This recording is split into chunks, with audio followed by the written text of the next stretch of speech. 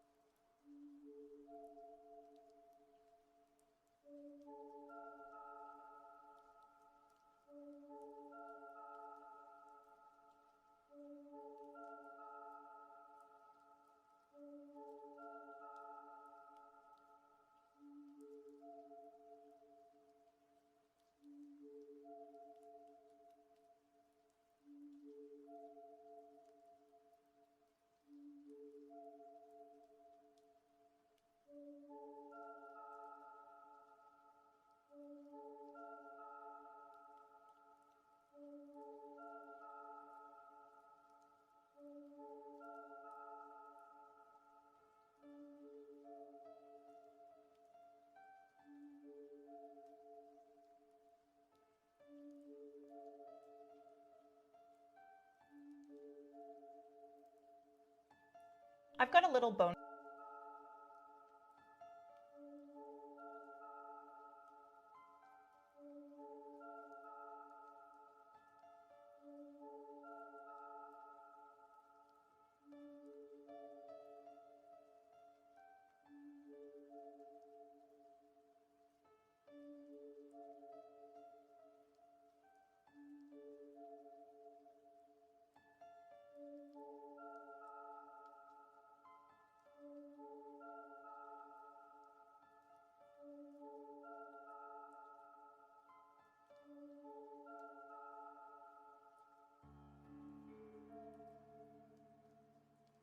Hey y'all, welcome in. Happy Thursday. I hope you're doing well. I have a new stream setup, kind of. Hello! Hello! Welcome Dolly, welcome Lucy. I hope you're both doing well this morning. Or I guess this afternoon. Hi honey. Hope you like the new stream setup. A couple little changes. Essentially, the main thing that happened for Gender and Fancy, thank you. Yeah, I'll have to do a fit check in a second. Yeah, the main difference is I have a new HDMI cable, so I can actually sit back here. I can sit back here on the couch so I have back support and I'm not crisscross applesauce the whole time. Because I have a new cord, so I can be further away from the TV rather than in the middle of the room. Which will also make, if we do more rope streams, it'll be easier for me to be over here and still be able to see what's happening. So yeah, got a new HDMI cable. I'm back here. We got boys are up there, so you can still see them. Chat is more visible because it's here. There's also a stream thing there's a couple stream things I didn't set up because I forgot until just now. I'm glad James Marriott was good. I saw you sent me like right before I started stream. It's very funny. He fell. Oh my god. He like fall off the stage or just on stage. Either tomorrow at the end of the month. I hope it's tomorrow just because like it's always stressful like waiting. But yeah, give you the fit check. I can actually like get up now easier. But yeah, I've got Bloom's t-shirt, bunny, bandages, random shit, and the purple pants. Got the purple cloak pants. I've got a purple light. Got purple light going on. Right before the line of the song, I fell for something. Oh, that's really funny. But yeah, I've got new stream setup. The camera's like closer, kind of, because zoom lens. But I like scooched a little bit closer so that Steph can actually get around behind. I got 3 search because fuck them kids. Fuck them kids. Fuck them kids. Fuck them kids. But yeah, we have more room for activities now. I can put my feetsies on the ground if I want, or not if I don't want. So we'll out of the shirts really fast. Yeah, I'm sure. Especially because he doesn't tour over here, like, ever. That, like, you'd sell out pretty quick. But yes, I have had an eventful week, because it's been longer than normal since I've seen y'all, because it's been like a week and a half. Because I streamed last Monday, and now it's been a week and like 3 days. But I've been busy. Had my last 55-hour work weekend. I'm very tired. I did 2 shoots this week, so I'll be showing y'all BTS of that. A little bit of it. Lucy was at one of them, which is really, really fun. Haunted doll picture you posted is really cool. Like, your vibe is definitely haunted doll and witchy vibes. Mine, of course, is vampire and witchy. Yeah. I do like a mix of like haunted doll, witchy, vampire, depending on like where I'm at. But yeah, looked great and was in a great mood. Yeah, I'm so glad. Like, I think it definitely helped having like a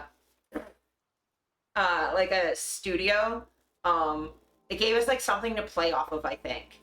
And the lighting in that studio is gorgeous. We were at, for anyone who's in Toronto, we were at Mint Room Studios, which I don't shoot at often, just because like I'm not a fan of like plain white studio spaces, and a lot of their studio spaces are just like big open white like Pinterest style places. And if I wanted a plain white wall, I have a plain white wall. I just move the couch and then I have a plain white wall and a hardwood floor, so like I don't care. But they do really, really interesting like themed setup rooms sometimes.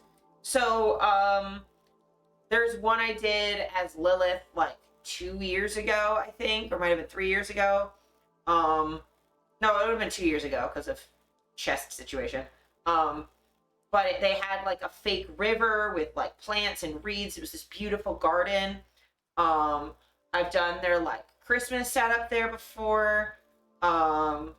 They've had like forest setups, and this one was just like one of the rooms just filled with flowers and stuff for spring, and it was super cool. You and Lucy doing photo shoots have such good photo shoots have such good energy. I mean, yes, you're friends, of course, but you know what I mean. Yeah, I think like there's like a specific kind of chemistry to like doing photos together, because it's not just like that you're friends, but it's like you have to be really physically comfortable. And have like a certain sort of like creative chemistry where you're sort of on the same page of what you're trying to say and what you want to make, and like what you want the end result sort of to look like. You have to have similar taste, similar ideas. Obviously not identical because that's boring, but enough that like you're bringing things to the table that work with each other. Oh, Coinate just moved. Boo. Boo. Yeah, speaking of studios, Coinate Studio in Toronto, don't book that studio. They suck. Yes, the photo shoot was great. Coinate I've shot at before. The first time I ever shot there was like a suit shibari thing. Just because I wanted a like vintage 80s like vibe, and they have like a bunch of like vintage shit. There are better studios in the city to do that. I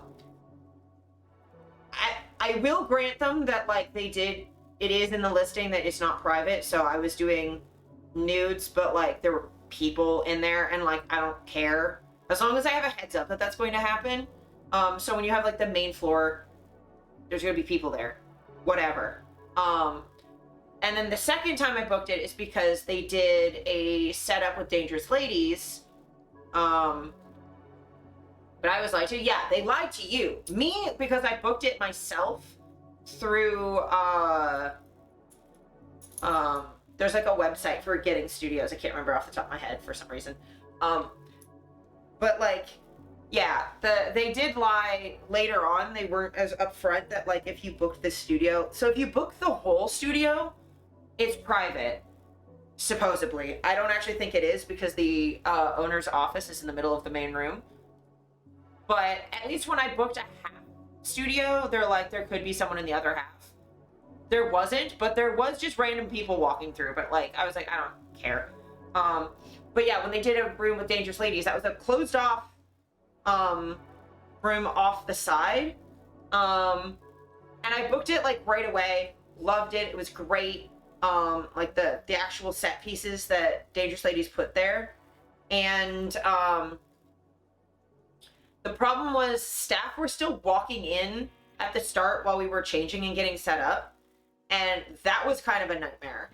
And I think that was one that I had booked. And then we went there one more time because one of our photographer friends, Lexi, had rented that same spooky studio. So we were going to shoot there again. And when we went back, the setup was like completely different. A bunch of all of the Dangerous Lady props were missing, even though the advertising photos still were using the original setup.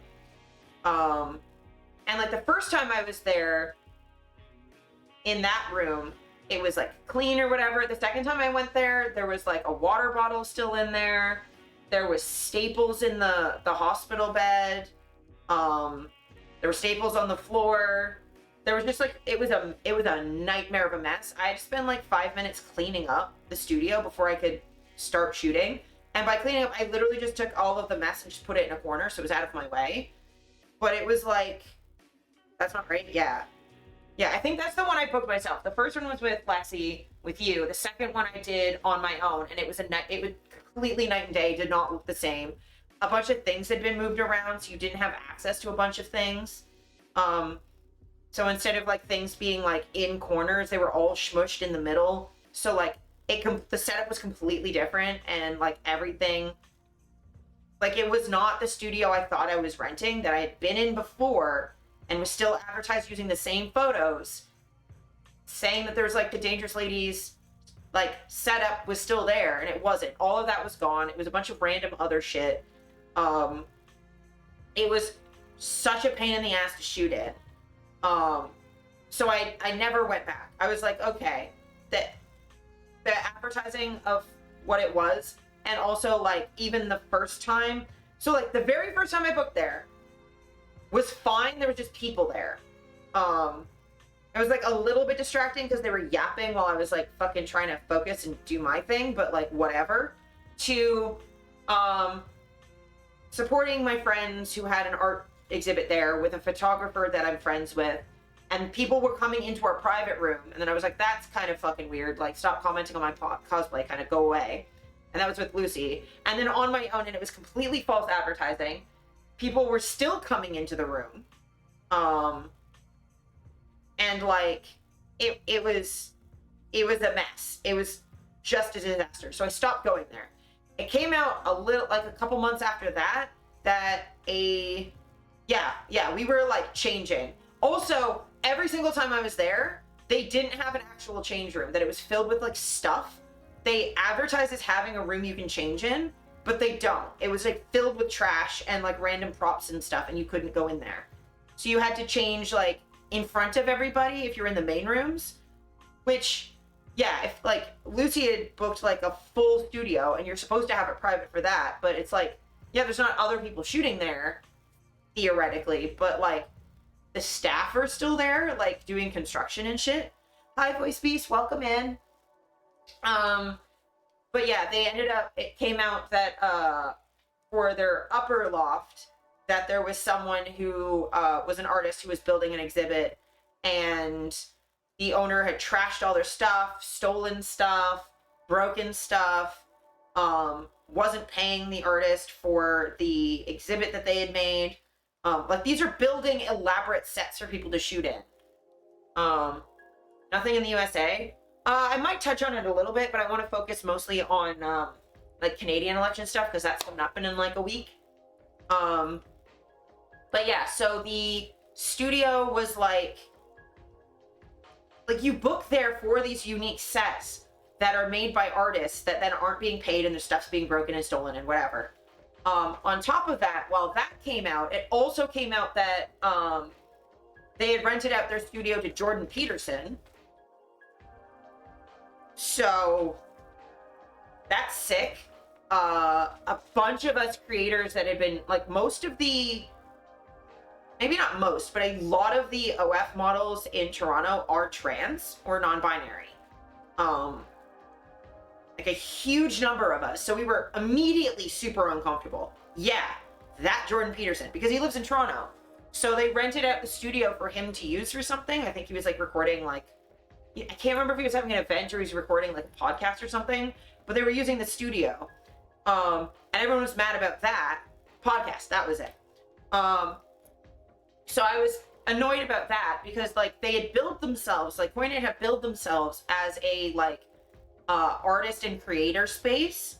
So to have someone who hates most of the creatives in the city because we're all gay, not great. Yeah. And then on top of that, also welcome in, Chef. On top of that, I had already been suspicious of them because I had sort of waved it off as, okay, they're called Coinade, so that's why. But they're half studios. Like, if you bought the full studio, I think it was like $150 or something. But any of the half studios were $88, and that is a dog whistle. If you're not familiar, Google it. But yeah, this was all like, I think 2 years ago. But yeah, they started saying some stuff that made it clear that the Jordan Peterson wasn't a mistake of judgment. It was an agreement with his politics. It's not good, holy fuck. Yeah. So it wasn't like Coinade because, you know, Lucky 8 Ball or whatever. It wasn't like a coincidence. The 88s were starting to become... It started to make sense why that was there. And then Dangerous Ladies was like, yeah, though they trashed a bunch of our stuff too. Or like weren't paying us the way they were supposed to, so we just took our stuff and left. So I was like, holy fuck, dude. Yeah, so they were not good. Don't book that studio. There's plenty of really great studios in Toronto. A lot of them are unfortunately white boxes, but like even if you want like funky places, like there are better places. Don't go there. And the funny thing is, if she just like fucking kept shit to herself, like no one would have known. She also did like a massive crash out where she was just like fucking screaming at everybody. That you weren't, y'all weren't harmed? Yeah. She was screaming at people at certain points, but like, she mostly just had like an online crash out. You got the staple in your foot.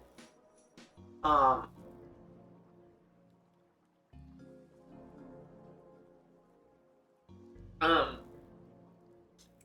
I think I got a staple in like my finger, but I mean, I didn't bleed or anything. I noticed.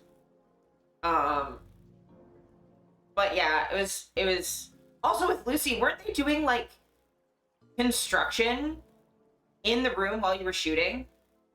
Just like a wild thing to do. Because like, people record video and stuff. They need you to shut the fuck up and go away. Hi, Steffi. Yeah, I'm just like not a big fan of. There's been a couple studios I've been to where the staff don't understand, like, specifically smaller productions. Because like there was another studio I went to that was beautiful, but I will never go back to because they bumped my shoot by an hour because the person ahead of me was running late, as if that's my fucking problem. And then they were constantly, there was still someone in the green room when after I was supposed to start for like half an hour of my 2-hour booking. So I couldn't use the green room. I had to fucking change in front of people on the floor because there were people in the way. And then we started to try to shoot, and like I was trying to record like TikTok BTS stuff, and I had to just wait because they were walking by, so I was seeing it was like a room with a bunch of TVs, so you could see them walking by and the reflections of the TVs. I'm like, could you like fuck off and go away? Stop getting in my light.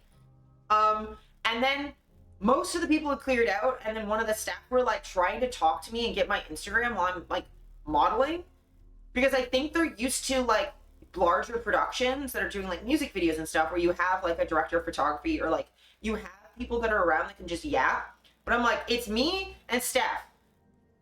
I'm doing like quadruple duty. Like the two of us are doing so much to make this work. I need you to fuck off and get out of my space. So when we started running late, I'm like, I don't even fucking care. Normally I'm really punctual about getting out of the studio on time, if not a couple minutes early, to make sure the next people have time to get in. But I'm like, I know there's no one after me, but these, like, you made me run an hour and a half late. I have to now go home during rush hour traffic. Like, I don't have, like, I'm stressed out, so the photos aren't going to turn out well because you've ruined my time, because you've wasted probably about 45 minutes of a 2-hour booking was just them fucking in my space. And like, I'm doing OnlyFans content too, so there's a lot of things that it was hard to feel comfortable in that space, because even though I don't care about being naked in front of other people, if I know they're there, having people walk in on me changing is like not my favorite thing. Like, if I don't know they're gonna be there, I'm like, am I flashing you? Did you not know this was going to happen? Like, it's really uncomfortable to be put in that position as a model, to just be like fucking naked in a space and think you have privacy and then you don't. And then also I'm autistic, so it's like really distracting. Like, I don't know what the fuck is going on. How am I supposed to communicate with my photographer when I keep hearing you yapping? Go away.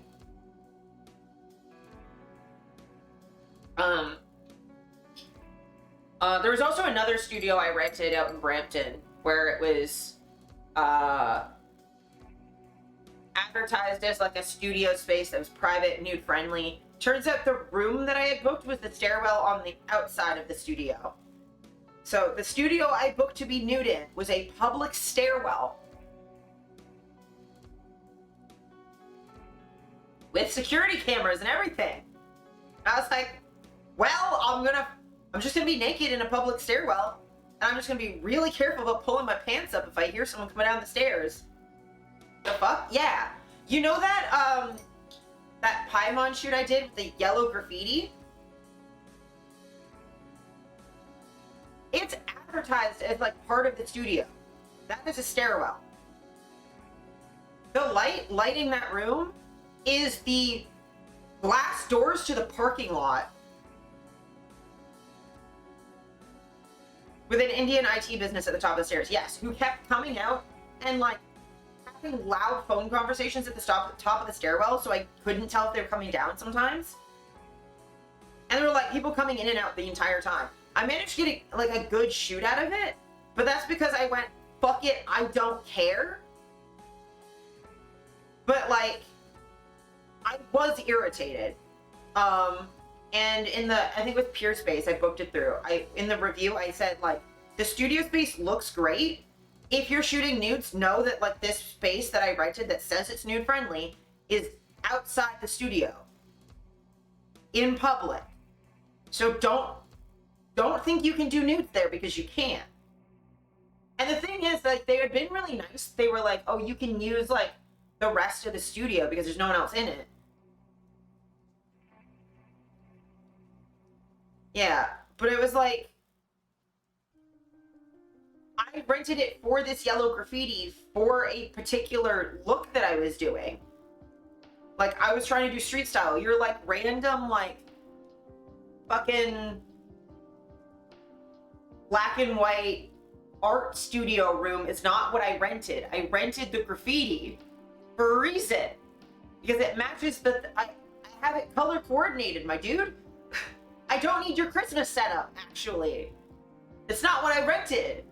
And then also, like, the owner of the studio was talking to someone who potentially wanted to rent the studio in the front room, which is just behind the door from where I'm standing naked. So it meant it was, like, really difficult for us to shoot the entire time. So it feels weird to be charged money to be in a public lobby. Yeah, like, what?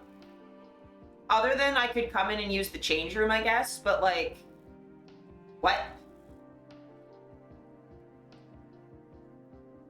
It was very weird. Very frustrating. Yeah, a lot of modeling in the city is very frustrating. Or, like, even at Mint Room, yesterday? Day before yesterday, the people before us were running, like, a little late. So, like, while we were trying to set up, like, they still had, like, their lights in the room.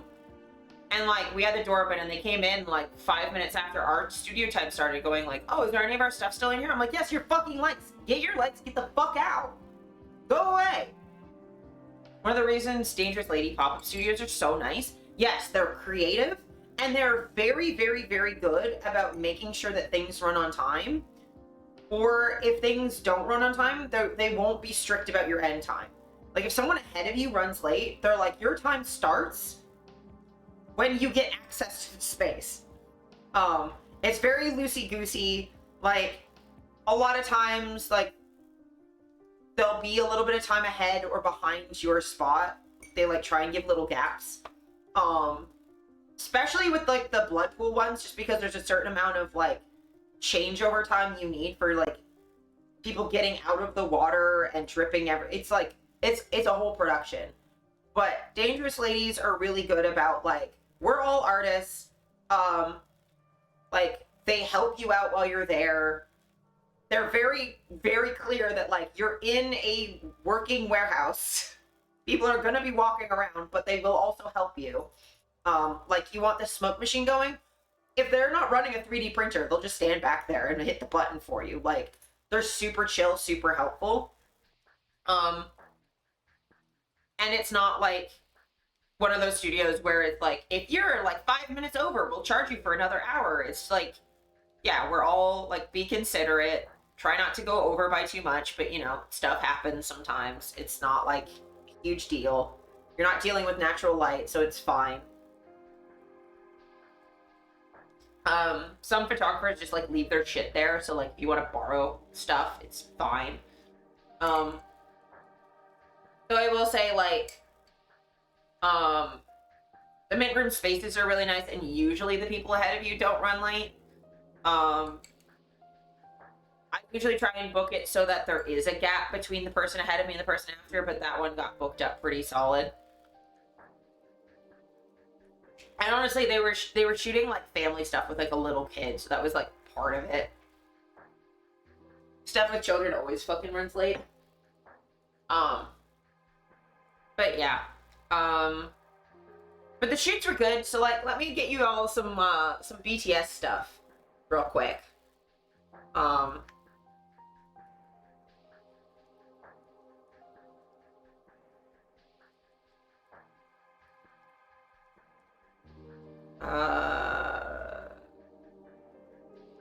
So I'll show you the stuff I shot yeah, Tuesday with Lucy.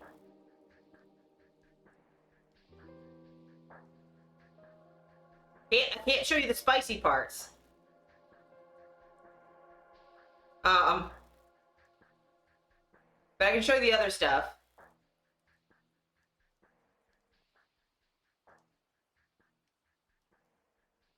I think I could be a wonderful model, even if I have acne. I just have a lot of confidence in me. I think it comes across. Yeah, and I mean, like, there's like a lot of people who are professional models with acne. Like, that's not like a huge problem. Like, skin texture isn't bad. Like, for me, if I have like a spot, I might edit that out. But like, I know professional models who have like textured skin or have acne or whatever. And like, A, there's nothing wrong with that. B, honestly, like, a little bit of, like, you can either use makeup or just editing and post to take some of the redness out, just so it's, like, a little bit less, like, visually distracting in photos, because there's a lot of things that, like, in person don't matter that are distracting in photos. I have volcanoes on my body. Hell yeah.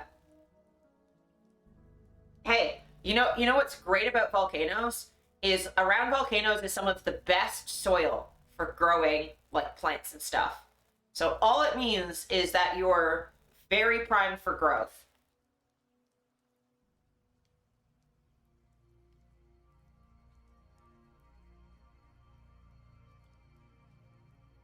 Sorry, my mom's texting me.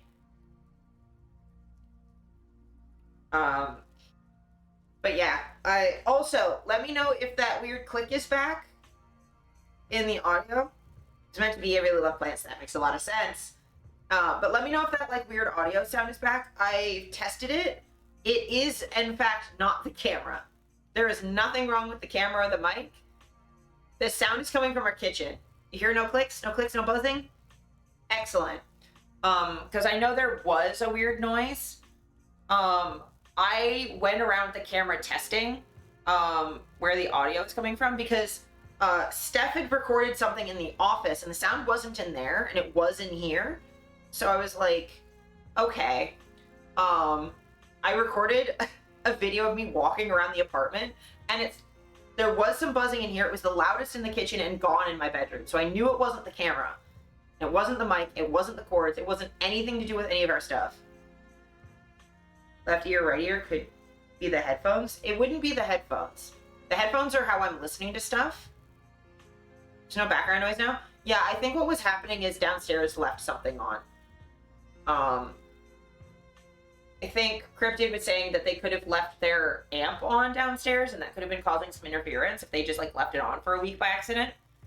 Because they play guitar down there with like an amp sometimes, which is lovely.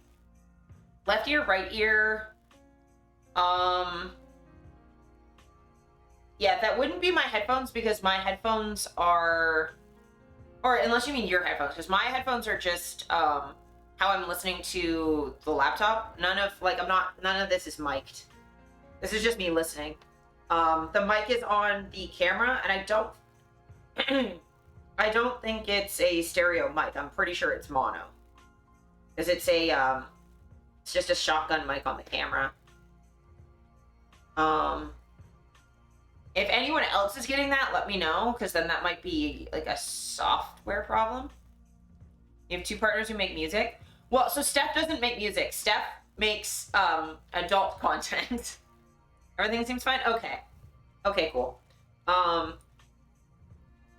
Yeah, so this was Tuesday with Lucy. So like big flower staircase situation. a trans girl thing to do, yeah. So yeah, me and sometimes I make people say, "Oh my God, Steph." So it's me as Donna Beneviento with my Angie that I made. This is such a beautiful like studio setup. There was like also like a hanging chair with more flowers and like there's like some other stuff. And then a close up of me and my girlie. For anyone who doesn't know, I made this. I made Angie. I love her too. Better not be my earbuds. I gotta come up days ago. Yeah, I hope not. This is so good. Thank you. So yeah, Dangerous Ladies made the resin cast of the doll, like the base. So she's resin cast. Her jaw is 3D printed. Her like mouth right there. But all of this is resin cast. She's very heavy. They also gave me the hook and eyes, and they had stuff for the hair, and they gave me these flowers and stuff. But I painted everything, assembled her, and I handmade that dress. So this dress that she's wearing, I sewed by hand. Let me see if I can like zoom in the full picture. It's gonna be kind of blurry, but yeah, I handmade the veil and handmade the dress. It's got like a pleated overskirt that you can't really see because this is all blurry, and a zipper down the back. I've made the veil so that it's pinned on, but it's got lace on both sides, so it's white flower over it. Yes, I have a white rose glued to my eye, which sounds bad, but it's eyelash glue, and it's glued like, I have it like glued, here if I make myself slightly larger, I have it like glued here, and like to my nose, so the base petals stay down, so it's just glued to my face. So cool, thank you. Yeah, with eyelash glue, you can glue so many things to your face. So many things. I've glued eyeballs to my face. I've glued eyelashes around the eyeball to my face. You can make tears out of hot glue. Or like weird shapes with hot glue. On like thing, not on your face. Don't put hot glue directly on your face. But you make the things and you peel them off and then eyelash glue to your face. Decent amount of cosplay? Yeah! So, I really, really love my Angie. Actually, if y'all want, I can go grab her and show you details up close because she's in my backpack right now. I haven't put her away yet. So yeah, she's DMC3 Dante. Yeah. So I did that, and then, the next shoot I did was on Monday.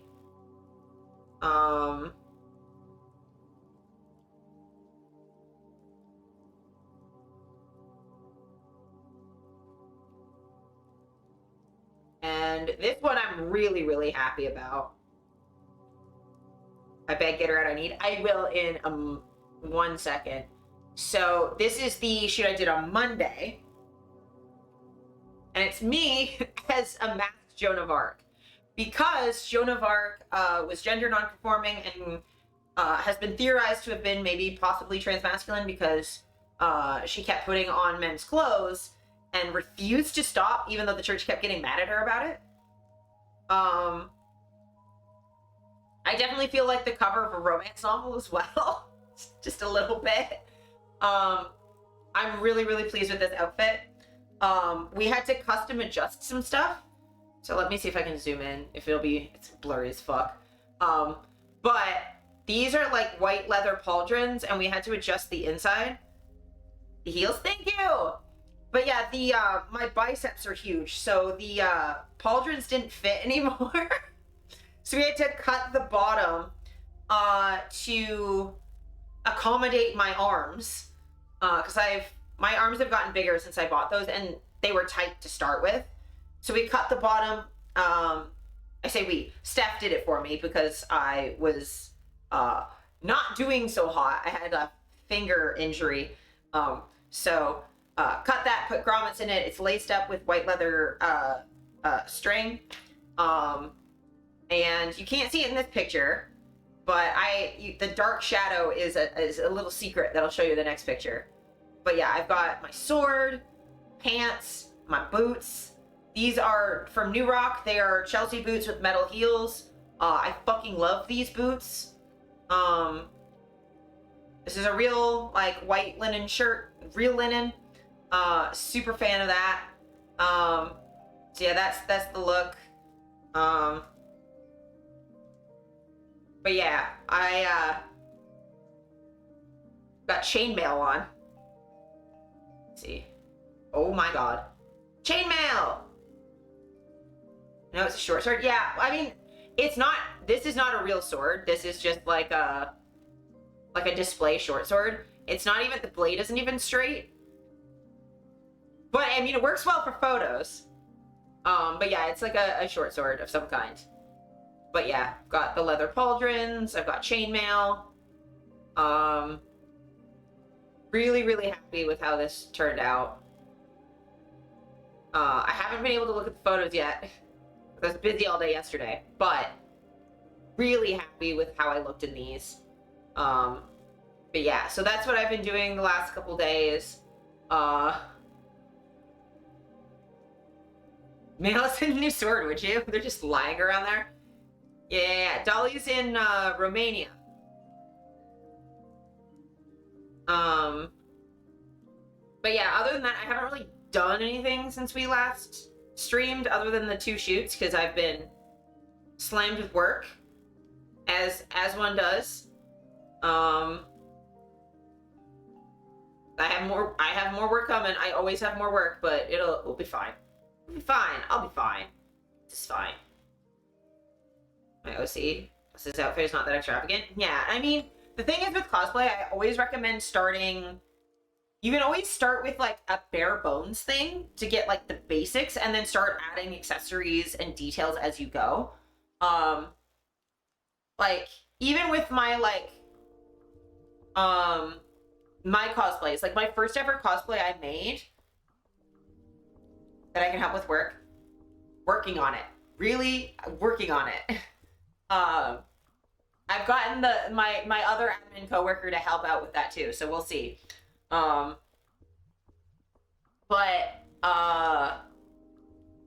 Yeah, like my first ever cosplay was Chell from Portal.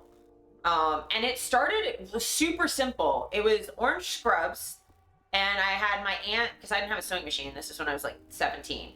My aunt helped sew it together into a jumpsuit with a zipper and like a little elastic so it would fit me better. And then I used iron-on patches that I cut up for the details and the logo on the back.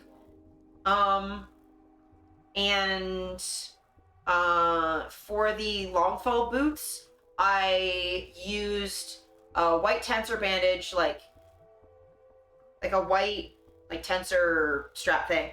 I cut it in half to make the little white attachment thing for the knee braces that she has in the first game. And then to make the little spring at the back, I got 2 fly swatters from the dollar store and curled them with a curling iron and wrapped them in black electrical tape. And then just jammed them in the tensor bandages because that would hold them enough for me to walk around. And that was it. That was my cosplay. It was recognizably the character. Very few details. Then going forward, I bought a plush companion cube. I bought the prop gun. I bought the official socks. And then the iron-on patches, a bunch of them came off, so I repainted the details with white acrylic paint. And then I have like these white boots these white platform boots from Demonia that I use. That like kind of elevated a little bit because they're like white and black and kind of suit the character really well. Or like instead of just having it zipped up, I have now like a white tank top I can wear underneath with like a sports bra, and like adding like these little details to make it more accurate. And like you don't have to do like, I bought the prop because I like that it lights up and all that stuff, but you can hand make stuff. too, right? Part of the reason I was able to buy that is because Steph worked at a store with an employee discount. I'm selling them, so I'm like, I get it for like half price. Sick. But like even my Todoroki cosplay that I used to do, like started simple, added details with Toga, which I shot recently, right? Like I started that with just a Seifuku I already had, and put my hair in. I just did my hair and got like some clip-in bangs. And was like, okay, the cosplay is me in a Seifuku. It's not the great one. And then like a collared necklace or like one of my collars. Or like a velvet choker. So it's just like, okay, I have a choker to get that. I have the hair done properly in the messy buns. I have clip-in bangs. So my hair looks right. And then like a Japanese school uniform that I already had, knee-high socks, and like I got some like men's dress shoes just to like be a little bit more accurate in the footwear. That was it. The first time I ever cosplayed Toga, that was it. I didn't really, the only effort I put in was putting up my hair. And then after that I was like, okay, how can I make it more accurate? So I got a more accurate Seifuku. And then eventually like got more of the like, I modeled with like a little kitchen knife or whatever, and started like adding little things. And then now I have like props that I got from Dangerous Ladies and Gray Poison had made. But like you add stuff. Or with Todoroki, I went from just having like the wig and the school uniform to adding like I made his whole hero outfit with like his shoulder armor. That I got that commission from somebody, but like I made the jumpsuit and like sewed on details and stuff. So like, you know, there are ways of starting with like a simple base thing and then adding details as you go. You can always improve and add on things later. I did that with Bella Dimitrescu as well, where it started with like a cheap bought one that I started adding more details to and stuff like that. So like I always recommend with cosplay, try and find what makes that character recognizable or distinctive. A lot of that's in a silhouette, or like one or two major details. Like if you simplified this person down to like one or two basics, what is the most recognizable thing about them? For Toga, it was the hair. Once I got the hair down, I can wear any outfit and still be recognizably Toga. With Todoroki, it's the hair too. With Donna Beneviento, like I'm recognizably that character because I'm holding Angie. Even though my hair is the wrong color, she has black hair. But I still look like her with white hair because I have it in the same hairstyle. And like, I'm not in this exact same dress, but I'm close enough, similar enough, with stuff I already had. Like she wears a full dress, I have a shirt and like a skirt, but it's close enough that it's recognizable. People know what I am because of the prop that I have, right? So she's most recognizable because of the doll. I have other characters where like Power from Chainsaw Man is mostly recognizable by her horns. And a little bit her hair. But her hair changes color all the time, so I'm like, whatever. I just do... Great. If I do that and put in little red horns, I'm Power. In this outfit, I would be recognizably that character. Because she changes outfits, but that's what's distinctive, is those two red horns sticking straight up. Right? So, cosplay advice. So yeah, I'm gonna go grab Angie so I can like show you her, and then we'll do some like political coverage. I don't want to linger on that too much. I have just a couple things I want to talk about Canadian election wise. Maybe touch a little bit on US stuff. I don't want to get too much into it because it's a lot and I don't feel like I have enough expertise to discuss a lot of American stuff. Because I'm not American, I'm not a legal expert, that sort of thing. My uterus is killing me, but I'm lurking, appreciating your cosplays from the dark hole that is my body right now. I'm sorry, Okairi. I appreciate the lurk. sorry your uterus is being the worst. As a fellow uterus having human being, I know how fucking nightmarish an organ that is. They're the worst. I hope it chills soon, and you can get some relief. Because uterus pain is some of the worst pain. And as a chronic pain expert, I can fully say the uterus is one of the worst organs that exists. Straight up, I had appendicitis once, and I almost didn't notice it because it hurt less than my period cramps. I was like, this is normal. I'm doubled over in pain, but that happens every time, right? Fucking uterus is a scam.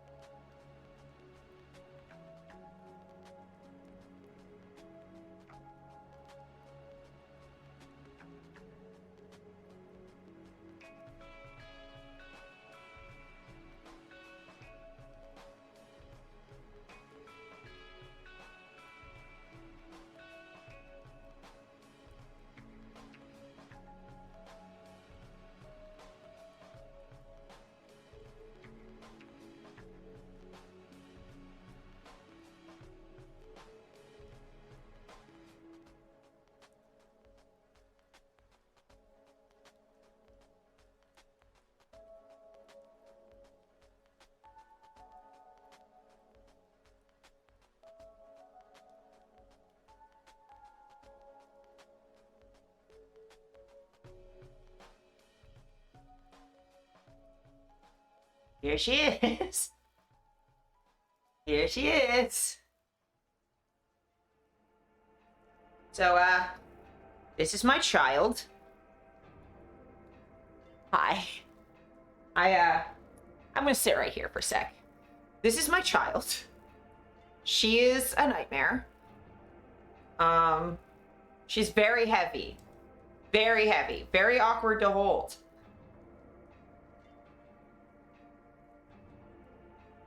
The child, yeah. So, sorry to anybody who doesn't like creepy dolls, but that's what we're doing right now. So, she's hand painted. Let me get closer so you can kind of see her better. I am kneeling on 1,000 quartz. Okay. So this is her. She's hand painted. Even she's got a little bit of lipstick on. I hand painted all these details, which was difficult.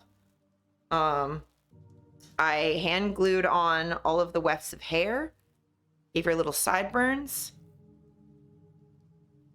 Staff helped me with the gluing because, you know, it was a lot. And then the veil, hand sewed. Fucking hell, she's heavy. Her head keeps spinning. So her head is attached so that she can, like, look around. Yeah, she can do a full The Exorcist. Her head comes off for packing. So that's like a little wire stuck into her neck. That's from a hanger. Metal hanger. So her head spins almost too much. And then so the dress, the dress and the veil came from a dress from Value Village that I thrifted. So this was like a little flouncy thing that was like here. And this is from the rest of the dress. I hand sewed it on her, so I didn't make a pattern. I just pinned stuff. And it was just like, this will work. So yeah, she's got her fitted bodice. So you can see it's a little wrinkly, but it fits her like absurd waist pretty well. I've got a pleated overskirt that matches the references to make it like fuller.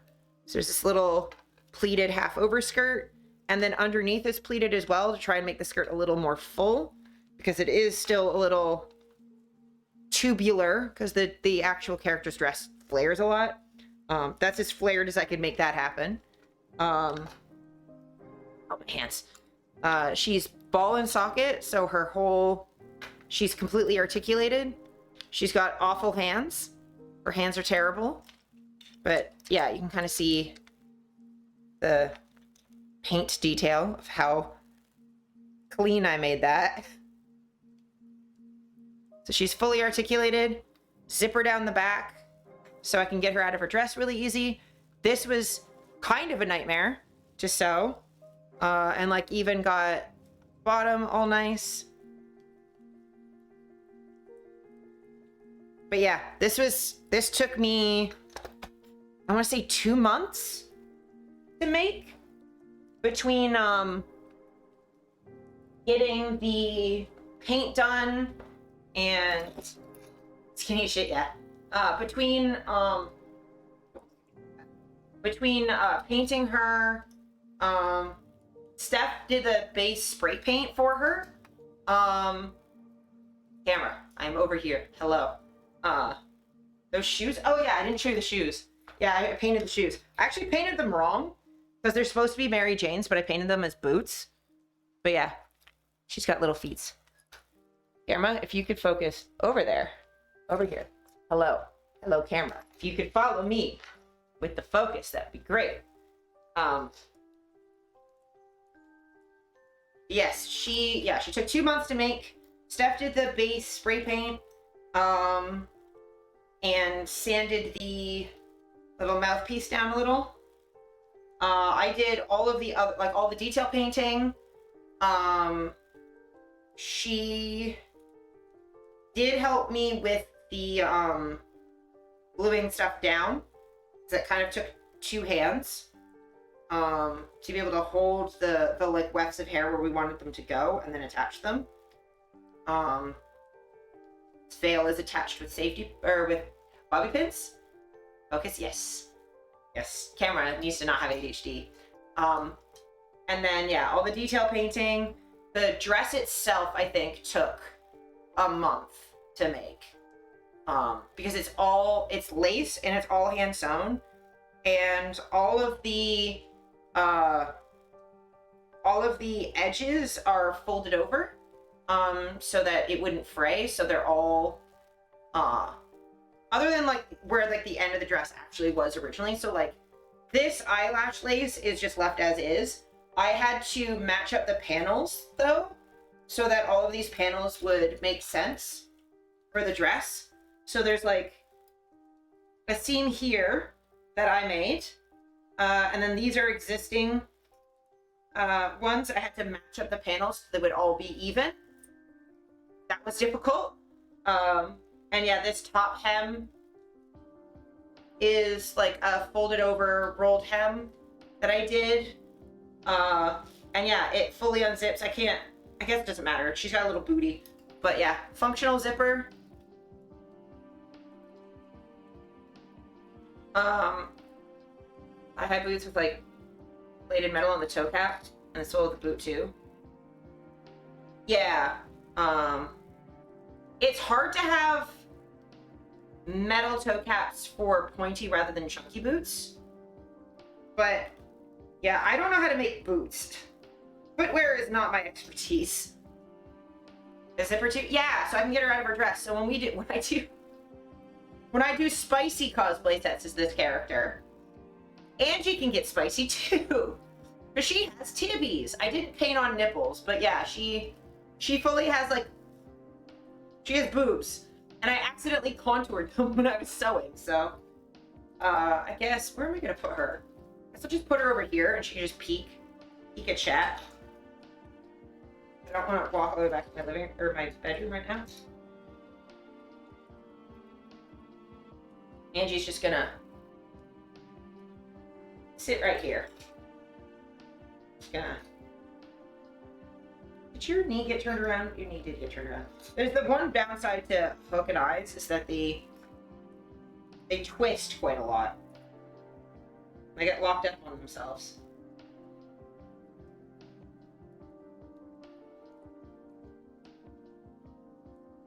Yeah, she'll just be there. But yes, I'm very proud of her. I put a lot of work into her. This is the most intense prop work I've ever done for cosplay. Because it was not just painting and assembly, but it was also like I had to figure out how I wanted to make her hair to make it look reasonable. I also sort of trimmed it to make it kind of not all just weirdly tiered. I don't mind it being messy because she's a doll. Yeah, I gave her like little sideburns. I had to like figure out how I wanted to arrange the flowers. I had to do a bunch of sewing. She was a lot. She is a lot as a prop. I have done really big paint jobs before. I think the next biggest prop work that I did was probably the saw trap for my Generation Lost cosplay. I made a big bear trap for my head. It's a big cube with spikes in it that I can stick my head in. It's made out of foam. It's over there. I'm not getting it because it's legitimately, it's this big. And that's closed. When it opens, it's like, I can't, it's gigantic. It's massive. It's made out of a shipping box. It's huge. That was a lot of painting work. And like figuring out logistics. And when I use it, I can't wear it. It has to be hung from the ceiling by fishing line. So that's a complicated prop to use. And then I've got, yeah, the like 3D printed Midna's crown. Really, it's just the assembly and the sanding that took forever on that. Painting wasn't too bad because it's stone, and that's right there. I guess the masks for Generation Lost as well. Because there's like electronics and like figuring out the logistics of how to do that was like kind of complicated. But yeah, most of my cosplay work goes into prop making. Or like accessory work and not so much like I just buy stuff that's like or use stuff I already have in my closet that's like close enough for the cosplays. It's like if the outfit looks close enough, like I don't care about being perfectly screen accurate, I just want the vibes. Now like most of my work honestly goes into the photo shoots and not so much the individual like wearing cosplay part. But yeah. I do my take on the character, you know? So yeah, with Angie here, I think we are prepared for the horror that is reality. That is the news. So we're gonna start with Canadian election politics, because the Canadian election is in literally 10 days, 11 days, 11 days. Check your DMs real quick. Let's see.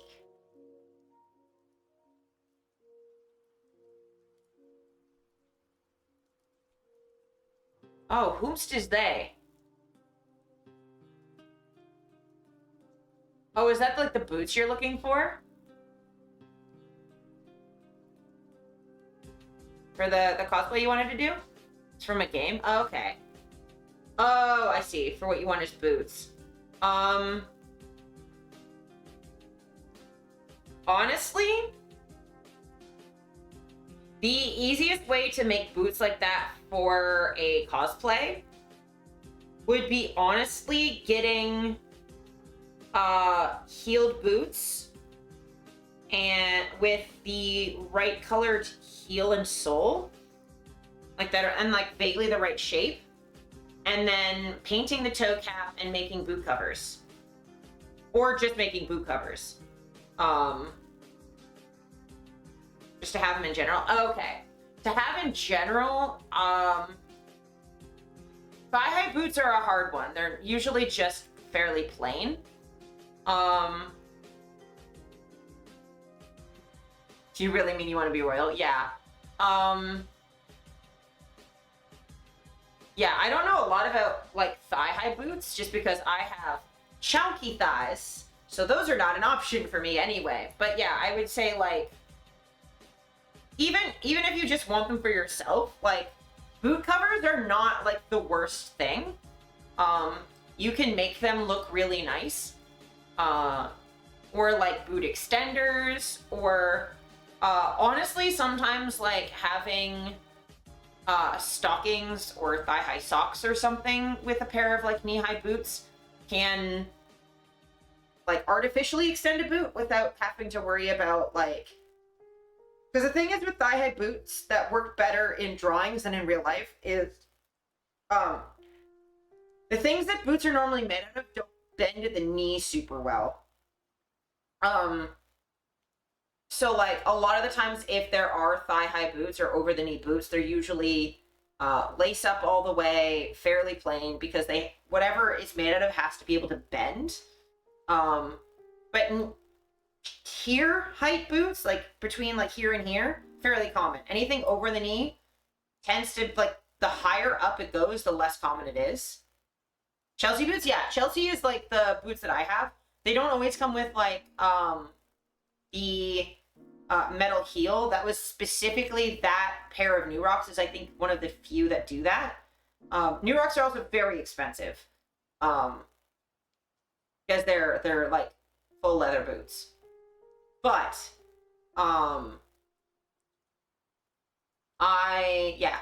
there's definitely, like, things you can do. Okay, let me...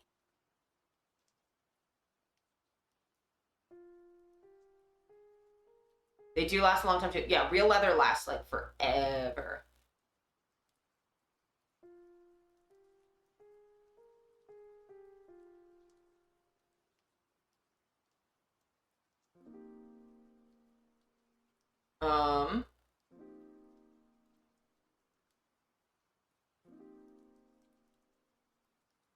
My currency ain't no way, bro. Yeah, like, even in Canadian dollars, I think it's like $300-400. It's a lot.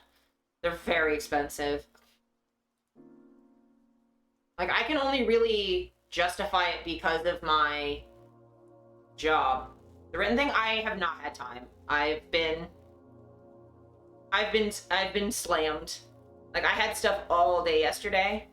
I had 5 hours of minister duties yesterday, so I'm very tired. I will try and get to it. It's just, like, I have so much work that I'm doing constantly, and, like, yes, I'm done my 55-hour work weeks, the 3 of those in a row, but hope you get sleep. Sometimes I do. I have been napping a bit this week because I'm exhausted, but I have to catch up on everything I wasn't able to do because of the 55-hour work week. So I have a bunch of photo editing and stuff to do the next couple weeks. So I'm very tired. Very tired. Naps are good. Naps are the best. Naps are exciting. I'll probably, after stream today, I will probably have a nap. So a lot of the stuff I want to cover is loosely connected to American stuff too, unfortunately, because the Canadian election is related.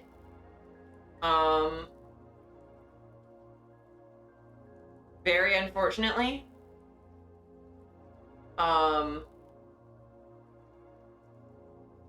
But we will proceed. Okay, so I'm gonna start with some good news first. We'll start with some good news first.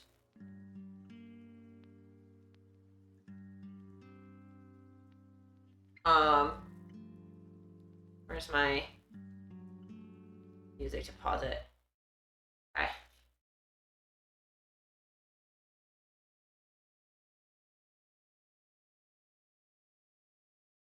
One sec.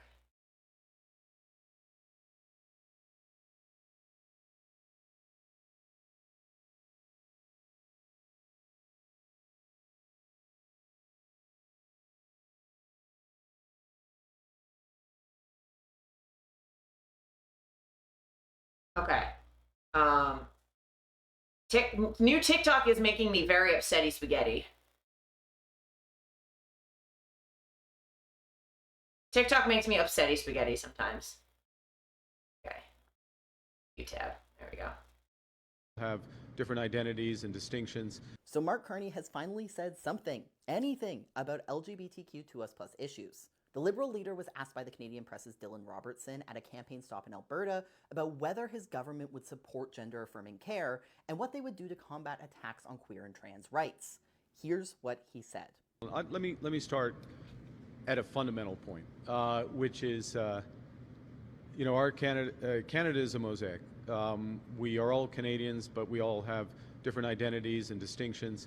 And one of the great strengths of this country is recognizing that people can be who they are, they can love who they love, they can live where they want to live.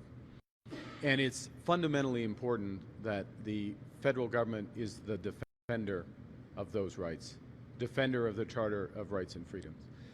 And access to health care in Canada is not a business, it is a fundamental right, and we will defend it. For all Canadians without exception. We are all Canadians, but we all have... So, that is excellent. Part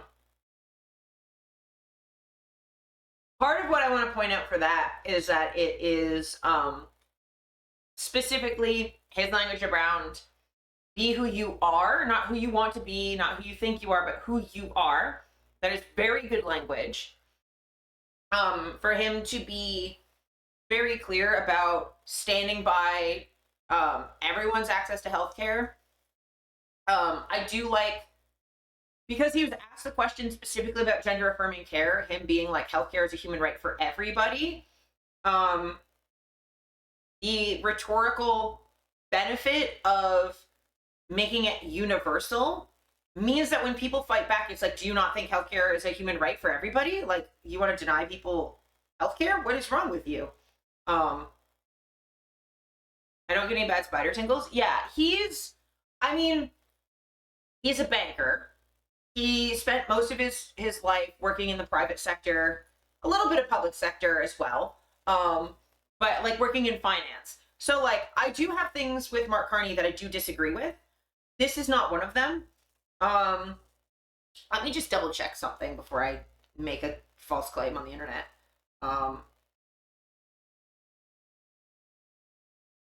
But like,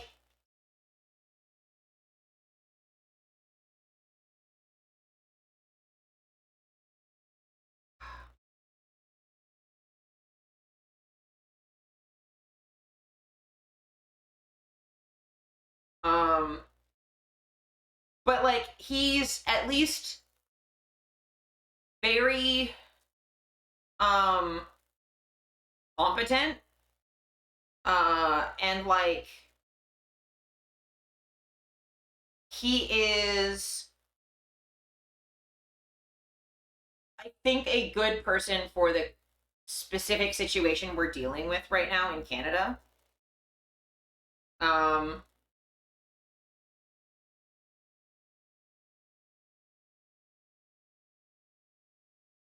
But he's taking the situation with Trump very seriously, the threats to Canada very seriously. He has made some really good moves to make Canada in a position to defend ourselves, not just militarily, right? Like, he's made some moves to increase our military spending to be able to protect ourselves, or at least make ourselves less of an easy target for American expansionism.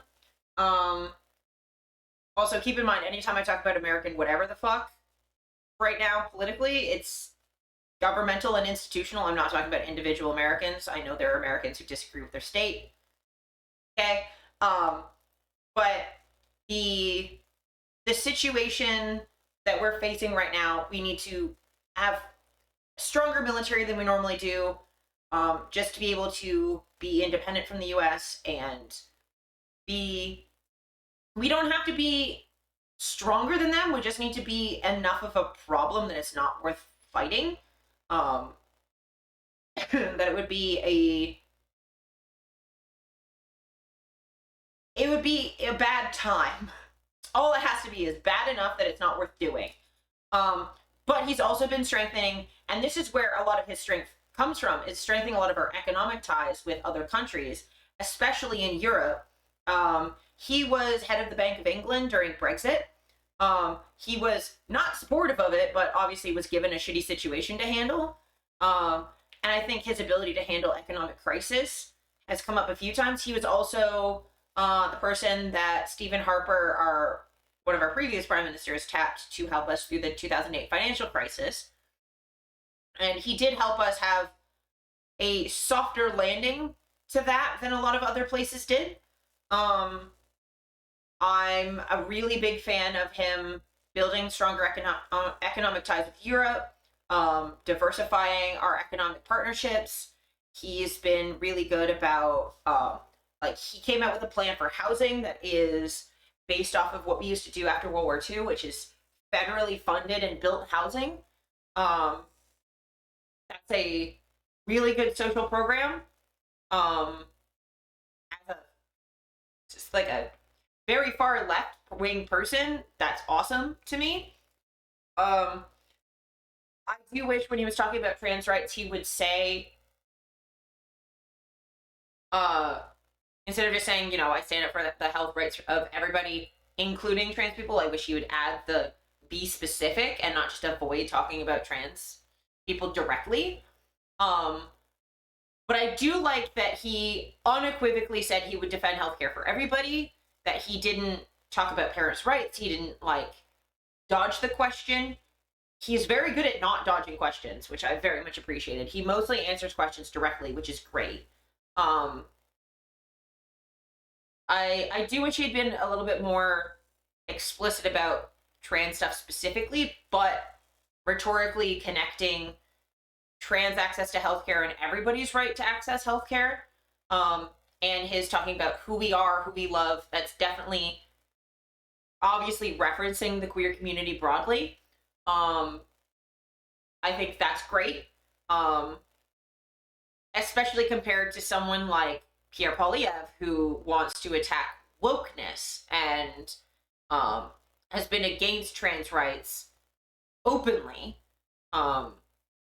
I am very hopeful that Mark Carney would be a good choice.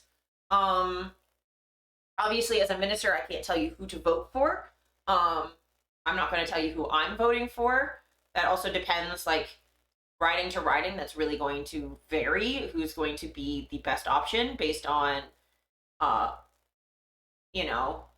your riding and who's leading in the polls. If you want to strategically vote, that might be NDP, that might be Green, that might be Liberal. If you don't want the Conservatives, that could be one of many parties. The Bloc Québécois, if you're in Quebec. I'm not in Canada, so I can't vote. Yeah. But it could depend on that. Your local MP, you might have a local MP who's particularly a problem that you want to vote against, or who's particularly great that you want to vote for, that may influence who you end up ultimately voting for. And I would never tell someone a blanket, you should vote for this, because we vote for MPs. We don't vote for the leader. Sometimes we vote for party. It's kind of complicated, but I would never tell you who to vote for. But I would say that I personally don't appreciate the policies that Pierre Poilievre advocates for, on a wide variety of topics.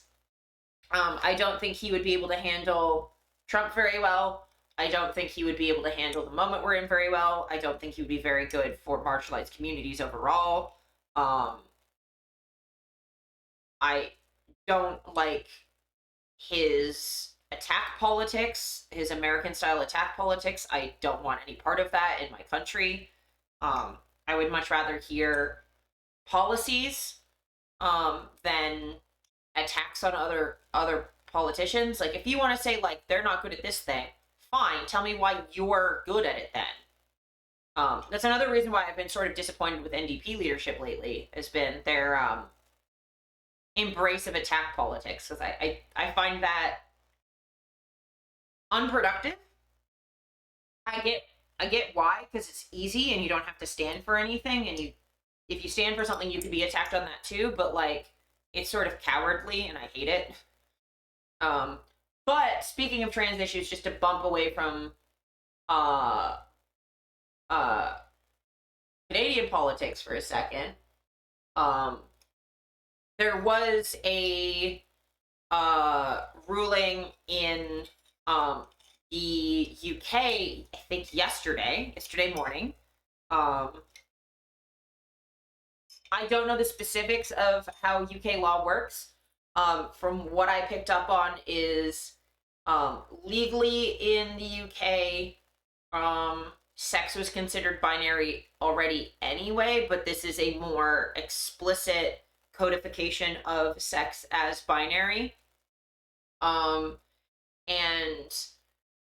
kind of enumerating where trans people lie in that binary, which anyone here probably already knows. Sex is not a binary. Intersex people exist. And also, trans people change their sex, like some of their sexual characteristics. That's just fact. That is scientific fact. And there's a lot of people that have much better, more nuanced takes on this, because I am not an expert on UK legal stuff. Abigail Thorne is always a great person to listen to. I appreciate her too, because she's usually good at like looking at the bigger picture.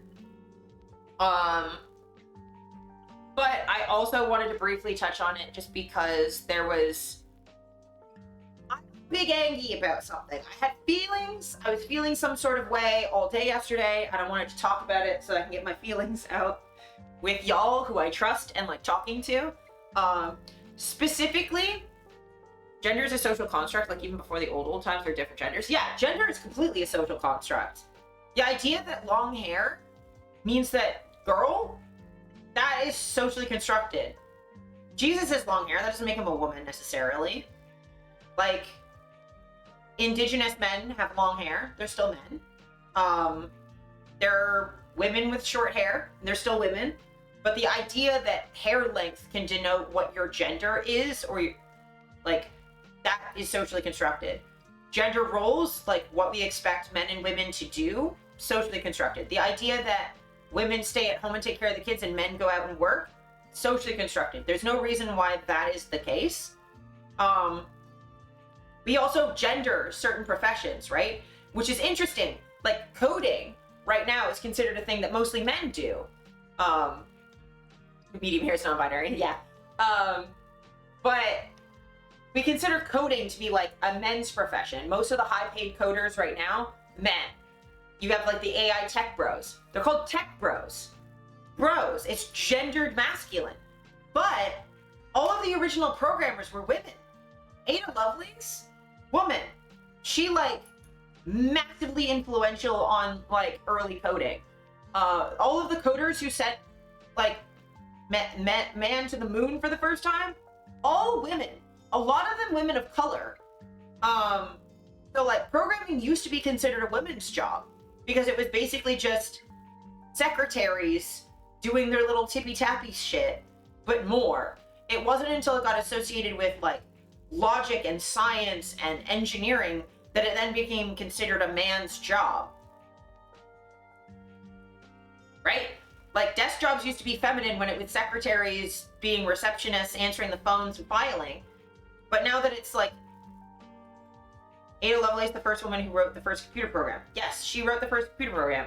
She's amazing. And like the woman who wrote a lot of the code that sent man to the moon was a black woman. Like, it was handwritten. Like a lot of programming was female. Or the difference between like nursing and doctors, the prestige we give doctors and how much we denigrate nursing, because nursing is considered a woman's job and doctors are considered men. Even though they're male nurses and female doctors. They're not actually gendered, but we consider doctors to be scientists and nurses to be care workers, even though they're both doing caring and they're both doing science. Nurses have to understand medical science to do what they do. So like the gendering of those two jobs, even though they're very functionally similar, that's socially constructed. They're not like objectively one way or another. Or like think of cooking in the home is considered female, but chefs are coded male. The male profession, a male dominated profession. Like there's all of this is gendered. It's stupid in general to think men are logical and women are not. Women are emotional and men are not. It's completely foolish. Yeah, I mean, human beings are both emotional and logical. We do both. We're the same species. A lot of this like socially constructed stuff imagines us as completely different species that only meet to reproduce. But we don't have the sort of sexual dimorphism of a lot of creatures, right? We're not like spiders, where the woman is gigantic and rips the man's head off. We're not like some birds where like we look wildly different, like a peacock and a peahen do not look remotely related. We are not that sexually dimorphous. We are not that fundamentally different that we have different biological processes on that level. To society, I present more masculine, but I would argue that I'm more emotional and vulnerable than a normal man would be. Yeah, and I mean, like, I consider myself transmasculine. I do consider myself a man a lot of the time. At work, I definitely present more feminine for obvious reasons. And I wouldn't consider myself a woman. That doesn't feel really accurate, but like a girl sometimes, sure. But like the fact that in my mind, woman and girl are different. They're like kind of different genders in my mind. And when I communicate that to other people, people seem to mostly understand what I mean. Or that like boy and man are different. And like as far as like sex being a binary goes, even if you want to pretend intersex people don't exist, biologically speaking, postmenopausal women are a different sex than premenopausal women. That is a different sex. There is a massive biological change that happens that changes what sex you are. You cannot just denote sex as what you were assigned at birth, otherwise, what the fuck is going on with clownfish? What the hell? That's not how biology works. Creatures can change sex all the fucking time. That's just a thing that happens. So yeah, like, none of that shit is binary. Gender socially constructed. Even sex, even though it has a biological aspect, is still how the categories we put those biological buckets into. Like, so like sex, right? Like, I have,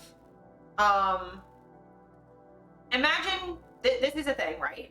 Like, I have long hair, and I have a uterus, so I have periods.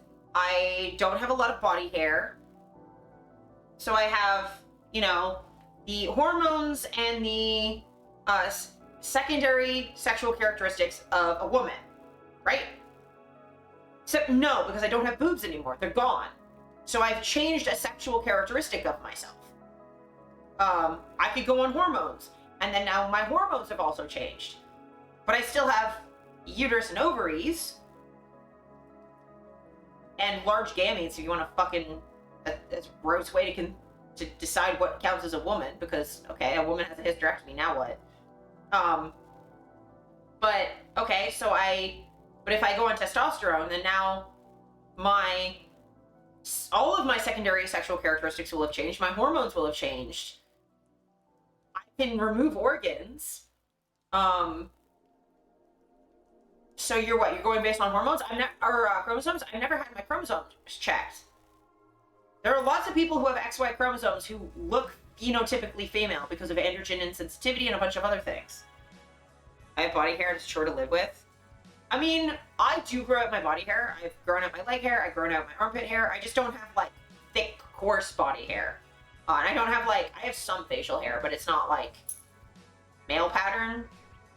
But I don't get any of my lip. I just get like, I get really thick sideburns. And I can grow mutton chops. They're just blonde. But yeah, it's like all of, whether we decide to count what we count as defining sex, all of those things can vary and won't always perfectly align with each other. So like, you know, your reproductive organs, your chromosomes, what your genitalia look like, what your your post-puberty sexual characteristics look like, all of those aren't cleanly into two columns. All of them can vary and they can oppose each other. Some of them can be changed. So like sex is also socially constructed. Us having male and female as two categories, that is a social category. That is, we've decided to make these two buckets. It's not that there isn't anything real we're observing, it's that how we've decided to categorize those real things is a social choice that we've made. Anything that involves labeling something is socially constructed, because how we use language is social. It is a social process of communicating with each other. It's not just looking at a thing and being like, that's that. Like, even how we decide whether or not something's a fucking apple or not is sort of socially constructed. Because, like, clearly it doesn't have to actually come from an apple tree, because fake apples count. Pictures of apples count. But does a grapple count? Like those apples that taste like grape on the inside? Are those still apples? Or no? Or yes or no? I just like labels, but sometimes labels make people understand how I am. So, like, I'm in the middle. I mean, that's true of, like, pretty much all language. Is, like, language that's descriptive, that gives us a way to be seen by other people, is useful and helpful, right? Like, I like having the ability to explain, I'm autistic, so I have issues with, being overwhelmed by sensory input. But prescriptive, like, okay, you're autistic, so you have to like trains, or you have to be socially inept, or you have to do this, or you have to do that. That's where it becomes a problem. Or when people misunderstand what the label means and they think that because I'm autistic that I don't have like empathy, or I don't love other people. Like, assumptions and stereotypes are not good. So like, it's about like the fluidness of language, because like we will never, like, language is always a little bit messy, and that mess is sometimes frustrating. Like, if we sat and debated what counts as a chair, like, am I sitting on a chair right now? It's a couch. Is a couch a kind of chair? Is a stool a chair? If we're gonna say a chair has to have 4 legs and a back, is a horse a chair? We all will draw lines different places. Like, all of those language games we play with, is a hot dog a sandwich? That's us talking about categorizations and where there are these fuzzy understandings and social constructions of, like, how we decide to use certain words. Hot dog is a sub. Yeah, but a sub sandwich. That's a sandwich. Autistic people have even more empathy because how we feel the world. Maybe it's just me, I'm talking about a bum. I think for autistic people, and empathy is like a complicated conversation, because some autistic people definitely feel more empathy just because they feel all of their emotions very intensely. I don't really feel a lot of emotive empathy. That's not to say I don't have empathy. I just have more cognitive empathy. I have to think it through rather than having an immediate, like, emotional gut reaction. And some of that's because I feel like emotive empathy is your brain imagining what it would feel like to be in that situation, not actually reacting to how the other person is feeling. Because there are a lot of times people will have emotive empathy about that. People will see that, this bend in my elbow, and they'll have an immediate emotional response of, oh my God, that must hurt. They freak out. And it's not even a choice of theirs. It's an immediate gut reaction to, oh my God, are you okay? And sometimes people get stuck in that reaction and don't realize that, clearly, look at me. I'm fine. I'm not reacting to it. I'm clearly okay. But people get stuck in that like emotive reaction. And they won't realize that how they would feel in that situation is not necessarily how everyone feels. When I tell you that I cry when someone compliments me and the compliment isn't even that big, or how I just cry all the time, my emotions are 100% all the time. Yeah, I mean, my sister's like that. My sister cries when she's happy, she cries when she's angry or frustrated or sad, or sometimes she cries when she's happy. Like, she cries all the time. She cries from every emotion. Whereas like I almost never cry. Even like I will feel like a big emotion and like it doesn't show on my face at all. But like for me, because like that doesn't hurt, I will have the opposite reaction where I'll see that happen to someone else who is in pain. And sometimes it takes me like a second, because I don't look at that and go like, oh, they must be in pain. I look at that and go like, that's normal. And then I go, wait, no, they're crying. They're in pain. So it like takes me like a second to realize, oh, just because that doesn't hurt me doesn't mean the other person's not in pain. And other people have the opposite problem of, you know, just because I would be in pain from that doesn't mean that Azura is in pain from that. Or at least in enough pain to be actively distressed and needing help. Like, it's not, you don't need to panic, I'll be fine. Also, I run into the opposite problem of like, sometimes I am in pain and it doesn't show, or like I'm distressed, but I'm so used to being in pain all the time that I'll be like, yeah, my knee's dislocated, can I have some help, please? And people will be like, no, if you were actually experiencing that, something would be happening. So like there's this weird disconnect between what my body does and how my face reacts to it. That other people, even people who theoretically have very high emotional empathy, don't.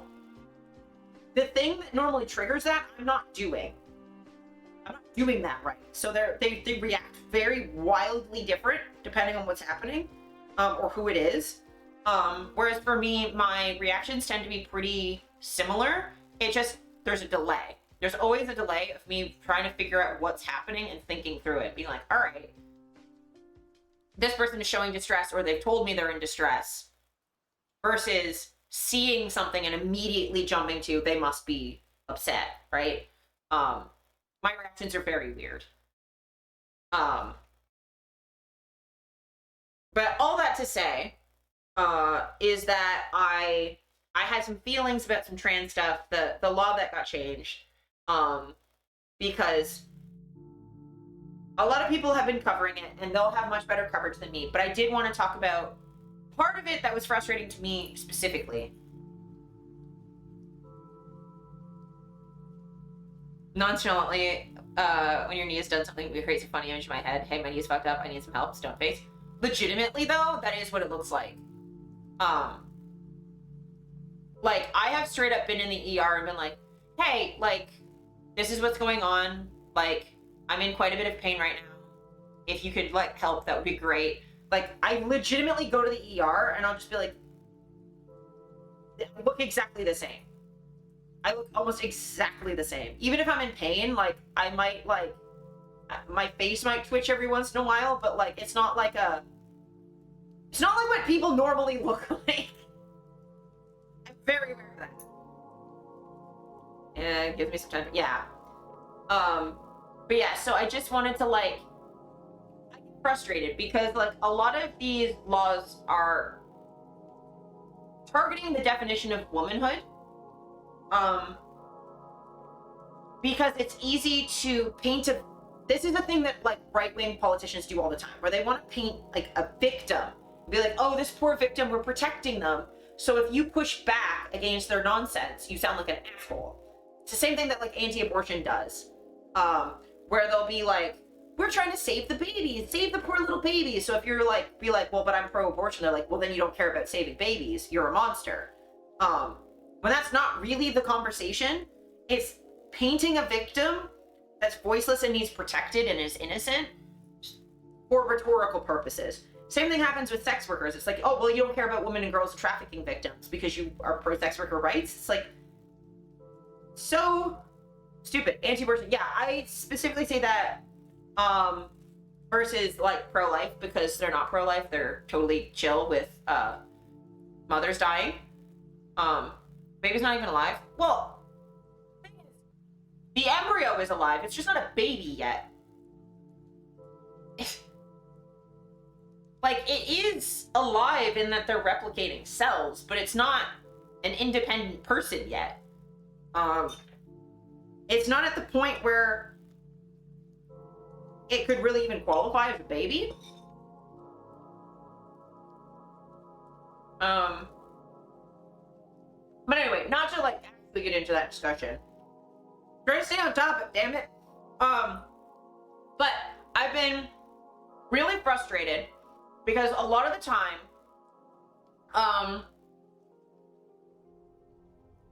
people will see an attack on the like a focus on the definition of womanhood and understand that that's an attack on trans women, and that's not the problem.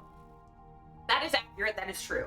Because defining womanhood in a very specific, narrow way keeps out intersex women, trans women, a lot of cis women who maybe have hit menopause or had to have hysterectomy or whatever. Things happen. So I was like, thank you. That definitionally excludes a lot of trans men. I'm not trying to downplay how serious that is and the attacks that are happening on trans women, how hypervisible trans women have been. That's not what's making me upset. For me, what's always made me upset is a lot of this visibility on trans women is also paired with this invisibilization of trans men, where it's really difficult as a trans masculine person to talk about the specific kind of oppression that I face, whether it's trans misandry, trans androphobia, whatever word we try and use to describe it. Trans men have been attacked for trying to have a word for the specific intersection of oppression that we face. Like attacking the word by being like, well, misandry isn't real. It's like, no, but trans misandry is real. It's different thing. It's different. It's very obviously a different thing because like trans men and trans masculine people do face oppression. And a lot of the time it's not recognized as oppression because people falsely assume that every trans man in the world looks like a cis man and passes, right?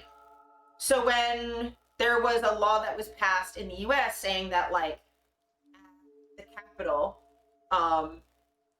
you had to use bathrooms that match the sex you were assigned at birth, right? So a bunch of, I assume, well-meaning trans allies and also some trans women were saying like, oh, trans men should start going to women's bathrooms to make a point of how dumb this law is.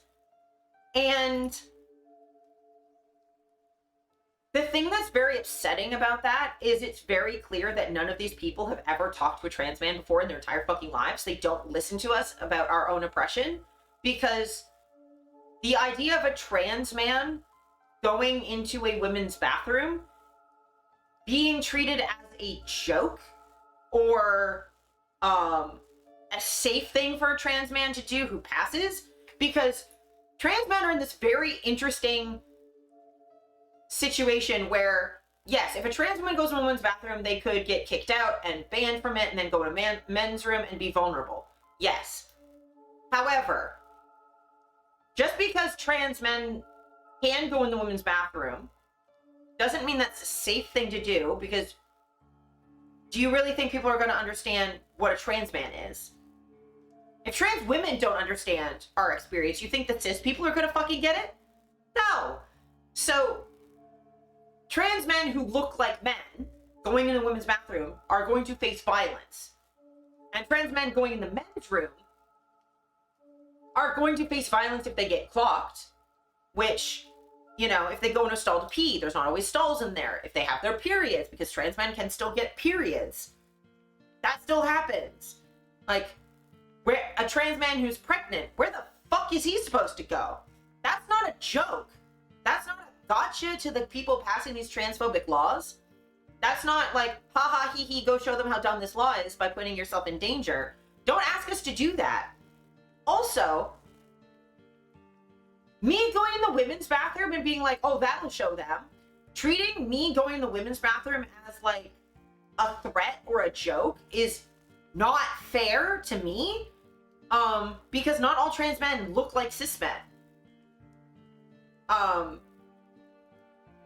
Saying that, like, the gotcha of the transphobic laws being like, well, if you like are kicking trans women out of the women's bathrooms and making it so you have to go in bathrooms assigned at birth, well, do you want this big hairy bear of a trans man do you want trans men in your women's bathrooms? That's how you get trans men in your women's bathrooms. We're in the women's bathroom anyway. Not all of us pass.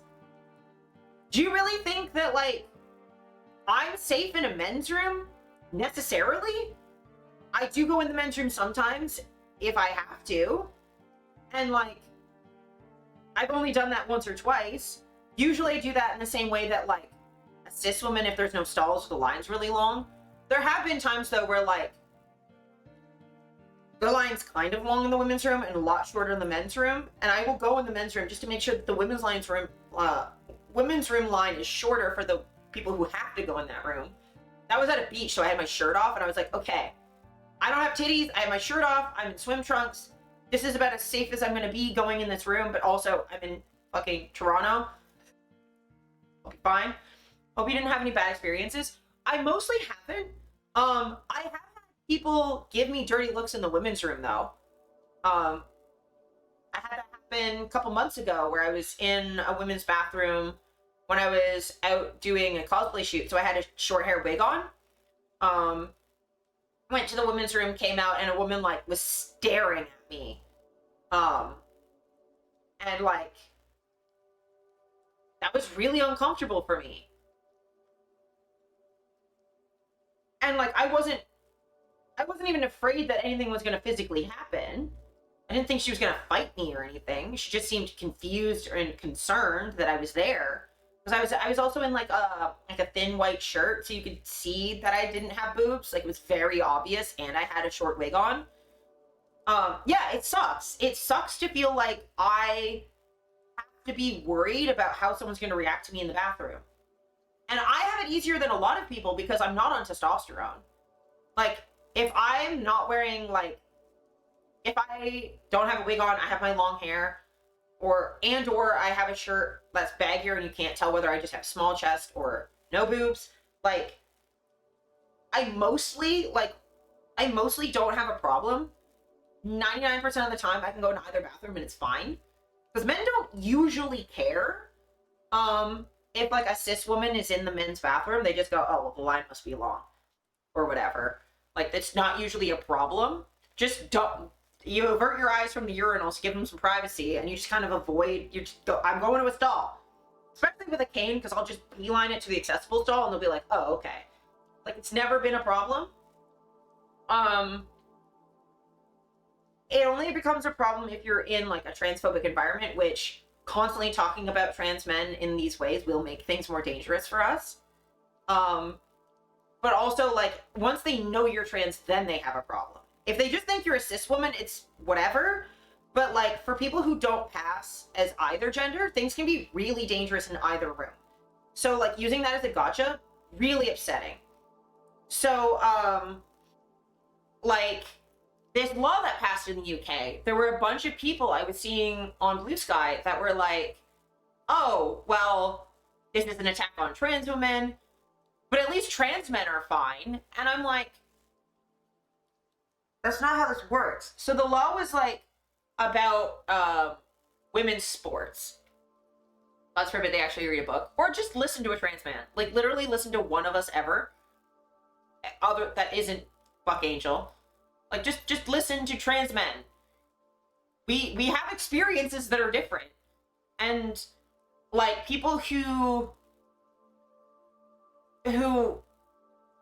separate the trans community into those like trans misogyny affected and trans misogyny exempt. Like, hot take, spicy take, probably one of the most hot takes I'm willing to say on the internet. That just feels like bigotry to me. That feels like transphobia. If you don't know who Buck Angel is, that's good. You don't need to. He's shitty. He's a shitty dude. Like, to me, separating the trans community into trans women who experience trans misogyny and these poor uwu little beans who are oppressed, and we always need to care about them because they're the ones who are experiencing oppression and actual transphobia, and then the rest of us filthy transes who have male privilege and should shut the fuck up and never talk about anything ever. That's bigotry. Like, and I certainly don't mean it this way. The way this is going to come across, because trans women are women, but I will say that having trans women talk over trans men in this, like, we get to talk, shut the fuck up way, doesn't feel different as an experience for me than when cis men think I'm a woman and tell me to shut the fuck up and talk over me and go, no, I know more than you. You don't know your own experience. I'm going to talk over you. When cis men do that to me thinking I'm a woman, feels exactly the same as when trans women do that to me as a trans man. It feels the same. It's not identical because trans men are women, but this like inter-community nonsense is really frustrating to deal with because like trans women face their own oppression, and I never want to minimize that. The violence that trans women face is extreme, and that hypervisibility puts them in extreme danger. But on the same hand, trans men being invisible doesn't mean we're not oppressed. It just means no one sees it. No one recognizes what we're going through. Because if I want help as someone who let's pretend for a second I don't have the best partners in the world and I'm being abused by my partner. If I want to get help, I have to go to a women's shelter. I have to let myself be misgendered in order to get help. And people will minimize that and be like, well, but you can get access to it. Trans women can't because they don't recognize us as our gender. And I'm like, if you can understand why misgendering is so painful for you, why don't you understand that it's painful for us too? That having to constantly go back in the closet to get resources that I need isn't actually a privilege. And I can only do that because I'm not on testosterone. A lot of trans men cannot do that. They just don't have any access to anything. And going to a men's space isn't going to give them the support that they need because they're specifically facing violence because of a experience that cis men do not have, which is misogyny. Or at least most cis men don't have. Some queer men do experience that. Like, some cis queer men do also experience some levels of misogyny. But, like, it is extremely frustrating to be constantly told that the oppression I face isn't real because it's not trans misogyny. And, like, isn't it? Isn't it an intersection of my trans identity and misogyny? Is it not in some ways that? It's not the same experience as trans women, but it is an intersection of misogyny. And people saying it's misplaced misogyny, that, well, oh, they're being misogynistic to you because they think you're a woman. That doesn't make it better. Because I'm not actually a woman, so I'm not the intended target. Well, but I am, because I'm the target of it. I don't care whether they intended or not. I'm the one who gets followed home. If I go for a walk at night, I get followed. I get sexually harassed in public. I get bothered on transit by people who want to talk to me and they get violent when I don't communicate back to them. Like, before I transitioned. There's all the sexual violence I faced back then. Those memories aren't gone because I've decided to cut my tits off. I don't suddenly lose all my experience of being raised to be quiet and to cater to men, and that my time isn't my own. Like, all of that stuff doesn't go away because I transitioned. That's all still there. And it's really, really, really frustrating. And it's like, it's one thing when it comes from bigots because I don't have any expectations of them. But when it's my own community that's like, or supposed allies of my community that don't recognize that I am actually facing oppression, that I don't call myself a man and immediately get access to every aspect of male privilege that ever exists. Because I don't. And like, the thing is that also hurts is when I talk about this, people will be like, well, obviously we don't mean you. And I'm like, what do you mean you obviously don't mean me? Because if you're saying trans men have male privilege, you're saying, well, obviously you don't have male privileges, Zara. What you're saying is I'm not a man. What you're saying is you don't recognize me as the gender that I am. And that's transphobia. Like, there's no way out of this to treat me as unoppressed, to treat trans men as unoppressed, and not be transphobic in some way. You're either saying all trans men are buff and have beards and pass and have low voices and somehow magically don't remember ever being raised as little girls, which, that doesn't make any fucking sense. And therefore, everyone who doesn't meet that narrow ideal of what you think a man should look like isn't really a man, so you're a transphobe. Or you think somehow someone who looks like this gets male privilege. And like, what? Huh? First of all, my legal name is still my baby name, my girl name. So no, I still have to deal with that anytime I send mail or letters or whatever. I still have to deal with that. I'm still dealing with the effects of like pay gaps and stuff. Like, I experience misogyny all of the time. And it's the same thing I feel when people are like, oh, well, lesbians can't, like, trans men can't be lesbians because lesbians aren't attracted to men. And I'm like, tell that to every fucking lesbian out there who's had a crush on me. Doesn't make her any less of a lesbian because she didn't ask me my pronouns first when she saw me on the street. And I'm not being conceited. I know lesbians who have crushes on me. And I don't think that makes them less of a lesbian because they see someone full of estrogen with long hair and a massive ass and go, damn, she cute, when they don't know me. They don't know anything about me. They're just seeing me walk by. That doesn't make them suddenly not a lesbian because they didn't ask my pronouns first, or they didn't magically divine my top surgery scars through my shirt. Especially when I'm in a baggy hoodie. Like, that's not how that works. Secondly, I don't think it makes me less of a man for for a lesbian woman to see me and go, damn, she cute. Because I know what I look like. I know that I don't pass as a cis man. I know that because I'm non-binary, I know I'm enough in the middle that, like, if she's like, well, I know I'm close enough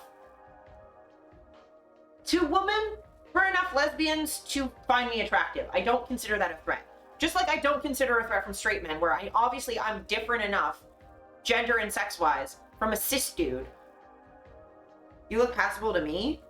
I mean, I appreciate the compliment, but I genuinely don't think I look like a cis dude. Maybe, like, I could maybe pass as like a teenager, maybe, but like, I know what my hips look like. Like, and I don't consider that making me less of a man. That's the thing. Like, I feel like I can have the body that I have and look like I am, and I don't consider myself any less of a man. My masculinity is not fragile enough for me to care what I look like to other people anymore. I look the way I want to look. So I don't really care anymore whether I pass or not. Like, I don't care. I do appreciate the compliment because I know you mean it as like, when you look at me, you see a man, and I appreciate that. Like, that means a lot to me, that you're recognizing the way I'm trying to communicate about myself, that you see that, and that's huge. But because I have that from, like, people like you who see me, I care if random people on the street don't. If they aren't understanding the words that I'm saying, then they're not being, I'm not saying them for them. That's not who, I don't care. Just like, I don't know. I just don't care. I'm in my 30s. I'm way beyond the point of giving a shit whether people who are in like, their understanding of gender is like 101 level. They're still trying to figure out that like butch lesbians can go by he, him and still be women. That is too advanced for them. That's not the people I'm talking to. Those are not the people my gender performance is for. I'm performing for other queer people. Cis people do not understand what the fuck is going on. And whatever they default to, it's like, whatever, close enough. You think I'm a man? Great. You think I'm a woman? I don't care. Like, I just don't care. So in the streets, I didn't know you. I'd be like, oh, that's a cute, chubby, pretty man. Thank you. But yeah, like, I don't know. I don't care what I look like for the most part to other, like, I care what I look like. I don't care if people are understanding what I'm communicating. I just care about communicating it. And like, the people who I need to see what I'm doing are seeing what I'm doing, and that's all that matters to me. But having people not see the oppression I'm facing is what bothers me. Because that's affecting, like, that's not just like, oh, you don't know my pronouns without me telling you. That's you deciding whether or not I should have access to human rights. And that's when I start to have a problem. Like, yo, maybe just want to wear makeup and clothes in peace. Yeah. Like, I don't care. I don't care about, like, you misgender me. I don't super care. I don't care if people don't see me. I care about if I have access to housing and healthcare and basic human rights. That's what I care about. Can I get food and shelter and the necessities of life without people's transphobia getting in my way? Great, cool. That's all I care about. Do I care if people misgender me? No, not really. But also, I understand that, like, I'm sort of privileged in that I'm 30 and I'm not in a position where people misgendering me, it doesn't really affect me very often. Like, in my job, it does come up, but it's like, I don't know. I don't care. I don't care enough. I still get to express myself the way that I want to, so, like, whether or not someone likes what I'm doing, I don't care. But, like, so this is the kind of thing, this person's great. But this is kind of what I was seeing, was, like, people were minimizing and acting like this ruling didn't affect trans men at all. But it explicitly mentions us. It explicitly mentions us to exclude us too. So people kept having these takes, and the reason I'm not sharing the bad takes is because I don't want people getting dogpiled. Just trust me that I saw this quite a few times from people who should know better too, where they were talking about how, like, well, trans men will be fine because this is just attacking trans women. No. Please understand that all transphobia affects all trans people. All of it does. It may be directed more at one group than another, but it will always affect the entire community. Always. It will always affect all of us. Which is why trans men should care about attacks on trans women. But it's also why trans women should care about what attacks us too. Because it affects everybody. And it's not like people don't look at trans men and think we're trans women half the time anyway. Like, part of the reason, I mean, there's many reasons why I'm not going to the US. But before it got really, really bad and they just made the changes to trans people and visas, I already didn't feel comfortable going to the US because I trust that a border patrol guy is going to see the F on my passport and my lack of tits and go, oh, that's a trans man with the correct F on his fucking passport. Cool. I fully expect them to go like, that's a trans woman whose documents are falsified or whatever. And for like that trans misogyny to affect me too. I don't expect them to understand the nuances of transition. I fully expect them to be as cruel as possible in any given moment. Trans men are almost always whatever gender it is that's easier to hurt us in. Like, so like that's kind of the frustration that I've had.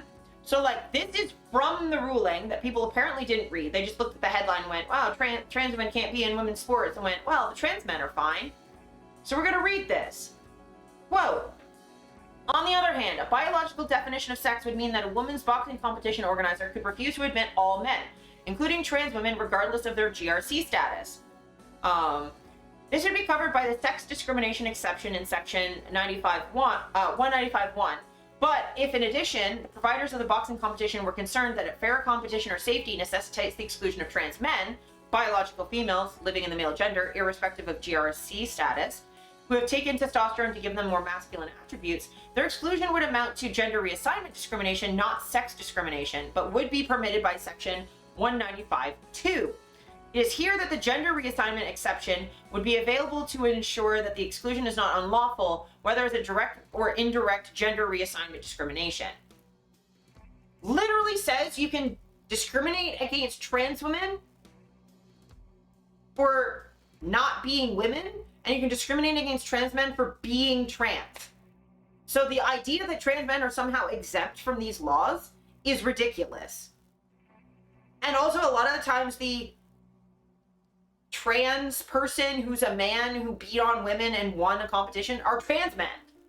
We're on fucking hormones.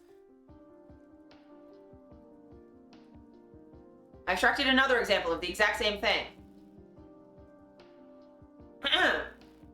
So we're going to skip this. We're just going to read the highlighted part.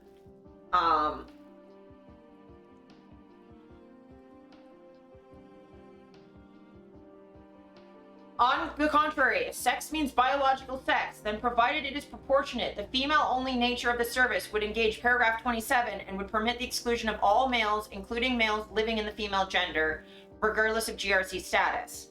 So excluding all trans women. Moreover, women living in the male gender, trans men, could also be excluded under paragraph 28 without this amounting to gender reassignment discrimination.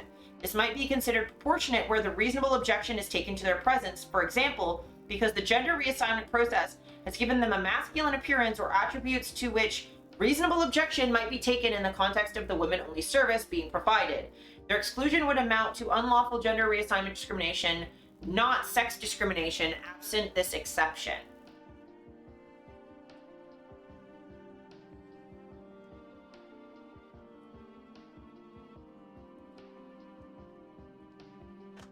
And reasonable is doing a lot of heavy lifting there. As someone who's disabled, reasonable accommodation almost always means if we can get away with not doing it, we won't. That's usually what that means. So like, this is infuriating as a trans masculine person to read shit like this.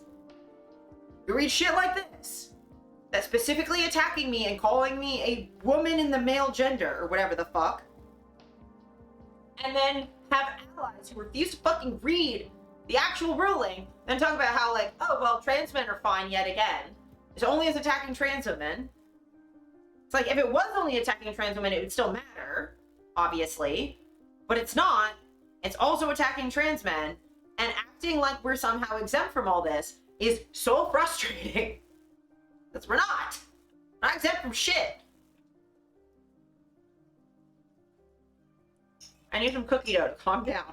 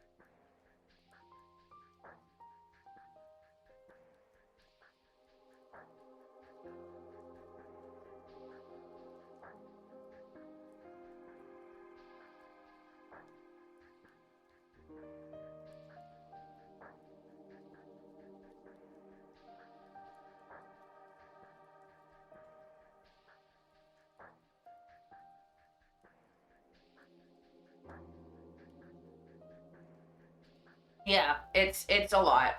It's a lot. I'm annoyed. And I will say it's part of why I really value my friendships and relationships with other trans men.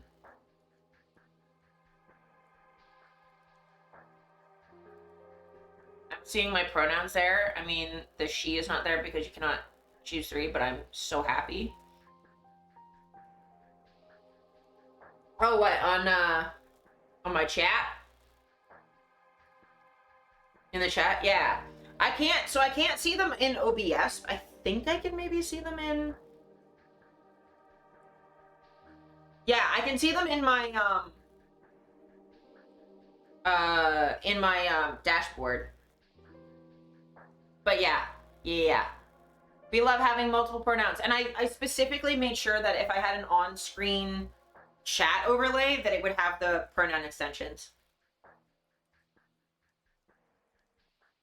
And all of my BGTV emotes, which no one ever uses, but we've got that stuff. We've got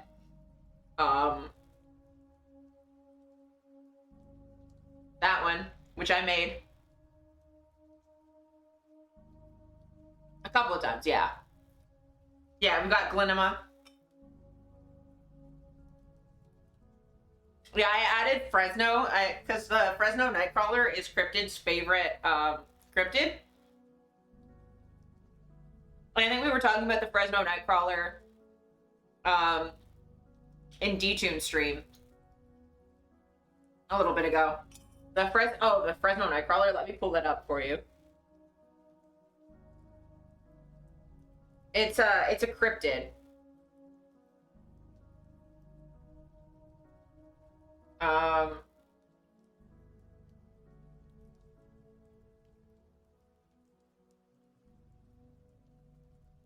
OBS. The Fresno Nightcrawler.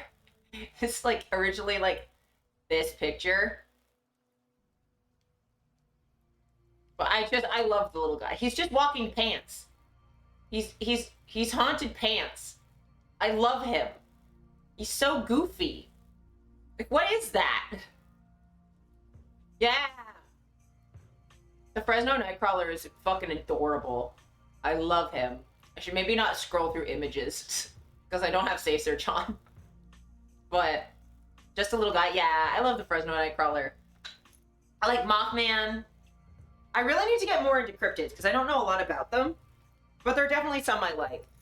But yeah, so like I wanted to make sure that like our pronouns were on the stream chat. Just me at 3 a.m. looking for brains. Yes. Wow, winner. But yeah, so like I just get frustrated. You can have a cryptid stream. Yeah, honestly, just have a stream where like, especially if Urban's available, to just, or like Urban Cryptid could just like get me to like look up different cryptids or just haunted things. Yeah. I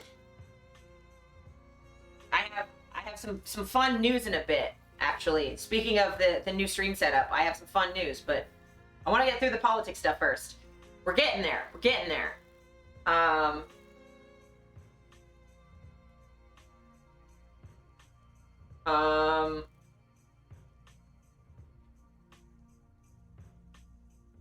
So yeah, there's, I think, a couple more. Oh my god, it's so hot in here. I'm gonna open the window because I'm melting. I'm melting. It's too hot in the house. Too hot in the house.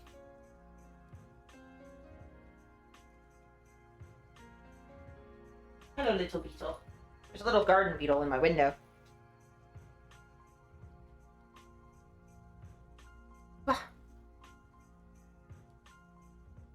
Oh, creepy forest here in Romania? Oh, hell yeah.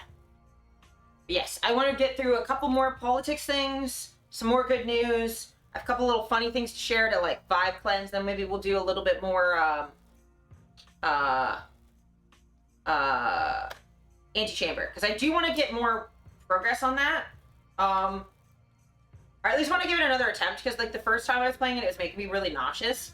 I'm gonna give it another attempt to see if I can like if it's doable, but it might just be that like playing that on a controller just like isn't possible.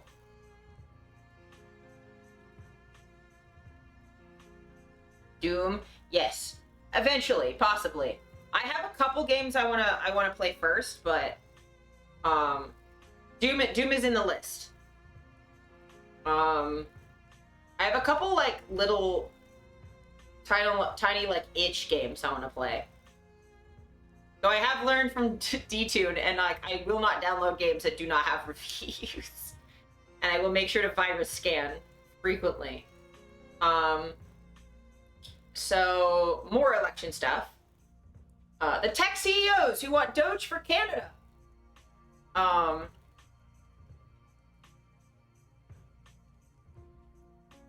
I want Doge to exist in Canada. Shane Parrish, who runs a self-help website and newsletter aimed at executives, wrote on December 19th. Anyone is obsessed with reading the bills, going through the results, making this a full-time job, publicizing it on X nonpartisanly, contact me. Parrish promised that he and Shopify president Harley Finkelstein would help fund the effort. The Bitcoin money thing, yeah. Okay, yeah. Even as Doge or the U.S. Department of Government Efficiency has created controversy and chaos, some members of a group of tech CEOs have shown interest in creating a similar agency in Canada. Doge, headed by billionaire Elon Musk at the behest of Donald Trump, has generated a series of bizarre and troubling headlines. Musk's team fired staff. I think we're all familiar with how fucked Doge is. Yeah, I don't think I need to... We all know it's fucked. In Canada, a group of tech CEOs has come up with a political public relations effort called Build Canada, with the stated goal of strengthening the economy in the face of Trump's threat to impose punishing tariffs. Trump has repeatedly linked the tariffs to annexing Canada and making our country the 51st state. So far, Build Canada's website offers a series of short policy statements calling for 110,000 jobs to be cut from the federal public service over 4 years, AI to be used in government services, interprovincial trade barriers to come down, which, that's fine, and the federal government to step in to compel provinces and municipalities to allow autonomous vehicles and delivery robots. That's fucked. Compelling Toronto to have something like that will kill people. Like, compelling that before it's ready will kill people. There are also calls for immigration for humanitarian reasons to be sharply curtailed in favor of higher income and highly skilled immigrants, fund content creators to tell inspiring stories about Canada. So this is trying to stop us taking in refugees and instead importing skilled workers, which we already do. But it's so they can bring in their buddies and we don't have as many refugees. And considering what's going on in the US, we actually need to pivot to allowing more refugees in. As if refugees are necessarily unskilled. First of all, there's no such thing as unskilled labor. Secondly, a lot of the refugees coming out of places right now are coming out of developed Western countries who have like university educations.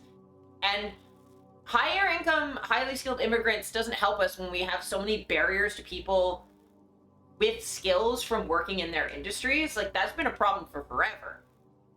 And funding content creators to tell inspiring stories about Canada is propaganda. And also, important to note, one of the people involved in Build Canada, the like Shopify executives, have also been, they were involved in the scandal last year where there were a bunch of mostly right-wing content creators that were being, like in the US, that were being paid by Russia to create their content. Now, Russia wasn't dictating the content they were making, it was just funding their content, because what Russia normally does is it doesn't create divisions, it just funds and exploits the divisions that already exist in a country. The Shopify CEO, the money was being laundered through that company. Like, they were directly involved in that scandal. As were a couple Canadian creators, it was mostly Americans, but a lot of it was routing through some of the Shopify CEO and executive like accounts and stuff. and companies that they were running. So yeah, propaganda, but it's going to be right-wing propaganda. Build Canada is connected to another website called Canada Spends that looks a lot like the Doge.gov website. If you're interested in Canada's future, allow at Build Canada for real ideas from people who would build businesses in Canada, and at Canada Spends to see where your tax dollars actually go. Parrish posted on February 6th. Other supporters of Build Canada have also promoted Canada Spends, and in her ex-bio, Build Canada staffer Lucy Hargreaves says she is working on both Build Canada and Canada Spends. Just like the Doge website, Canada Spends offers a series of boxes containing random information about government spending, and like Doge.gov, clicking on the box takes you to a post on X, the social media platform formerly known as Twitter that Musk bought in 2022. The Tyee contacted Build Canada to ask about Canada Spends, and the calls from several Build Canada supporters to introduce a Doge-like effort in Canada, but didn't receive a response. Also attempted to contact supporters who expressed support for Doge through their companies or social media accounts, but received a reply from just one. Bob Kazam, the CEO of Flip Financial, said he's excited about the Build Canada initiative, but declined an interview. In addition to Parrish and Finkelstein, another Build Canada supporter, Mike Murchison, CEO of an AI customer service company called Ada, wrote a lengthy post on December 5th praising the Doge effort. On February 13th, Hargreaves posted a message on X pushing back against the Doge haters. You should know that Canada has its own version of Doge in the 1990s, led by the Liberals, she wrote. It was called a program review. It reined in spending and eliminated deficit.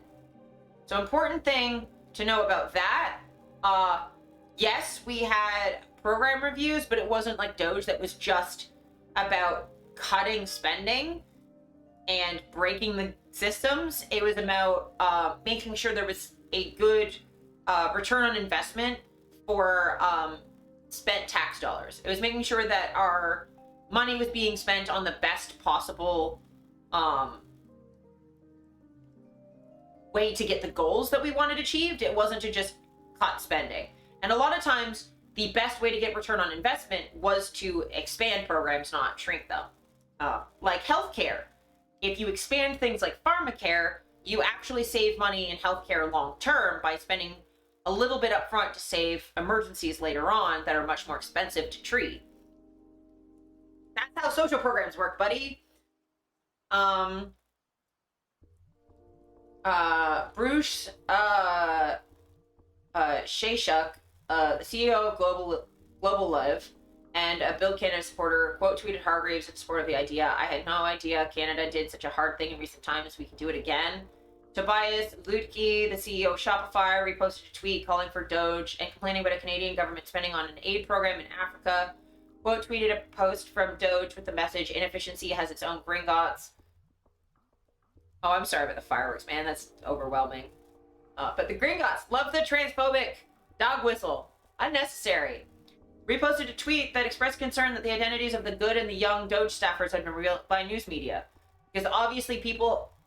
The public don't have a right to know who's meddling in their private information and messing with their fucking social security and their tax money and, you know, the programs that we fund. They can just cut that and give themselves buildings for free. Several of the Build Canada supporters frequently retweet Elon Musk or defend him in the face of criticism. On January 21st, the day after Musk made 2 Nazi salutes at a rally at Trump's inauguration, Shopify's vice president of engineering, Faran Thawar, posted, if your private chats are all about Elon Musk's supposed salute instead of the speed and direction of Donald Trump's executive order, then you should change chat groups.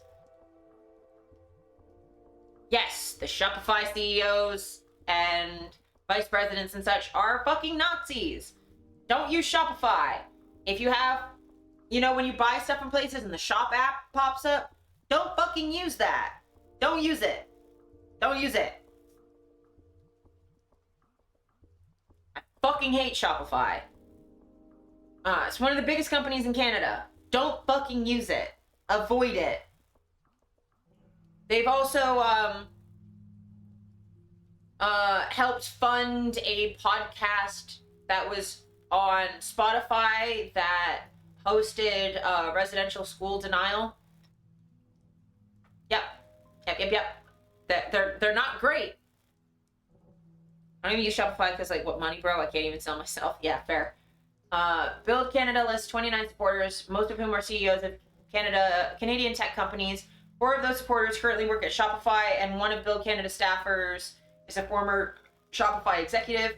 Canadian e-commerce company has been under scrutiny for allowing customers to sell merchandise with homophobic or Holocaust denial messages, and for suddenly closing a diversity initiative that supported Black, Indigenous, and female entrepreneurs. Like I said, after the Tyee sent Shopify and Build Canada an interview request for the story, Build Canada's About page was edited to remove the list of supporters, but the list could still be found in an archived version. Government spending is often a concern for right-leaning parties. As Canada braces for punishing tariffs imposed by Trump, Conservative leader Pierre Poilievre has been promising to get the ballooning federal deficit under control. Several prominent Canadian tech CEOs who are also supporters of Build Canada have recently thrown their support behind Poilievre, as reported by The Logic. The Logic compared Canadian tech's drift to the right to tech leaders in the United States moving their support to Trump. Adrian Mertens-Kirkwood, a researcher at the Canadian Centre for Policy Alternatives, said the Build Canada, Canada Spends initiative being presented as an apolitical effort to improve government efficiency, but it is clear there is an ideological underpinning to it. Mertens-Kirkwood said no one opposes the idea of government spending efficiently, and Canada has a parliamentary budget officer who examines federal finances and reports to Parliament regularly. We absolutely need accountability in government, but that's not really what Doge is. It's about breaking the government. It's hard to know with these tech leaders if what they're saying is we want efficiency or that's a kind of Trojan horse for we want to blow up the government. Musk's erratic effort to cut government spending has been cheered by supporters of Trump's MAGA movement, many of whom believe there is widespread corruption in the government. Without showing proof, Musk has played on those conspiracy theories, saying he asked hundreds of thousands of federal workers to email him with 5 things they did in the previous week in an attempt to root out non-existent people or the identities of dead people being used to collect paychecks. Which is not a thing! People will know if the person they are supposedly working with never shows up to work. That's not a real problem. And Musk has done this at other companies he's worked at. Like, assume that there are fake dead people collecting checks. That's not real. Just because he is unaware of what the fuck is going on in his company doesn't mean that people don't know who work directly under them or with them. They also, by the way, they're trying to do this to social security. They also want to move people onto the death registry who are actually alive, which would cut them off from banking, travel. It would basically make them non-persons. So, some of Doge's initial cuts have been hastily reversed, including the firing of workers who maintain the U.S. arsenal of nuclear weapons and cancer research. Doge has also targeted watchdog agencies that would be or are involved in regulating Musk's business ventures. Some of Build Canada supporters are openly supportive of Musk and the Doge effort in the United States, while others are saying a cost-cutting initiative in Canada would look more like the 90s effort to get spending under control. They can't do that, can they? They absolutely... Well, they can because no one's stopping them. That's the thing. They can because they have access to the computers that allow them to do that, yes. And no one is stopping them. So yes, they can. Should they be able to do that? Or is it legal? No. Can they? Yes. Ready for stomping? Yes. Given the extreme nature of Doge's activities in the United States, Mertens-Kirkwood said he'd like more clarity on exactly what the goals of the Build Canada, Canada Spends initiative are. Everyone wants to get more for less. I just see this all as being kind of thinly veiled classical conservatism, trying to advance privatization and deregulation under a thin veil of efficiency, and these other kinds of innocuous sounding terms that are very separated from the public interest. So, I wanted to share that because I think it's important to know, considering what's going on in the US right now, to not be complacent that Canada can't become that there are real efforts to have us follow in US footsteps. And there always is, right? Canada usually is about 10 years behind the United States at most. We follow them fairly closely, partially because they are such a large population, a loud culture, fairly culturally colonialist, because they export their culture everywhere. And Canada is very ingrained with the US, so it is very hard for us to, when their Overton window shifts, ours usually follows behind it. Sometimes it's even, we have far right people here that then go there because they know there's a more robust propaganda apparatus down there, and it's much easier in a two-party system to shift things. So they'll go down there. Like the Proud Boys are from Ottawa. The Satanic Panic, like Michelle remembers, and all that stuff started here before it went to the US and around the world. Like a lot of homegrown stuff happens here in Canada. But it is important to know that like the similarities between Poilievre and Trump are not just that they both care about their crowd sizes, or they both like attack politics, and they both have really stupid fucking nicknames for their political opponents, like, you know, Shifty Schiff or Carpentax Carney or whatever the fuck. Like, y'all got fight there. We do have fight, but we only avoid following them by fighting. Because if we get complacent and pretend like we're magically somehow different and immune from the issues that the Americans are facing, we follow them. That happens all of the time.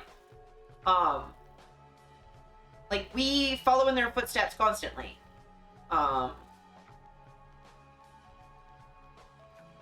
So it's very important to be aware of that these connections are also policy level.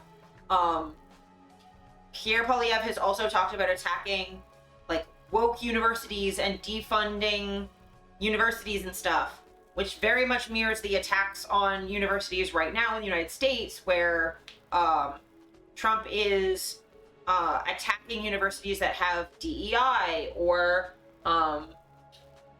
gender studies or African studies or African American studies or Asian studies or Indigenous studies, or disability studies, like all of these things, or who have pro-Palestinian protests, or DEI. So DEI stands for diversity, equity, and inclusion. Sometimes it's DEIA, so diversity, equity, inclusion, and accessibility. It's essentially programs for supporting people having access to non-discrimination, access to spaces and things. So, like, making sure that there isn't employment discrimination, that makes sure that, like, women and Black folks are getting hired at places and not being, they're not, you know, being excluded from employment opportunities. But also, once you're employed there, are you having, is your workplace hostile because of microaggressions and stuff? They want to get rid of knowledge instead? Yeah, absolutely. So I think it's like DEI is essentially just trying to make sure that there are no structural barriers in place for marginalized people to have access to spaces. That can be things like making sure there's ramps and elevators and all that's maintained. That's the accessibility part. It's making sure that there are ways for people's voices to be included, or making sure that we're considering, you know, even if you are actively not trying to discriminate against people who are applying, if you have a fee to apply, then you're going to disproportionately weed out marginalized people who have, you know, because marginalization has economic impacts that may be affecting who can apply, right? Or if you're having speakers at an event, if you're not paying people, then only the people who can take time off work to do unpaid work for you can afford to do that. Or people who can afford the travel, like if you're not covering their travel fees or whatever, you're not going to get certain people. And like some of that can be potentially unavoidable, that you don't have a budget or whatever. But it's about being aware of potential barriers that some people could face to having access to spaces and contributing their voices, especially at universities. That, like, all of this is important to keep in mind. So, like, I think it's important to keep in mind that, like, what Poilievre is doing is not just superficially Trump-esque, but very, like, purposefully mirroring Trump. And it was working until Trump attacked Canada, and then people have been united under our desire for our own sovereignty. Because that's the thing. The one thing that can clearly unite Canadians is threatening our sovereignty. Because, like, we don't have a very strong cultural identity, but what our cultural identity is very much based on is not being American. We very much value our healthcare. We value that our system is not the two, like, we look at the elections in the US and how they're like a year long or more. We hate that. We love that our elections are like fucking a month long or like 2 months long. Like, the election here only got announced a couple weeks ago and it's in 10 days. Like, that's nice. I actually like that it's shorter. It's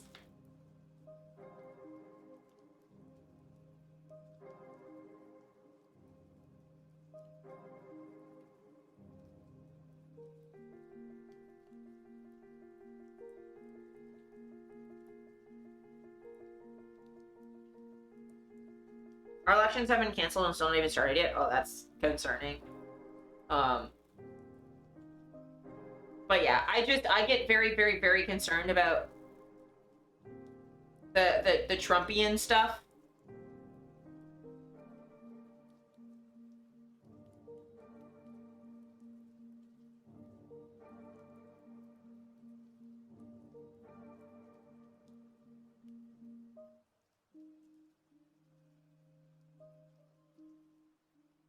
It makes me very, very worried. Very, very worried.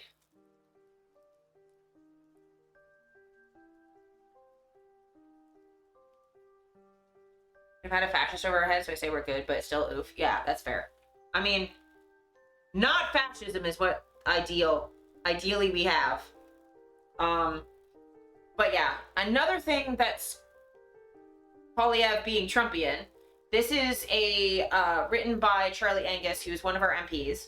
I do have my disagreements with Charlie Angus sometimes, but he has reacted well to this particular moment.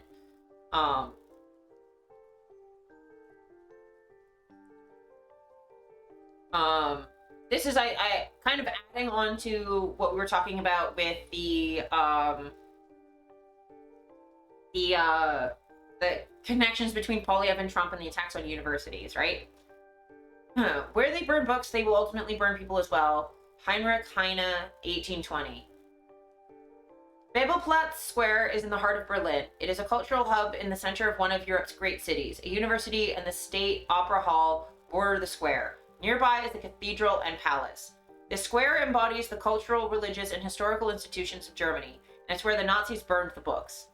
In my imagination, I always thought that the notorious Nazi book burning took place in some dark and isolated place. I was astounded when I visited Berlin and realized that the Nazis launched their war on ideas in such a public setting. This is the fascist playbook. Important to note, this book burning, this famous book burning, there's people burning books, yes. There's people burning books, that's the Nazis, yes. In World War II, the Nazis, there's famous pictures like this one of the Nazis burning piles of books. The thing to note about that is I was taught in school about book burnings, right? About how the Nazis burnt books. It was constantly like, this is censorship, etc. However, I was never taught in school what the books they were burning were.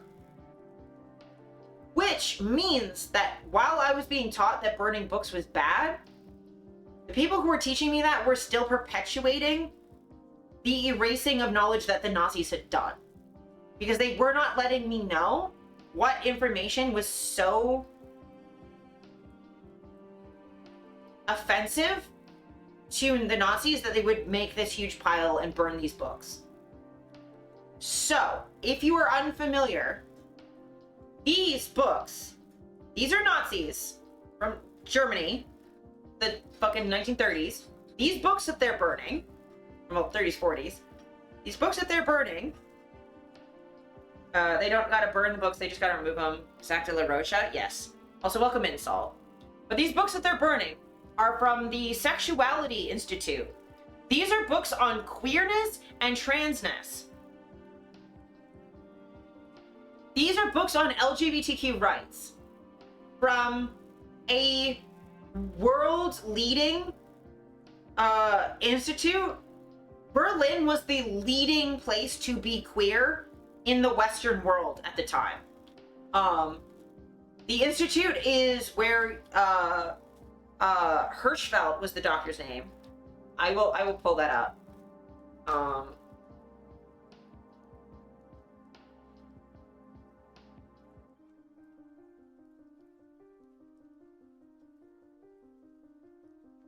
This man,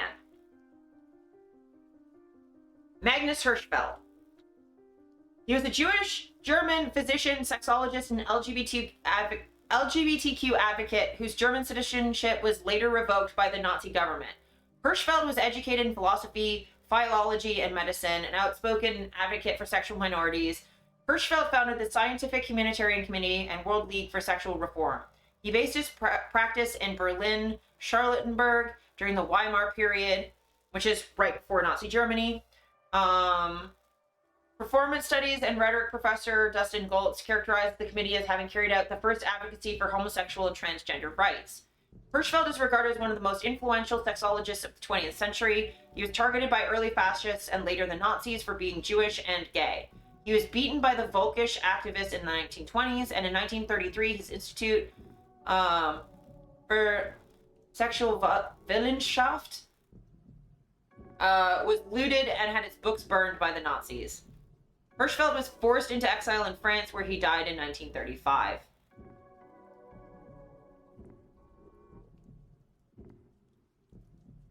So, this is him. This is him. We're going to cover this just because I think it's important to know the information that was being burned. Magnus Hirschfeld found a balance between practicing medicine and writing about his findings. Between the 1st of May and 15th of October, 1896, the Großberliner, I can't read German that well, Great Business Exhibition of Berlin took place, which featured 9 human zoos where people from Germany's colonies in New Guinea and Africa were put on display for visitors to gawk at. Such exhibitions of colonized people were common at industrial fairs and became part of the German Empire. Hirschfeld, who was keenly interested in sexuality and other cultures, visited and subsequently other exhibitions to inquire of the people in the human zoos via interpreters about the status of sexuality in their cultures. It was in 1896, after talking to people displayed in the human zoos, that Hirschfeld began writing what became his 1914 book, The Homosexuality of Men and Women, an attempt to comprehensively survey homosexuality around the world as part of an effort to prove that homosexuality occurred in every culture. In the book, Hirschfeld found that many homosexuals considered England to be the country with the highest rate of homosexuality. He also wrote a book on transvestism in 1910, known as Transvestites, the Erotic Drive to Cross-Dress. Makes me sad, so poor lad, yeah. And also, yeah, those human zoos, fucking atrocious. That is keeping people from non-white cultures in zoos to be gawked at. That's fucked up. Not glossing over that. That's fucked. Was considered normal at the time. And it's led to a lot of, like a lot of that time, people gawking at, Black people specifically led to a lot of the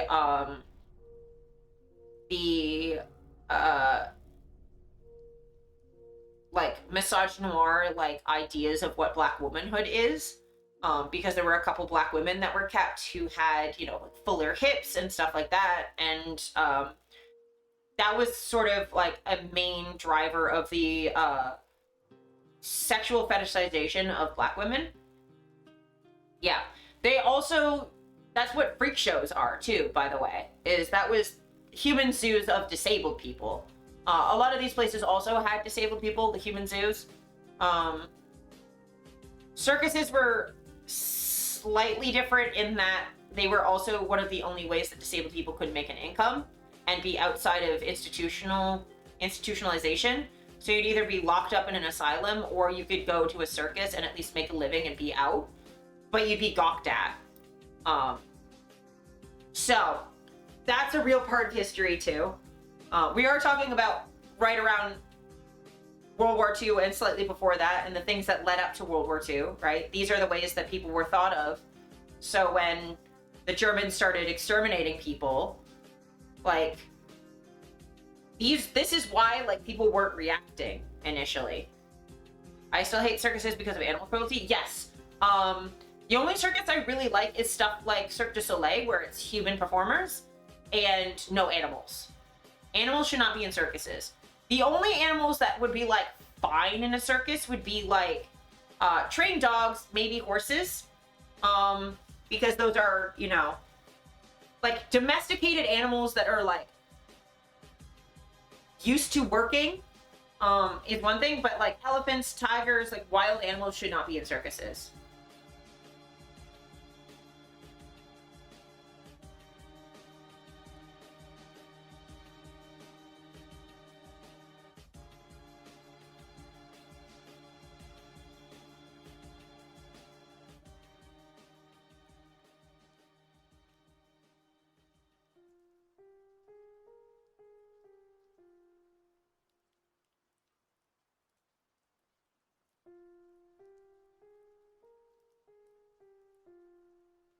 I watched a whole video by Ask a Mortician recently talking about the what happened with, like, the elephants back in the day, and, like, super upsetting.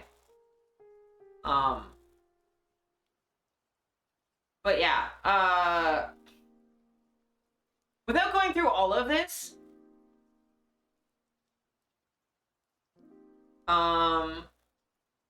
but he basically, like, pioneered a lot of, like, transition care and a lot of stuff like that. He's very important to read about.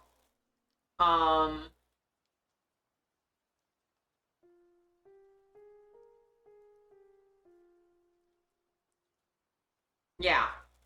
But, like, very, very interesting man to read about. I definitely recommend reading about him as much as you can. But yeah, he was super influential, and that's his books being burned. That's his writing, his institute, his research is what's being burned. And it's also why I think it's really, really important to know this history, is because the connection between LGBTQ and Jewishness. Because the mechanism by which conservatives get upset about both is about this idea of a invader from within, someone who can look like the rest of us, talk like the rest of us, but is actually an outsider as part of this subversive community that's going to harm the rest of us. So, like, you know, queer folks and Jewish folks both can look like the population that they are among, but are an outsider culture. Not that this is actually true, but this is how the right often sees it.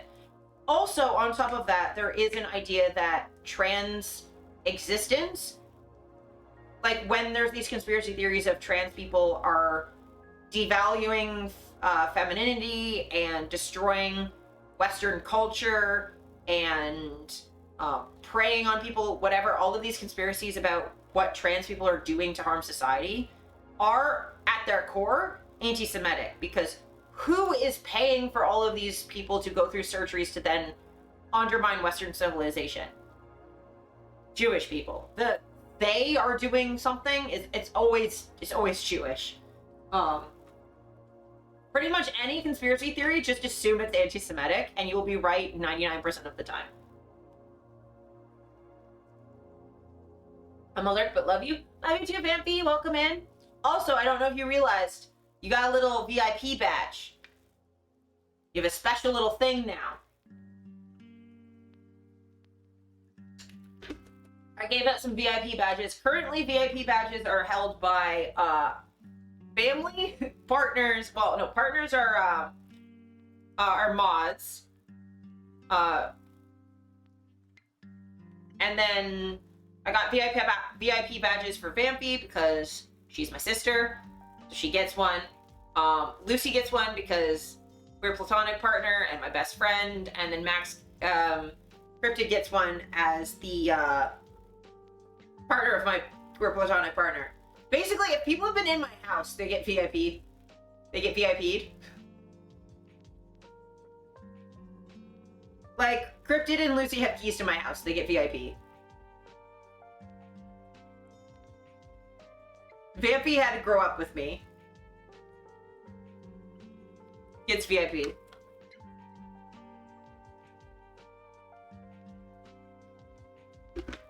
And then Pint also has a VIP, but that's, you know, my partner's sibling also, so that's where we're at. I just get this weapon of... I read mass destruction, but my brain went weapon of ass destruction, and I'm like, Jesus Christ, sir, why are you like this? I can't be talking about weapons of ass destruction with fucking Nazi shit on screen. I can't. Imagine having so much hate because you don't like another person because they're different from you, being violent towards them, thinking you're right, you're the one who's doing what's just and logical, not willing to change someone to respect another. Like a few days ago, I wanted to... Yeah. Yeah. Yeah. It's a different device. Oh my god, so... But yeah, like, I get what you mean, that, like, the urge to, like, fight physically, but, like, yeah, there's no coming back from that once you do that.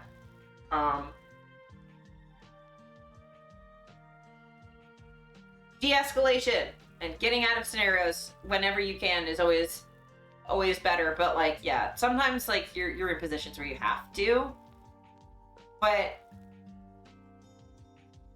it is very important to make sure that you actually have to, and it's not just your first response. But yeah, so continuing reading this, now that we've got some historical context, this is trans research, like research on trans and queer folks being burned. Keep in mind, while there's these attacks right now on trans and queer folks in the US, in Canada, in the UK, keep this in mind. Also keep in mind that the Nazis also attacked disabled people. Keep that in mind when you look at our RFK Jr. making wellness camps for disabled people.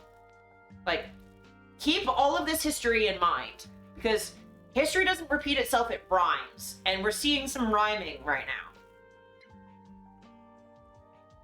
It is essential to understand that fascism is different from traditional right-wing politics. It's not a case of an official trying to strong-arm or do backroom deals to move the needle. Fascist politics thrives in the spectacle of force and in the public theater of abuse. Yes, it's by breaking the rules and showing that they can get away with it, and no one pushing back. They need to do that as quickly as possible before people realize what's going on and push back against them. So slowing them down and pushing back as quickly as you can and as hard as you can. Any little thing you can do to delay or inconvenience them, super helpful and important. The book burning took place in May 1933. The same month, German trade unions were smashed, political opposition was crushed, and the persecution of the Jews accelerated. This was no secret agenda. Hitler boasted for years that this was exactly what he intended to do. Once again, the fascist playbook. I have been thinking a great deal about the moment that I stood in Bebelplatz Square in 2022. At the time, I was mystified how such a desecration could occur in such an open and brazen manner. And now I know. Donald Trump's attack on American universities is a 21st century book burning. Trump is not going after small regional campuses. He's taking on the most powerful of Ivy League America. He's threatening universities over the courses they teach, the concepts they study, the policies they have for keeping students safe, and who they hire. I've returned. I am glad you are back. If the universities buckle, intellectual life in the United States will cease to exist, except at the whims of a capricious narcissist. No, you're good, Dolly. You're good. Like the fascists of 1933, this pressure isn't being exerted behind the scenes. It's happening in public. Columbia capitulated. Harvard so far is standing strong. Where it goes from here is very uncertain. All of this is of course, in the name of free speech, is very Orwellian. Because the MAGA definition of free speech used by Trump and Vance is about subservience to the president. It's about silencing people who have different views, and they're determined to export it. Just look at how Vance is tying a trade deal with the UK to gut Britain's online hate protection laws. In the fascist mind, free speech is only reserved for those who espouse hate. Last week, Canadian university professors were warning against traveling to the United States because of the rising threat to academia. This kind of warning previously would have been reserved for authoritarian regimes like North Korea. You'd expect that Canada's political leaders would be calling out this frightening attack on teachers, academics, and intellectual freedoms. Not Pierre Poilievre.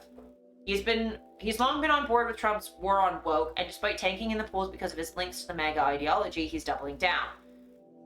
One of the first announcements Poilievre made after kicking off the federal election was his promise to target and defund woke universities. He promised to target scientific research as well. Quote, I will put an end to the imposition of woke ideology in the federal civil service and in the allocation of federal funds for university research. He's also threatening to deport students who participate in protest marches against Israel's genocide in Gaza. In the United States, students have been kidnapped, denied access to the rule of law, and threatened with deportation. And at this point, actually deported. This, of course, is also part of MAGA's free speech agenda, free for those who follow, punishment and deportations for those who resist. If Poilievre were to attempt to arrest international students in Canada, it would likely trigger all manner of legal challenges. But Poilievre has a tool Trump could only dream of, the notwithstanding clause. Section 33 of the Charter of Rights and Freedoms allows government to override the courts. The controversial clause was put in place as a backstop over the fear that unelected judges might overreach in striking down important legislation. But Poilievre is threatening to use the notwithstanding clause to strike down legal protections. So far, he says it will be used to go after mass killers who are supposedly getting sweetheart deals from the courts. They aren't. But what he's really doing is telling Canadians that if elected, he intends to be both judge and jury. Nothing secret here. It's in the open, and Poilievre would have a legal tool to accomplish what Trump is trying to do through brute intimidation. We only have to watch the horrific case of Abrego Garcia, who was wrongfully deported to a prison camp in El Salvador. The Trump administration is defying the Supreme Court order to have him returned to the United States. Trump claims that since the man is in El Salvador, he is no longer under American legal jurisdiction. Trump is so keen on this dubious concept that he's floating the idea of sending homegrown Americans to El Salvador prison camps. These prisons have been rightfully denounced as offshore concentration camps. They literally are. The United States Holocaust Museum has waded into the controversy. Quote, what distinguishes a concentration camp from a prison is that it functions outside of a judicial system. Prisoners are not indicted or convicted of any crime by judicial process. Timothy Snyder, a world-renowned scholar on fascism, has challenged the Trump government for following the Nazi playbook of creating a space of statelessness where the rights are stripped and abuses made possible. Quote, on the White House's theory, if they abduct you, get you on a helicopter, get to international waters, shoot you in the head, and drop your corpse in the ocean, that is legal because it is the conduct of foreign affairs. If we accept the idea that moving a person from one place to another undoes rights and disempowers the judiciary, we are endorsing the basic Nazism practice that enabled the killing of millions. At this point, Poilievre's threat to deport protesters or suspend laws protected and convicted have not moved over into the realm of sending people to El Salvador concentration camps. But if we look at the Trump playbook, we see how outrageous ideas get floated, talked about, initially denied, and then become normalized. Yes. Also, important to note that even criminals who have committed crimes and have been found guilty cannot be, legally speaking, deported to a country they are not from. All criminals deserve due process. They're innocent until proven guilty, and when proven guilty, they still have rights. Criminals have rights. You should not be deported to a country you've never been to. Deportations are supposed to send you back to the country you're from, somewhere you have citizenship. And if you're a citizen of a country, you cannot be deported. So homegrown criminals, people who have green cards, people who are naturalized, born citizens in the United States, should not be able to be deported. That is illegal under international law. Now, just because it's illegal doesn't mean it won't happen or isn't happening, because that's not how the law works.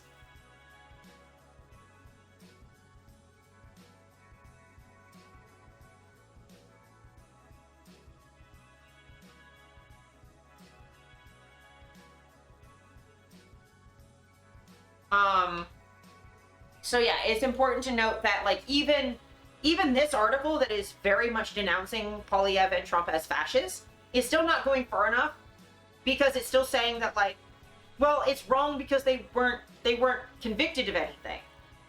No, it's just wrong to send them to a country they've never been before. I don't even care if they're guilty. They could all be like gang members or terrorists, which those are socially constructed labels. Like, terrorist just gets flat, like, there's a reason that terrorist is being used as a label for peaceful pro-Palestinian protesters and not for right-wing mass shooters. It's a socially constructed label. It's a political label that has utility for certain things. It's used for certain outcomes. Same with gang member. That's used pretty exclusively on racially marginalized people. It doesn't often get used on similar things like, okay, the mob isn't a gang, it's organized crime. The mafia. That's just a gang. That's just a white people gang. It's the same thing.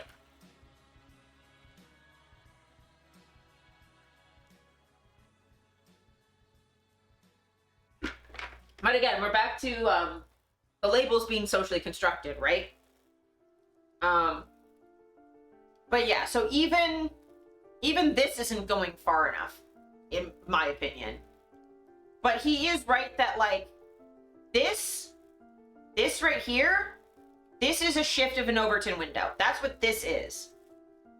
Something that should be unspeakable. You just start talking about it, and then you shift the Overton window by it being unthinkable to at least something to debate.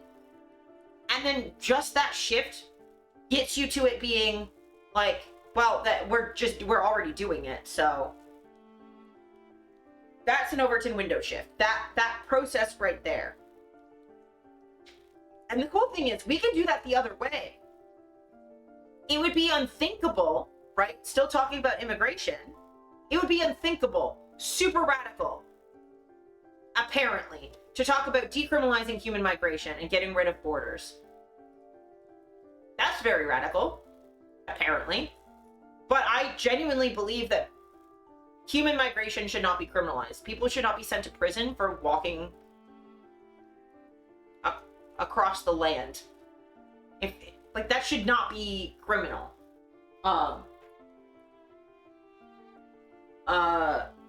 Like, I personally don't see a problem with labor being as fluid, at least as fluid as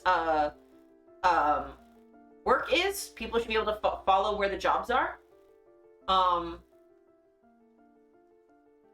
Or like defunding the police. Like, you can move the Overton window by making that less unthinkable to talk about. I don't know what that is. This is Silent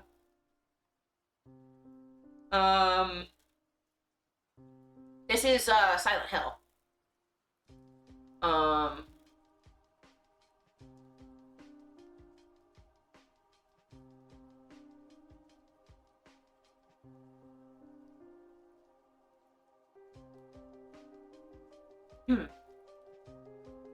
Few in the media appear to take Poilievre's long-standing rants and threats seriously, and affected world weariness and cynicism in most Ottawa political punditry makes looking at worst-case scenarios impossible, just as Trump was dismissed as just being Trump in 2016 and again in 2024.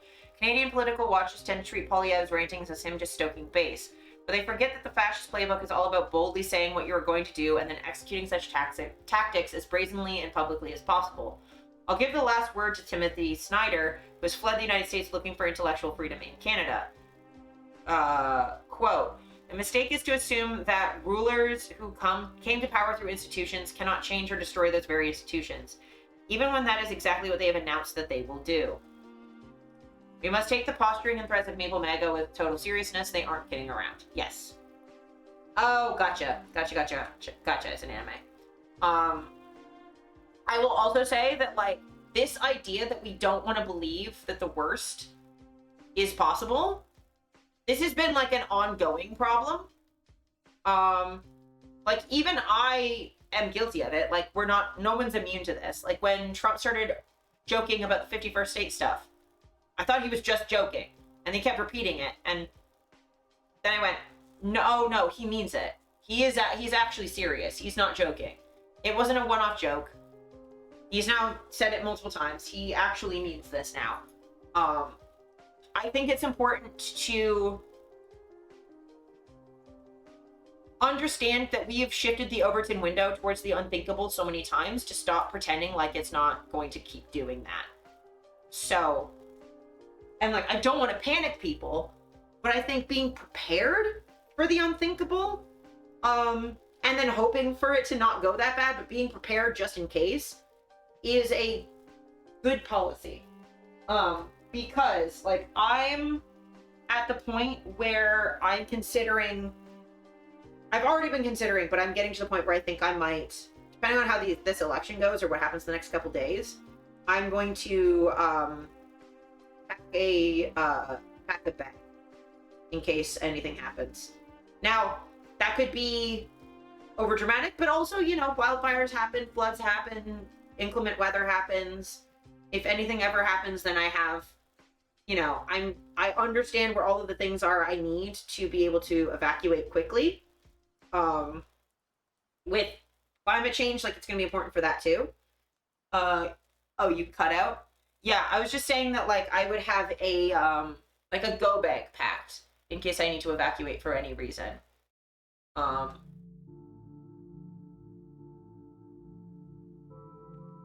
Yeah. And it could be, you know, climate change related. Wildfires aren't common in Ontario, or at least we get small ones in the north, but like last summer was the only time I've ever had to worry about breathing wildfire smoke in Toronto. Never had to worry about that before. I've never worried about having to wear a mask outside because of smoke in the air my entire life.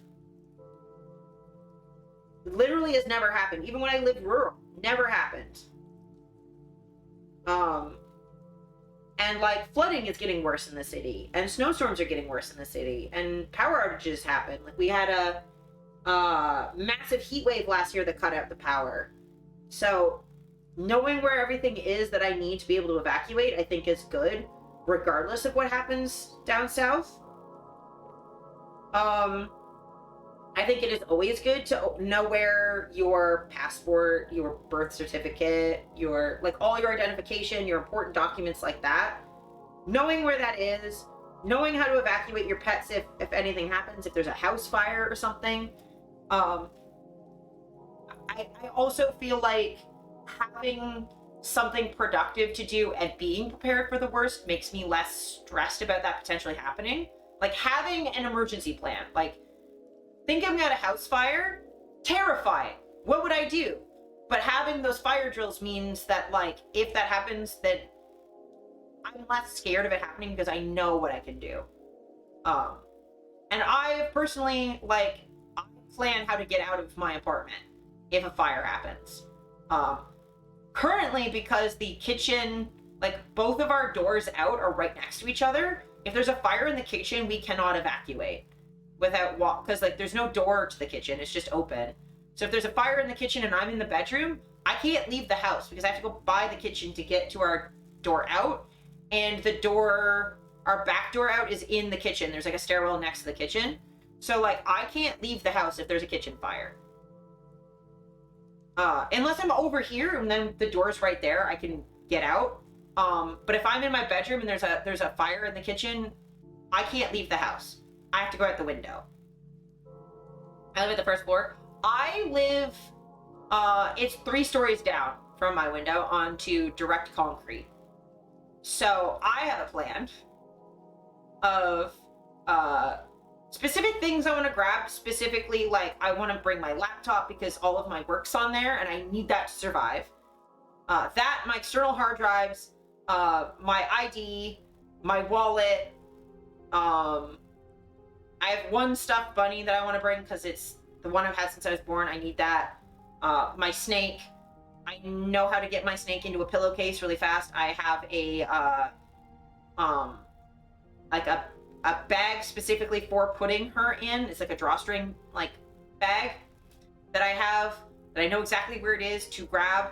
I have a drawer with all my medication in to just dump it in. I'll just dump it all in my backpack and then fucking go. And the way I will get out is Shibari. The way out is going to be lowering my backpack. The name of her snake, it's Victoria. She's turning 10 in a couple weeks. But yeah, I would lower her down to make sure that she's okay. Throw a corset on so that I can rappel down the side of the wall with all of my rope, because I have tons of rope, so it should be easy peasy. To be able to lower myself down at least far enough that I can drop and won't break my legs. Might dislocate my knee, but that's me. I'll be fine. So yeah, I would tie rope to my bed and then extricate myself out the window. The name you said, Jordan's about her birthday. Yeah, her birthday is 2nd or the 4th. It's like early May. I have it in my calendar.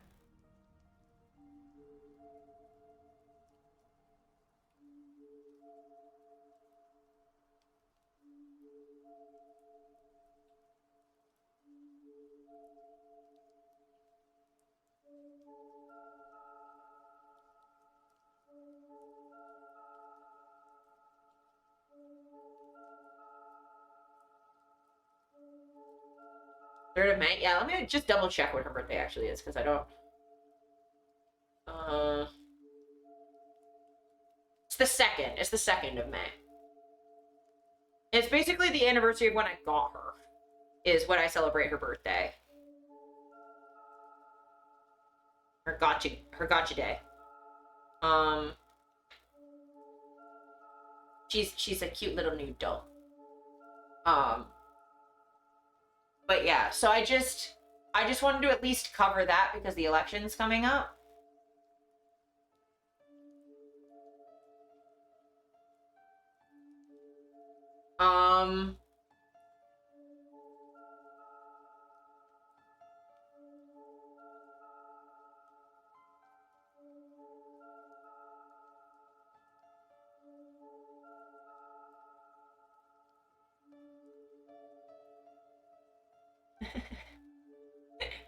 Fair.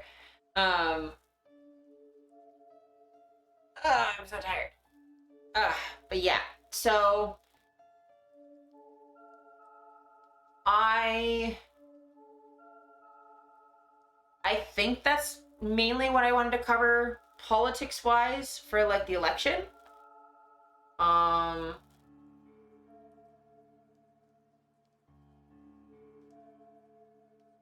So we're gonna do like some palate cleansing, and then I have to pee, and then we'll set up for. And I have like one other announcement, and then we'll do gaming.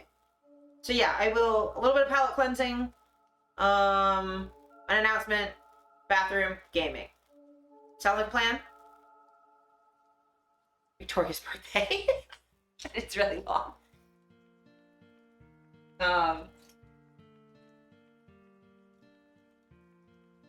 Good girl. But yeah, so we'll do some quick palate cleansing.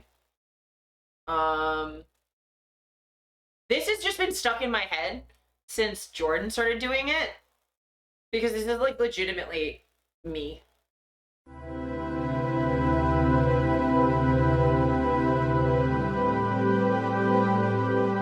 You're gay. What are you talking about? Everyone in Xanarkand is gay. I literally like women? You can like women if you're gay. It's called bisexuality.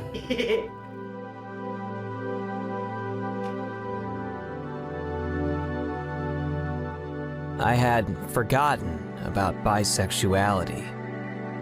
I had forgotten about bisexuality. Genuinely though, me, when I realized I was gay, because for the longest time I was like, well, I like boys. I can't be gay because I like boys. Women are just really pretty. And then I had sex with a girl and went, oh, I guess bisexuality is a thing. Oops. Can't deny it now. I straight up hooked up with a girl at Pride. My first ever Pride. I was there as an ally. And then went, oh, I see. Oops. Such a dingus. Oh, man. So yeah, that's been living in my head rent free. I just keep going. I had forgotten about bisexuality. Well, I'm happy for you. Thanks. I've been gay for a while now. That's been living in my head rent free. Ooh, also, this is gonna be a thing. This is gonna be a thing. Elder Scrolls Oblivion Remaster. When that comes out, I don't care if we're playing another game. I don't care what's happening. When this fucking comes out, I'm doing an Oblivion playthrough, and you're all gonna fucking deal with it. Oblivion, baby! Look at it! Look at it! Look at the textures! The lighting, it's so good! Like, I kind of liked the dreaming quality of Oblivion, but, like, I think it'll still work. It's so nice to have actual fucking textures, though. Look!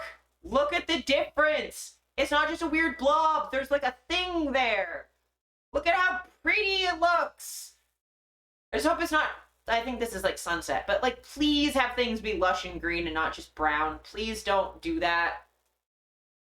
Does put up by my face? Yes! I'm so excited. I'm so excited. You have no idea. You have no idea. I have not been this excited in a while. Like, you all need to know. Do you know where the Azura in Hellcat Azura is from? My literal name, do you know where that's from? It's from the fact that when I was in high school, pretty sure you're excited, yes. When I was in high school, I played hundreds to probably about 1,000 hours, maybe more than that, of Oblivion. Because I didn't have friends. I didn't have friends in high school because everyone was mean. People didn't like me because I didn't want to date my stalker. Thanks for the meow cat. Welcome in. The devil, yeah. I mean, honestly, I kinda, but yeah, I was non-Christian, so people didn't like me, and also, yeah, autism. People didn't like me in school. People did not like me. I was bullied relentlessly. Being non-Christian fucking sucked in a small town. So I played Oblivion.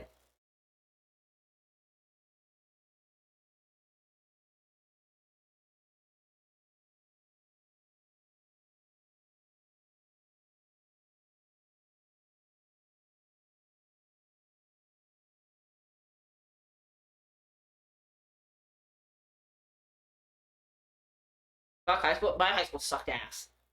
There's like a couple cool people. I will say, like, the band nerds, even if we weren't friends, like, everyone was kind of chill with each other. That was kind of nice. But, like, fucking hated high school. This shit sucked ass.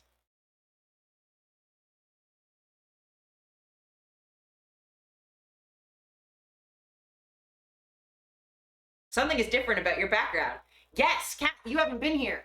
Camera's closer. I'm sitting in the back of the couch. I'm not like crisscross applesauce at the front. I've got my laptop up here and it's not down there, so I'm not like crouched over getting it, so I can like sit up and stuff. Yeah, I've got colored light now. I've updated my shit. I guess I'll do the announcement now. I have one other thing I want to share, but like, yes. When Oblivion the remaster comes out, we're dropping everything. We're playing that. I'm probably just going to be a fucking Oblivion streamer for a while, which will probably be good, because I won't want to talk about politics, and I'll just be fucking playing Oblivion. And it's going to be awesome. You can't spoil me because I've played that so many fucking times. It's incredible. I'm so excited to play Oblivion. You do not understand. Got bullied and didn't realize for a couple of years. Yay, autism. Yeah, fucking school was terrible for the two of us, honestly. I'm so excited. But yeah, I'm named Azura after Azura from Elder Scrolls. Just so y'all know, when we play it, I will fucking do the Azura quest, and we'll go deep into like why the fuck I picked that as my name, other than the fact that I'm a dumbass, but my name is from that video game. So we are playing it, and you're all gonna have to deal with me. And you're vibrating, I'm vibrating. What the fuck? I'm so excited. If you told me your real name, I'd still call you Azura. Well, I mean, Azura kind of is my real name. It's what I've gone by Azura since I was 18. So, like, my legal name, I consider that my baby name. That, like, you know, family calls me that. Though my dad calls me Azura most of the time. Like, a bunch of my Christmas presents were, like, to Azura from, like, my dad. My dad's awesome. My mom's a little bit slower on the uptake, but, like, she's also autistic. She's not great with change. Your baby name? What are you, an elf from D&D? Yeah, kind of. But I really just think of it as, like, my baby name and my adult name. So, like, I don't really think of it as a dead name, because I guess it's still my legal name. Like, doctors still call me my old name, like, my baby name. The government still calls me my baby name. It's my governmental username. I've got, I don't mind it. It's just Azura is my adult name. So everyone I know as an adult, like, I straight up have, like, close friends of mine that don't know my legal name, that have never heard it before. Because it just doesn't come up. Because I go by Azura all the time with everyone always. So, like, everyone just knows me as Azura. It's just easier that way.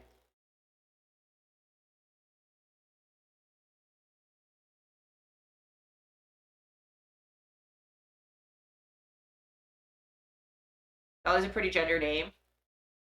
Yeah. Dolly is, like, a really good name, because the thing is, like, it doesn't feel super gendered. But,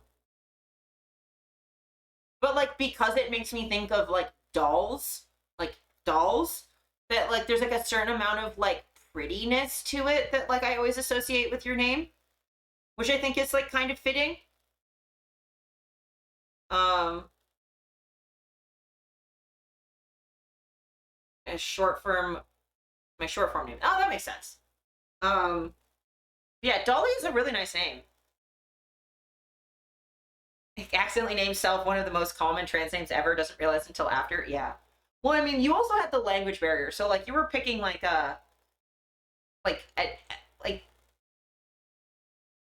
it's a common trans name in, like, the Anglophone community, right? So, like, are you calling me pretty like a doll? Yes! Yes, I am. Yes, I am. But, right, so, new setup. So, what we've got, I'm at peace with it being common. I mean, you're such a creature in every other possible way that, like, it's a good contrast. Just joking, that's so nice. Yeah! You are pretty! Yeah, so we have a new setup. Basically, I got a new HDMI cable so I can sit back here, because I was already getting some stuff. Which means the camera can be closer. I could probably even get it closer still. And just super wide angle it and make myself look tiny. Let me know if y'all like this angle or if you'd want the camera closer and have me take up more of the frame or whatever. Because I could probably have it so it's just like my head floating or whatever. Or if you want it like a different zoom when we're, like, you know, when we're in,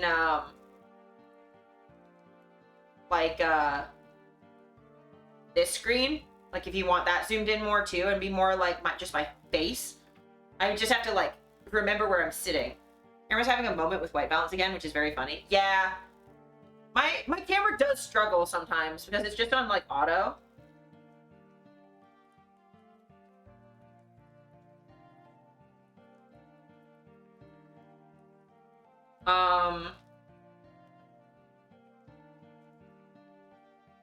Super not a problem. Okay, good. But yeah, like, this screen, I could, like, change my camera to be more just, like, zoomed into my face. Especially now that, like, the camera's actually physically closer to me. That's, like, an easier thing to do. I could even have the camera, like, really close, and I can do zoom shit. No bitches angle. Oh my god, like, I could actually do that. Is just bring the camera, like, up here and just make it super tall and point down at me. Like, I could do that. Like, if y'all want me to, like, experiment with camera angles for a bit, like, I can do that. Just have the camera be like super fucking close to me. Because like right now, like y'all are really far away. It's just a wide angle lens, so you can't tell. Which is also why it's really funny to me that like D-Tune constantly complains about the wide angle lens making him look short. Because his is like a fixed wide angle, right? But it's where he's sitting in the frame that makes it do that. He is short. Yes, he's approximately 2 inches tall. I did compliment him and tell him that he's a little bit taller than Sans Undertale. And she got so excited that she didn't realize that Sans is 2 feet tall. They took that as such a compliment. I should show you guys the edits I've done for them recently, because they're fucking funny as hell. It's diabolical, yeah. She got so excited, being like, I'm tall. I'm like, I just said a bit taller than Sans. I implied that you were a bit taller than 2 feet, and they did not. I'm really proud of all the edits I've done. Maybe I'll go through and share some of those because I'm really happy with them. But part of the reason we have the new setup is because I was already buying other stuff. So I just threw the longer HDMI cable in the bundle. I got stuff for IRL streaming. And we should be able to IRL stream really soon because all I need to do is get a tripod and do some like software and stuff. So I currently have it set up so that I did know that, Dolly, yes, because I am a Libra. I was born in October. But yes, I figured out how to get that camera running off, like, to be detected by my phone. So I have a setup for that.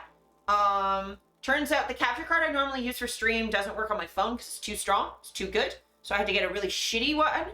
Let me see if I think it's here.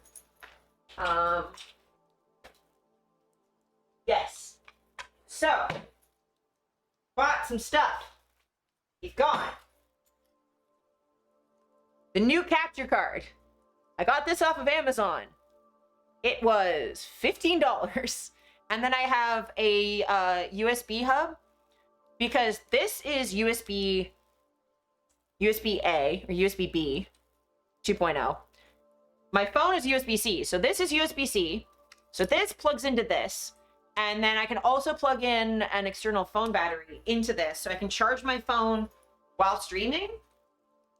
The only thing I need to get is because this sticks out like that. That being in a bag, I don't want this to be wiggling around. So I'm gonna get a cord so this can sit like this, like sideways.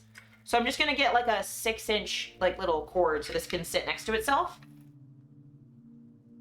Oh, big cam. I forgot. But yes, the professional streamer. So I got tiny little stupid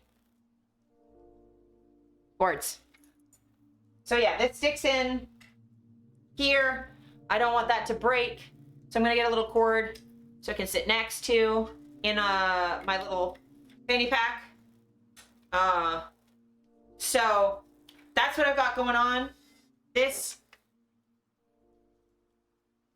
plugs into my phone, and then the camera plugs into here. So this will be in a little pouch in my pocket with the external charger as well. I'm gonna get another cord so again this doesn't stick out like that. That's bad. Don't want that. But this is all going to sit in my fanny pack, so I can stream off of here using that camera. I know I'm going to do a sub goal for getting a lapel mics because that will help with the audio quality while we're IRL streaming. Because the mic I have on that camera is a shotgun mic. So if I stand behind it, actually we can do a live test right now. Tell me if I'm like really quiet. I'm gonna stand behind the mic. Like this is what you'd be getting if I'm like walking around. You can probably hear me, but like stuff out here is probably louder than me. So, not ideal. So I do want to get like a lapel mic. You're good? Hell yeah. You still hear me? Perfect. Probably because I'm really up close. But I do eventually want to get a lapel mic. I will do a sub goal for that. Because it's not critical. But right now we have all of the stuff we need other than one cord, and tomorrow I'm gonna grab a tripod, a handheld tripod, because that one's too fucking heavy. I can't walk around holding that, it's too much. I just need like a little handheld tripod. And then I have one last thing to do. So that'll be streaming from the camera. I'll be carrying that around. This will be broadcasting. So there's two things left. One, how do I read chat if this is in my pocket? If this is in my bag, how do I read chat? Because this attached to my camera, I can't, because the cords are attached, and then how do I hold all this? That's a lot. So this goes in the bag. But then how do I read chat? Right? I have a second phone. I'm gonna be using that to read chat. It doesn't have data, so it'll be tethering off of this one. But it will be my chat phone. Now, how am I going to read chat when I have a camera in this hand and a cane in this hand? Well, I have another cane that's a monopod. I'm going to attach my chat phone to the top of my cane so I can, I can't read and walk at the same time anyway. So I'll just stop and then I can look at it. So we have all of the hardware sussed. I just need to get one more cord and a tripod. That should be stuff I can get in the next little bit. I gave you my spare one, but it needs screen fixing. It's fine. I already have a spare phone for work anyway. You're building a mecha suit and I'm here for it. Yeah. It's inspired off of like D-Tune's setup a little bit, but like simplified because I'm not streaming from like weird, like in the mountains or like somewhere where like I'm not in the middle of the desert. Like I have like near unlimited data on my phone. Like I'm not going to be doing IRL streams so often that it's going to be a problem. She's inspiring people, yeah. But like a lot of the setup, like this stuff is based off of some of the stuff she's been discussing IRL stream wise. Like I've been paying attention and being like, oh, what are they using? So I've got it's like kind of inspired by that. Woo, fan art, yeah. But I am, I don't need as an elaborate setup as she has because she's got like, she's got to do camera switching and a huge production for the paranormal streams and stuff. I don't need anything that elaborate. I'm just gonna be walking around in a city and Canada also only has 2 wireless providers, so it's like I don't need the fucking live view and all that. And I don't have the money for that. Even if I needed that, I can't. Not happening. I don't have a grand to throw at this shit. I'm poor. But I've got all of the hardware stuff down. The last thing I need to do is to get so right now I could just stream straight to Twitch from my phone. But I want down protection for if, whatever reason, if I have to go in the subway or we go inside and something drops, I want to have down protection. And I still want y'all to be able to send alerts and stuff. I still want to have alerts. If you stream straight to Twitch, it's very pared down. It doesn't have any of the normal alerts, or it doesn't have a lot of them. So I want y'all to still be able to like fucking Korok jump scare me and shit. I still want y'all to be able to like fucking hear your sub alerts and stuff. Like I want to still be able to hear all that. So I still want to stream to OBS to have down protection and all the alerts. So that's the part I'm still working on. D-Tune uses a service called RIP. That's $20 a month. I live in Canada and not in LA, so I can't IRL stream like 4 months of the year because I could maybe do it like in a mall or something, but I'm not IRL streaming in the snow. That's just not a thing I'm gonna do. No, thank you. Maybe once in a while, maybe if it's not that bad, but like probably will not be IRL streaming in the winter. So sue me. I have a cane. We're not having me on the ice with a cane and a fucking $3,000 camera. We're not doing that. Not doing that. So that would be me, like, that'd be $80 a year. That, like, why, what do I need that for? And I also don't IRL stream. Like, I'm not planning to IRL stream every week. So, like, I'd be IRL streaming maybe once or twice a month. That's a lot just for $20. But I found a way to potentially do it for free. I just have to do a bunch of programming, which I maybe can do, because I did take computer programming in high school, but that was also more than 15 years ago. Snow Angel, we just don't get snow here anymore. Yeah, we don't get as much snow as we used to, but we do get snow occasionally. It just comes later than it used to. Programming! Yes! But I have to do a bunch of GitHub stuff and move some shit around. Welcome in, Pint. But if I can get the programming stuff working in the next week or two, we should be able to do IRL live streaming in May. So I wanted to ask y'all, is there a day of the week? Because I don't want to interrupt our normal Thursday streams. I want IRL streaming to be a bonus thing. Or would you rather me just do sometimes my Thursday stream be IRL? And then maybe do like a bonus night stream or whatever here in the house. Because I want to know what works best for you guys. I can't do weekends and I can't do Wednesdays. But I can do Monday, Tuesday, Friday if you want like a daytime IRL stream. Either works for me? Okay. I might put up a poll in the Discord just to see what works for people for IRL streaming. Like, do you want it as a bonus stream? Do you want it to replace the usual stream? Monday sounds good? Okay. I do also have to check as well if we do IRL streams somewhere that isn't just outside in a park or whatever. I would have to figure out hours for places, because a lot of places in Toronto are closed Monday, Tuesday. But in that case, I would just do it Friday or Thursday and then just move our Thursday stream to Monday. I would just move some stuff around. Don't forget my vote. No, I'll DM you for yours, and then I'll put that in for you. But yeah, and if anything happens where I get like a weekend day off, because that doesn't happen very often for me for work, but if that does happen, I will let you all know. I also, like, that happens very rarely, and sometimes I'm tired, but if I do get like an odd like Sunday off or a Saturday off, maybe rip an IRL stream,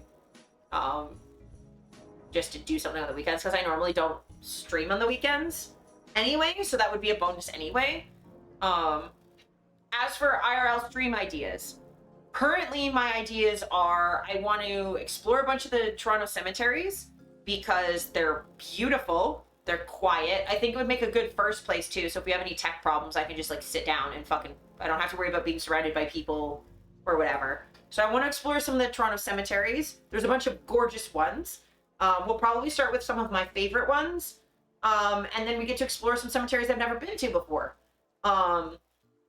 There's also, does it have a church? Most of them do.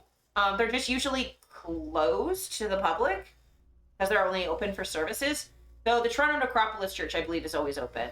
Mount Pleasant Cemetery, I think the church is kind of always open because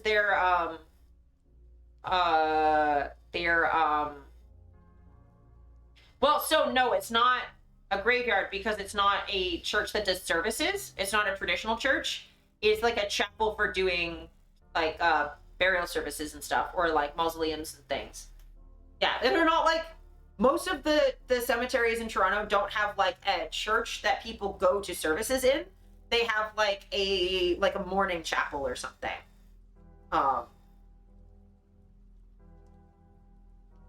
Yeah. But yes, I do know what you mean. There might be some that have like an active church on the grounds.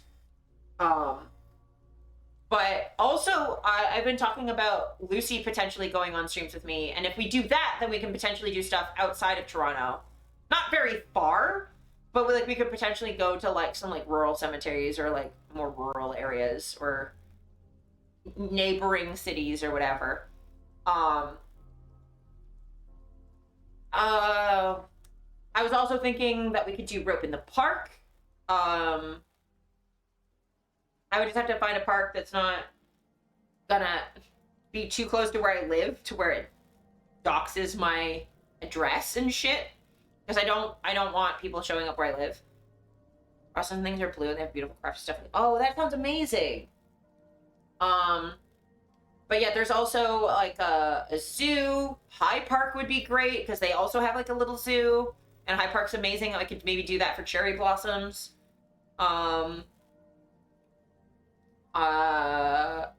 Eventually, like I also want to explore some dead malls and stuff. We could do that if like the weather's not great, or it's like too hot for me to be outside, because that'll be a thing.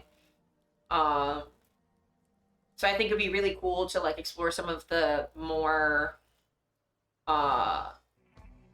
shitty ass malls in Toronto that are like dying out, because I think that would be liminal and fun. I have to figure out if there's service down there, but I love the Mary Cemetery. Hell yeah, that sounds cool. I want to do an exploration of the path, because I think that would be really fun, is to just like do like a loop of the path and show you what the path looks like. Thrift shopping? Yeah, I could go thrifting. There are definitely some like really cool like thrifting places. Maybe look for like some curio shops and stuff if we're allowed. Yeah. Definitely I would have to check ahead of time. I'd love to do the Toronto Zoo. They might be okay with me live streaming because that's all outside.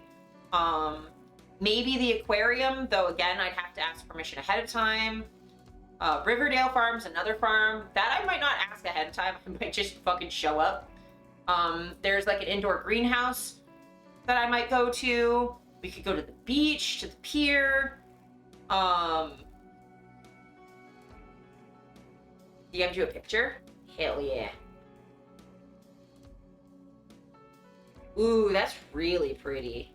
I fucking love cemeteries. That's my thing I do every time I go to like on vacation somewhere. Like if I'm traveling to another country, I always go to their cemeteries because like I fucking love that shit.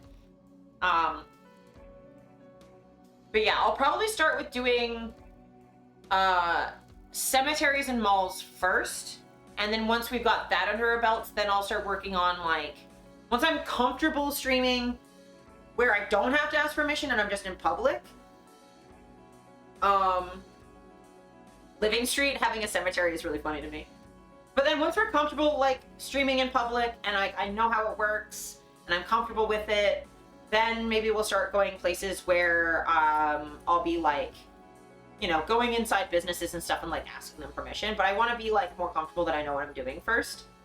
And it'll very much be like, you know, maybe like, hey, like I'm live streaming. Is it okay for me to live stream in here? If not, that's totally fine. Like, I just have to get over the like hump of doing that with like being in public with a camera in my hand is gonna be weird to get used to. We'll get there. I know I'll adjust quickly, but like it'll definitely be like a you know, it'll be a time at first.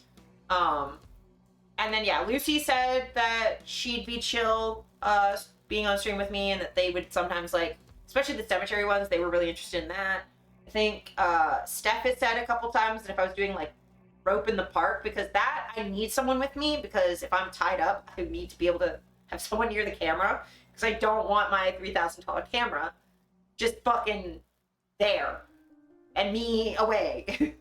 But yeah, I could be doing suspension in the park and stuff.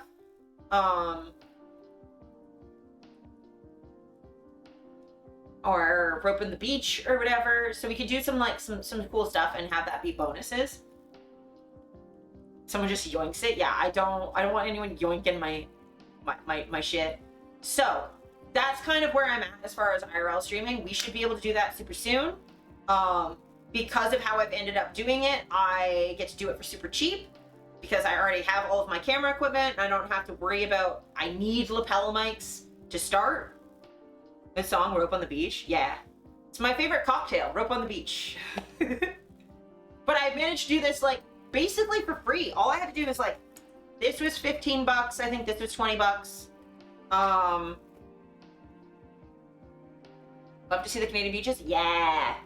And then, yeah, I have to buy like a $25 tripod, and then like we can start ripping her. The cool thing is too is like we can potentially do when we're doing cosplay streams is we can potentially do that as an IRL stream, though it'll depend on what cosplay you pick and what the temperature's like, because I'm not IRL streaming Yuri if it's windy, because that wig is a nightmare, like stuff like that. It'll like completely depend. But we can do like a beach arc and have someone with me to just sit with the camera. Obviously, like I can't bring the camera like in, like I can't go swimming with the fucking camera because that's not waterproof, and I don't have a wireless thingy. Yuri from Doki Doki Literature Club. But yeah, we can be doing cosplay streams. Mask Yuri cosplay. The thing is, I do a Mask Yuri cosplay, but it's with that wig just tied in a ponytail. Because I don't have purple hair. I don't want to buy another. Well, I guess I have a short purple wig, but it's like light purple, not dark purple. It's like a lavender. I guess that could work though, actually. But yeah, like we could do IRL cosplay streams. A lot of my cosplays, I also have like bikini versions, so we could like go to the beach or whatever, or like bathing suit versions. We could, once I feel more comfortable stuff, we could potentially go to like Pride maybe. I just have to double check if like that's chill, because like sometimes there's nudity at Pride, so I'd have to be careful with that. So we could maybe go to like, at least we could like watch the parade if I'm not working that day, or like go to the Trans March. Or something like that. Well, it'll just depend on like if I'm working and what's going on. But like we could potentially watch like the Pride Parade. We could go to like Taste of the Danforth, or like any of the like, there's so many festivals here in Toronto. Attend Pride too, that'd be so cool. Yeah. I don't know if I'd be ready by this June. But possibly.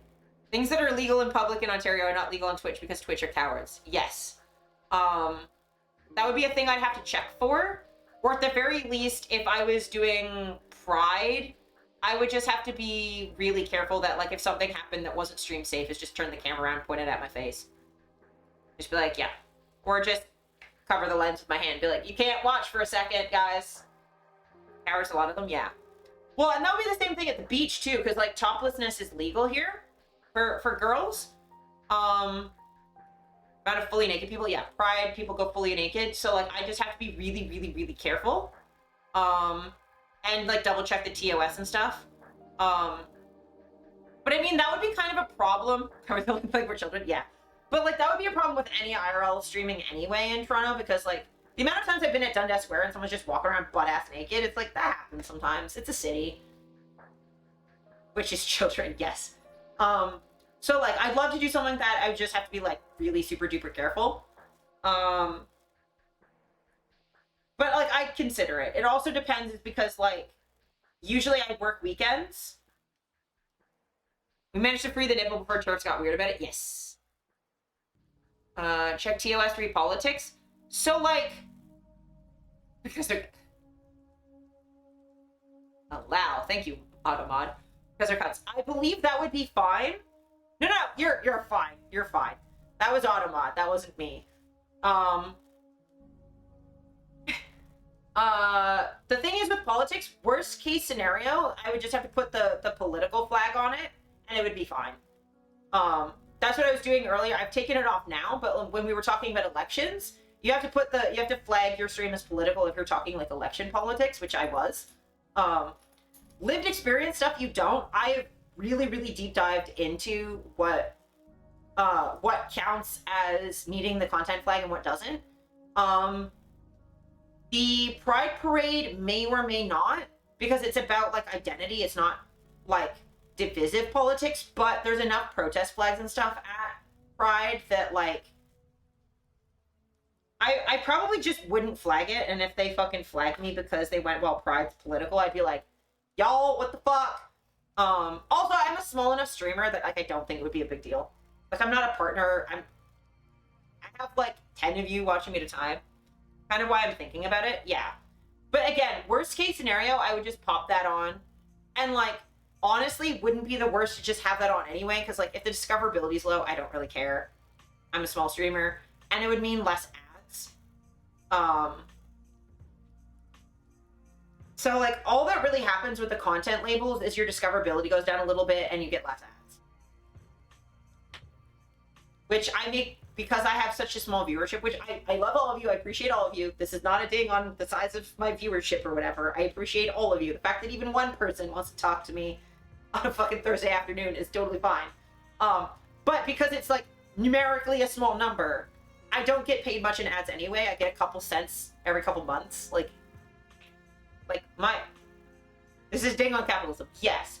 But also like the fact that I get paid less by ad revenue because there's less people seeing those ads, like that honestly makes sense to me. That doesn't even bother me that much. That's fine. I'm not really that worried about it.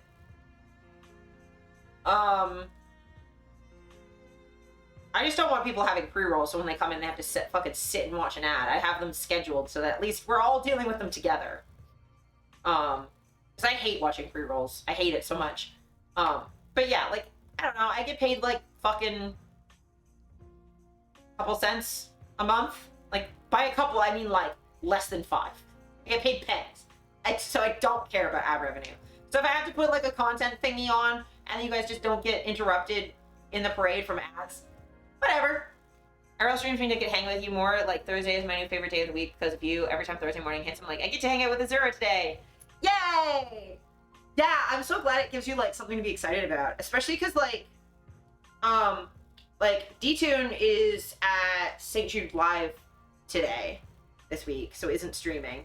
But, like, it is also nice, too, because it's nice to have a routine of just, like, raiding D-Tune.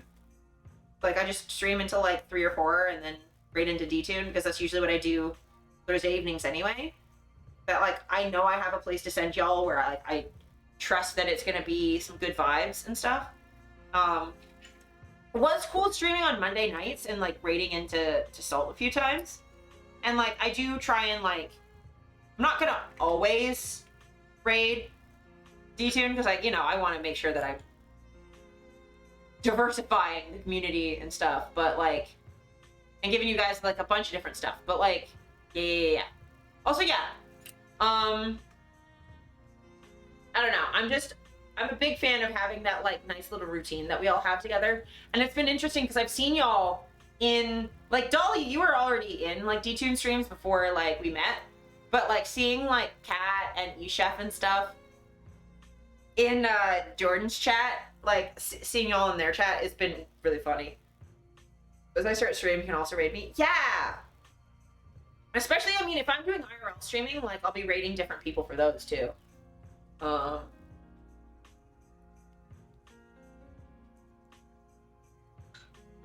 D-Tune is a joy, yeah. Genuinely one of my favorite people on this platform. Like, they are so giving of their emotional energy, like, patient, always open to, like, educate and help people grow, really supportive of her community. They're really funny. I love their IRL streams, and, like,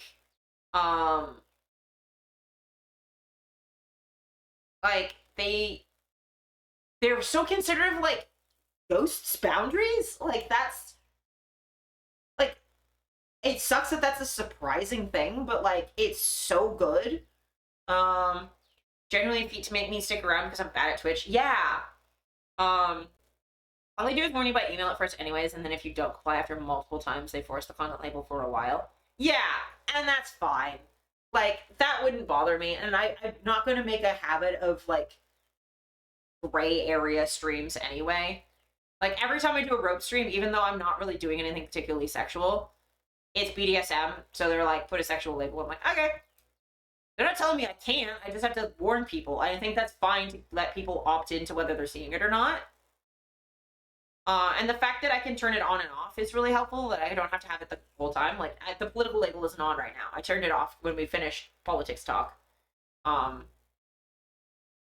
So, like, the content label is, like, giving people, like, a heads up and, like, having people opt into the content they want to see, I think is a good thing.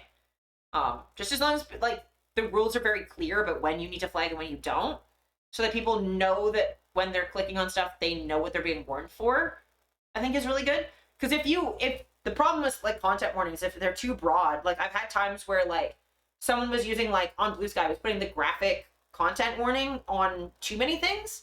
So not just actual graphic content. Like, this was a BDSM account. So they were flagging under graphic content, like, shibari. And I was like, okay, I want to see shibari, though. And they weren't explaining what that was flagged. It was just posting photos with no real explanatory caption. So I'd reveal, and I'd be like, oh, it's just a rope photo. And then they started posting blood play and, like, staples and needles and stuff. And I'm like, oh, boy, you need to differentiate. These are two very different things. And if I don't know, if I'm expecting it, like, you use that label for something this level of seriousness, and then it swings over here, I'm going to be concerned. So, like, if the political label is usually used for people just talking about being queer, and then suddenly someone goes like, I'm okay with people talking about that, they click on it, and someone talking graphically about, like, war, that's not actually giving people the heads up that they need, right? I don't think there's someone around care enough to report it. Yeah, fair. One's exciting and one's gore. And, well, yes. But also, like, I can see how rope would be something that some people don't want to see for whatever reason. And I can see why blood play would be something someone does want to see. But that's what the caption at the top is for, is you just say, like, you know, hashtag rope or hashtag needle play or whatever. Because you don't get punished for it. Like, a lot of people have just ingrained a lot of bad habits from, like, Twitter and Instagram that, like, punish you for being open about what you're talking about. Blue Sky doesn't do that. So, like, please just say what the fuck is under the blur so that I know what I'm clicking to see or not, you know? Like, I'm chill with people posting whatever the fuck they want as long as, like, it's consensual and not hate, but, like, just give me a heads up. Because, like, it's also interesting because, like, I'm okay seeing fake blood. That's the thing. I like horror content. I like seeing fake blood. I wouldn't even mind seeing real blood. That doesn't bother me. It's specifically, like, needles and staples and things where I'm like, that I can't. I don't like that. That's, like, in things. If someone's just got, like, a bloody nose or is, like, playing, like, doing, like, vampire stuff and has, like, fake blood on their face, like, I don't care. That doesn't bother me. Or, like, menstrual blood. I don't care. That doesn't bother me. That's fine. But, like, real blood only bothers me when it comes to animals. Yeah, I mean, if an animal's injured, yes. I have an easier time with, like, because I cook with blood, like animal blood. So, like, for me, it depends on, like, what the context is, but I totally understand what you mean. But, like, yeah, like, it's just, like, one of those things where, like, you need to be specific about your trigger warnings. If someone just puts trigger warning and then censors things, it's like, well, is that trigger warning war, trigger warning murder, trigger warning child abuse, trigger warning, I don't know, you're talking about homophobic, like, for what? What are you warning for? Because, like, they're injured or when their meat and blood is gushing or something like that, that's fair. Flashing lights? Yeah. I'm like, I don't have epilepsy. I fucking love flashing lights. That shit makes my brain do the warblies that I like. Yeah, that's fair.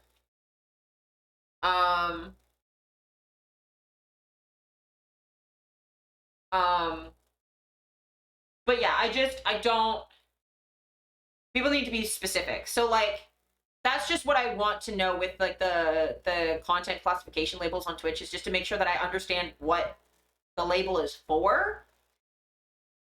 Woo, bubbles. There's bubbles outside the window. It's like a kid in the neighborhood playing with bubbles, apparently. But, like, I want to make sure that I'm only warning for the things I need to so that you don't... You know what you're opting in for, right? I don't think I have epilepsy, but flashing or bright lights mess with me. Yeah, like, epilepsy would be, like, you have a seizure. Sometimes with autism, it can be, like, a little intense. The more fake the blood is, the sicker it makes me feel, like Blood Uncanny Valley. Oh, that's interesting. Is there, like a line where, like, if it's clearly just, like... Because that's interesting to know, because I do a lot of, like, fake blood stuff. And it's like, is there a line where it's like, okay, that's clearly, like, Halloween makeup or, like, red icing or... Like, I'm assuming a red bath bomb wouldn't bother you, because that's water. It's just red water. Versus, like, it gets close enough to where it dips, and then it becomes real, and then it's fine again. Like, is it, like, that sort of, like, a dip and then out sort of vibe? Because, like, yeah, a lot of my fake blood stuff, I have to be really careful because I don't want to stain my hair. So a lot of mine is just, like, red food coloring and soap. It's, like, dish soap. But I try and get the texture right, is what I try and do. Like, the color can be, like, a little bit more red than actual blood is, or a little bit more vibrant. I just need the texture to be right so it drips properly. I don't know why I care, but I do.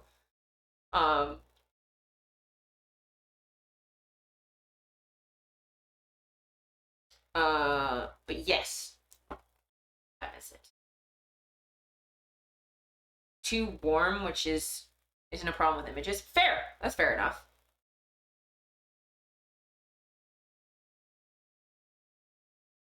Yellow, not red. Yeah, I mean, it changes. It also, if you have, like, like anemia, it kind of gets cooler toned.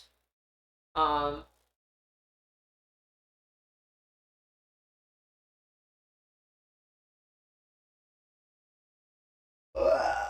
fuck. My arms are tired. But yes, we will watch this thing that... Specific era?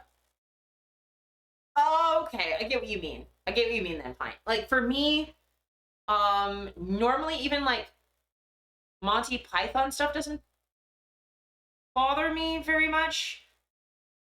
But, like, I had a reaction like that to, specifically, Tokyo Gore Police.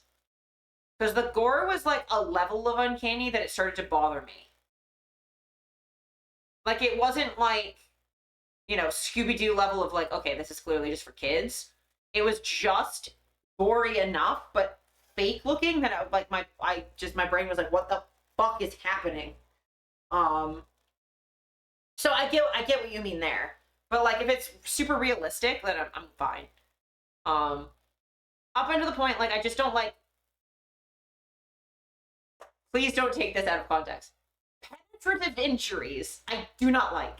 I don't like hook suspensions. I don't like needles. I don't like staples. I don't like any of that. Don't like that shit. Stop. It bothers me. I just get the heebie-jeebies. Don't like it. Just blood? Fine. It's the not actually believable, but also not clearly something else. Yeah. Where it's like, I can't tell that it's just red water or, like, chocolate sauce with red food coloring or, like, soap. It's like, it's close enough that it's like, what is this? I totally get what you mean. I totally get it, yeah. And that's pretty much the only time I've ever had that, was watching Tokyo Gore Police. It's the only, like, gory movie I wasn't able to finish. I got, like, into it and I was like, nope. Too much. But, like, I don't get Uncanny Valley with, like, this little munchkin. She's fine. Dolls don't bother me at all. But yeah, we will watch the thing Kat sent me. There's one other video. Maybe I'll do those when I come back, because I really gotta pee, and I don't want to laugh so hard that I piss myself. So I'm gonna do a PRB real quick, and then we'll come back and do like a thing Cat sent and one other thing, and then we'll play some Antichamber. I'm probably only gonna play for like an hour or two. Especially because Antichamber tends to make me a little nauseous, and I gotta like fucking swap a bunch of shit around tech wise. But I do want to see if I can make more progress, and if it was just like a one-off thing that it wasn't actually making me nauseous.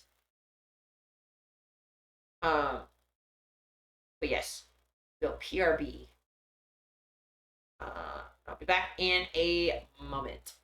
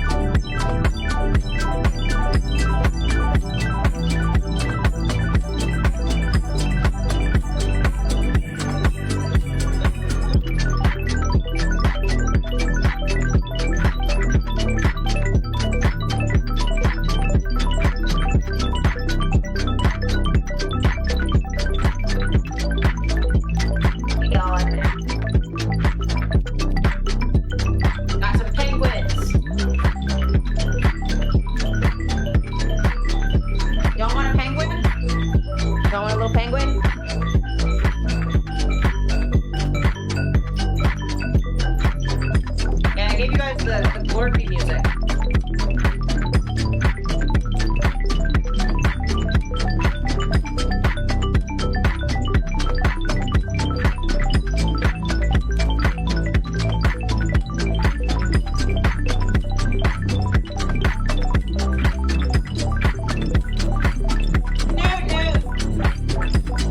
Yes.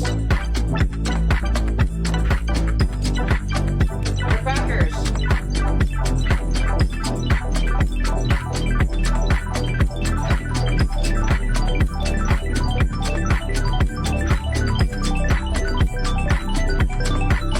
They're like the goldfish crackers, but like better.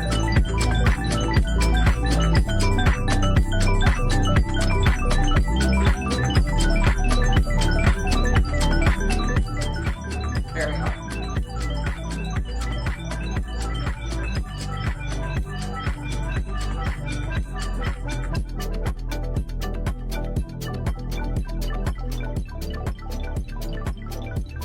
There we go. Happy little fruits.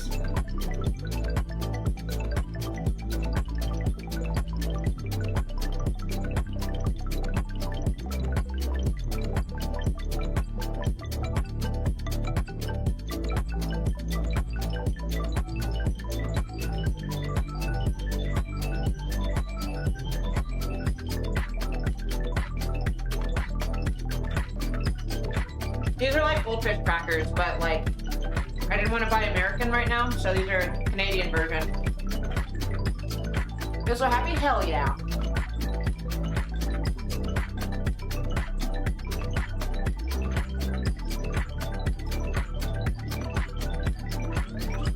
Little strawberries.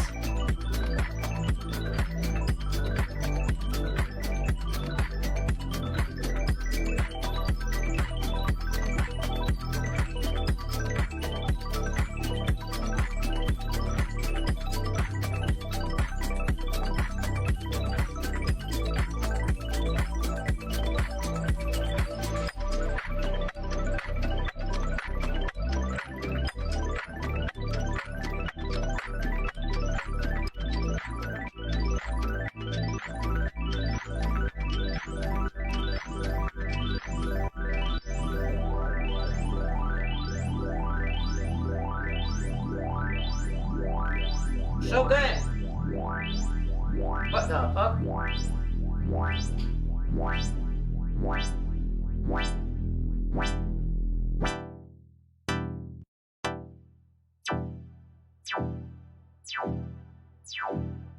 I fucking love that so much. Song, that Glorby ass music is so good. Also, a hawk just flew by my window. That was not big ass hawk. It's brand for their vampire, yeah. Fair. Hey! Did you know 7 minutes just went by? Neighborhood Hawks? Yeah. Big ass hawk.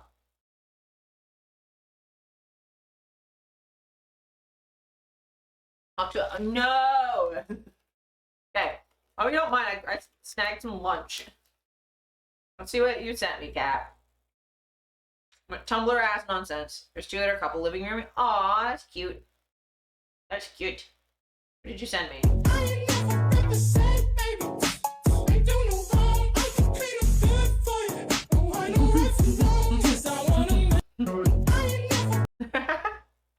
a cute little baby. That's a mouse. Beware. Beware, he's got all their swag and he'll take yours. Look at them. Oh, baby.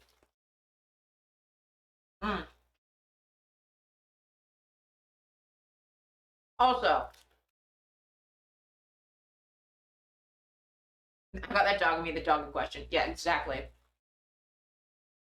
The last thing I wanted to share, because Jordan showed this on stream recently, and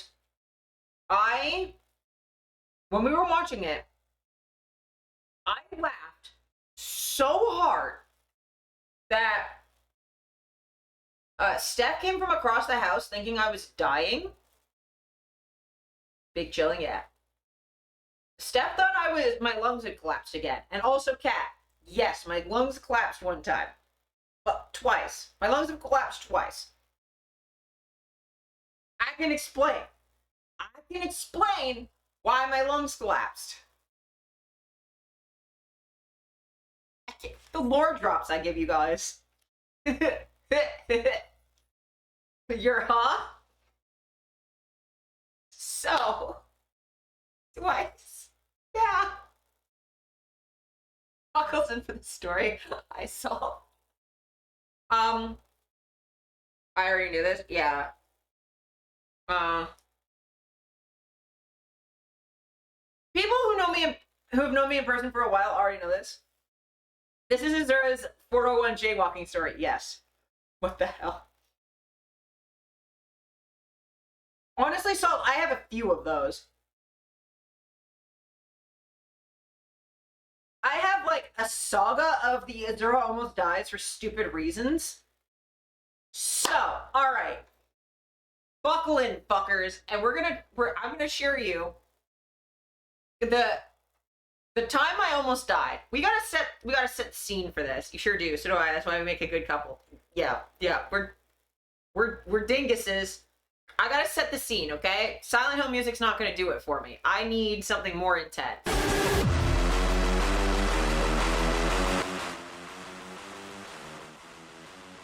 This is what we need. All right. So, it is the mid to late 2010s. I can't super remember. That damn intense, I'm awake. Yes. So it is the mid to late 2010s. I cannot remember when. I think it was like, based on the apartment that I was in, it was like probably 2017, 2018, but I can't remember. Okay? I was in my bedroom doing my own shit, and I started feeling a really weird hollow sensation in my chest. Luckily it was on this side, so it wasn't my heart. So I'm like, okay, I'm not having a heart attack. What the fuck is happening? And I started really deeply introspecting, what is the sensation that I'm feeling? Because every time I inhale, glorpy shit is going on in here. And I keep burping, and I don't know why. Because it feels hollow, and then when I inhale, my stomach is pulling into this, like, weird vacuum hollow in my body. Wait, oh no. Yes. So I'm like, I don't know what's going on, but something feels weird. So I Googled it. Because that's what I do, because I have rare health conditions. I Google shit. I Google health shit all the time. All right? So I Googled it, and the internet decided to tell me that this is a normal thing from a specific condition that I have. And that if I just cough, my lung will reinflate. I'm like, sick. I have acid reflux. So they're like, sometimes this happens with acid reflux, just cough really hard a couple times and your lung will pop open. So I did. And it opened, and I was like, sick, we're good. We're fine. I'm alive. We're fine. We're good. But this probably shouldn't happen again. This is bad. This is also foreshadowing. But this is bad.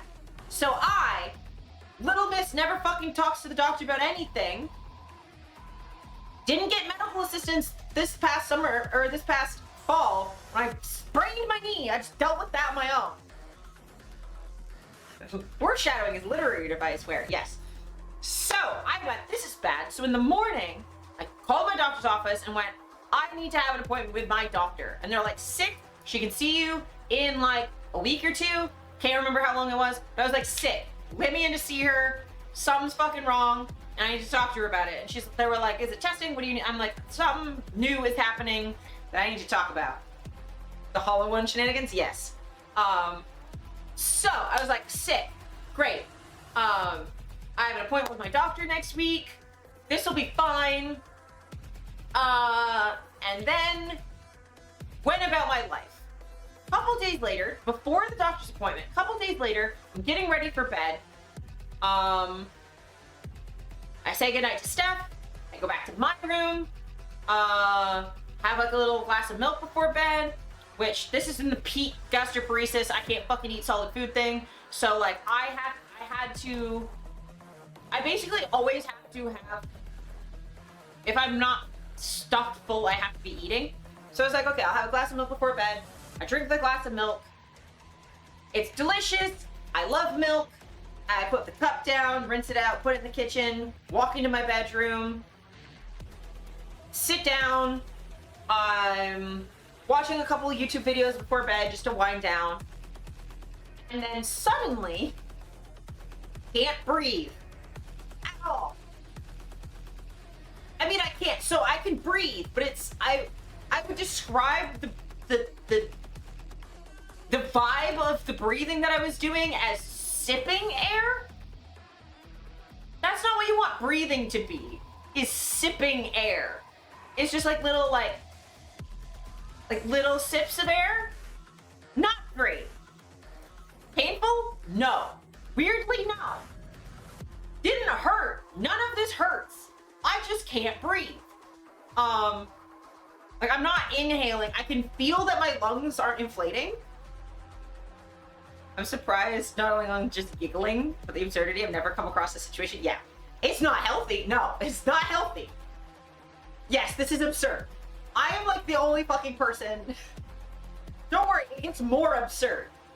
So I'm like, okay, I can't breathe. I know what the problem is. But like, I can't inhale enough to cough. I usually sip air when I get punched in the stomach. Yeah, imagine doing that for an extended period of time. So I'm like, okay, I can't breathe. I can't inhale enough to cough to pop them open. So like I'm stuck like this and I can't inhale enough to speak. Like I can't talk because there's no air. So I'm like, I should probably tell Steph that I'm currently dying, but I have no way to say anything, right? Like, I don't want to, like, I can't breathe. I'm not hunting around for a pen and a piece of paper. I'm not, like, because I had paper, but it was, like, in a Tupperware under my bed. I'm like, I don't know where the pens are. I'm not doing that. What's the first thing I can think of to tell my partner, who I live with, that I'm dying?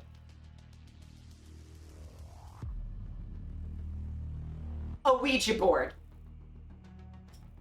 I grab my Ouija board,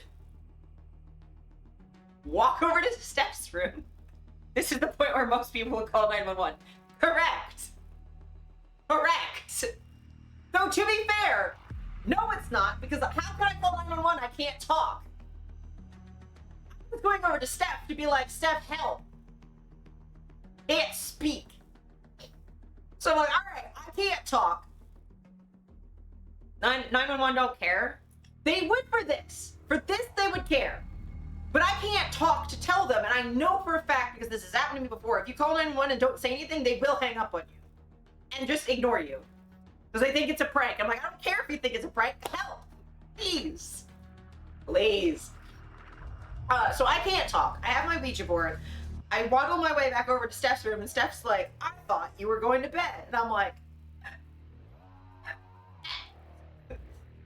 just making little whistling noises because that's the most air I can get. And I had to go, lungs collapsed again. Call Mara. Mara, for people who don't know, Mara is a friend of the show. Here sometimes. She's my ex-girlfriend. She was my girlfriend at the time. She has paramedic trainings, worked as a volunteer medic, was my medical advocate for a really long time. Would be the person I would take to me to like doctor appointments and surgeries and stuff. So I was like, okay, I never know when to go to the hospital with stuff. And I know, absurd to be like, your lungs are collapsed, call 911. But keep in mind, A, this already happened a couple days prior and I was fine. So like, there's that. And also I have gone to the ER with a dislocated knee and had them send me home telling me it's not dislocated when it's bent sideways. And they've told me it's not dislocated. I have been sent home with genuine emergencies. Why does y'all get 911 operators that do jack shit and I get the cops sent to the house because the little shits I'm babysitting want to report that his mom was speeding the day before? I don't know. Probably because it's a kid, maybe. But there's genuinely one time I was at a pizza and there was like a homeless dude that was being violently racist to like a little, she was like maybe 19-year-old like Asian girl. And Steph went over to like basically ask her if she's okay, distract the guy away from her so she could escape. And then the guy started like following Steph around the pizza, threatened to beat the shit out of her. They didn't talk to him. I don't fucking know. But like, yeah, just like straight up, they didn't care that there was like an assault in progress. The dude was threatening to kill anyone who called 911. So my friend that we were with at the time, like, called under the table. God just hates me? Yeah. Well, I mean, yeah.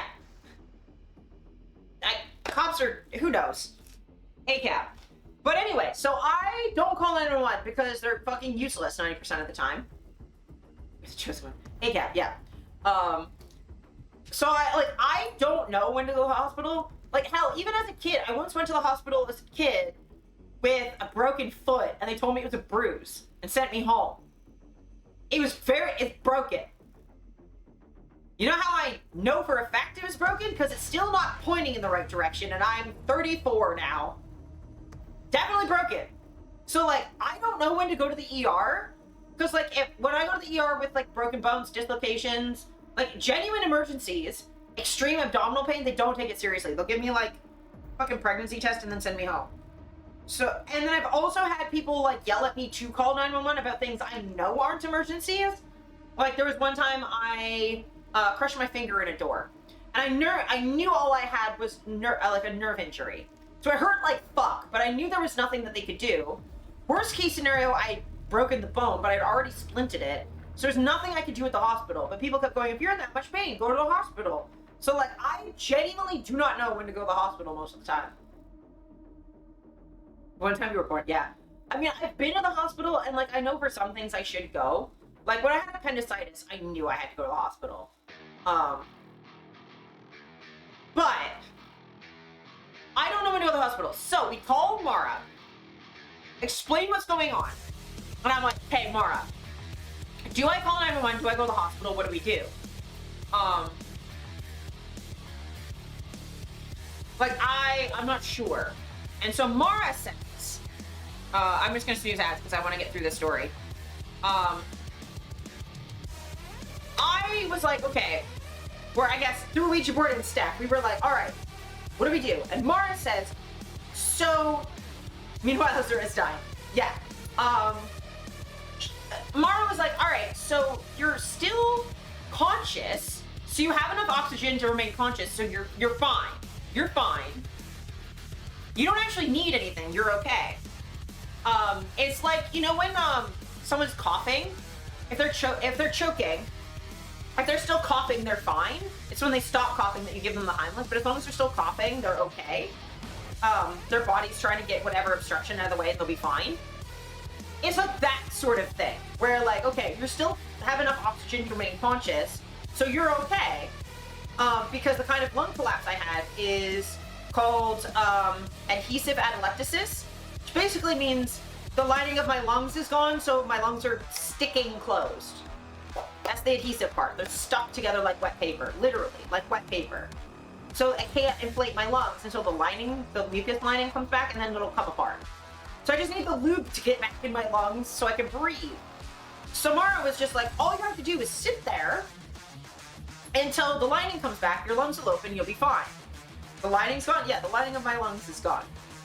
I burnt it away with stomach acid. That's the acid reflux part.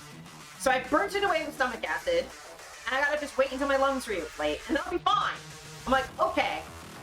So that's good news. But what happens if I pass out? She's like, oh, if you pass out, you're dead. You're just dead. There's nothing they can do. I was like, all right. They're like, yeah, you don't have enough oxygen to remain conscious, then you're not getting blood to oxygen to your brain. You will die.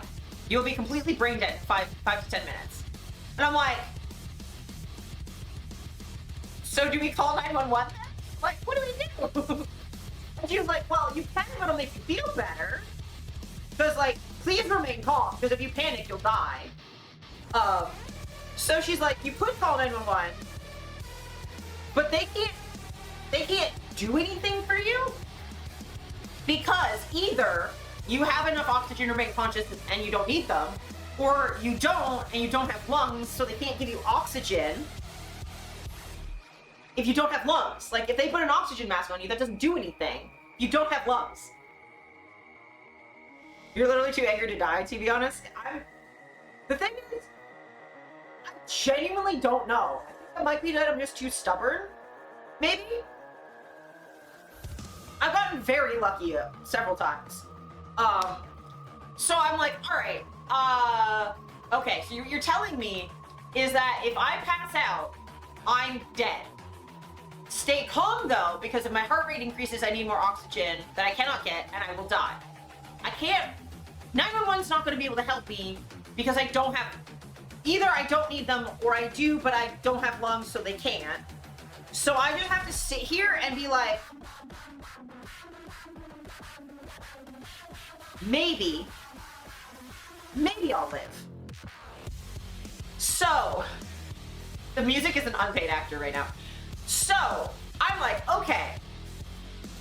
Sammy be chill, Sammy be chill, Sammy be stoic. So I was like, alright, okay, I need to remain very calm. Luckily, this is not the first time I'd almost died. It's the closest I've ever gotten to dying.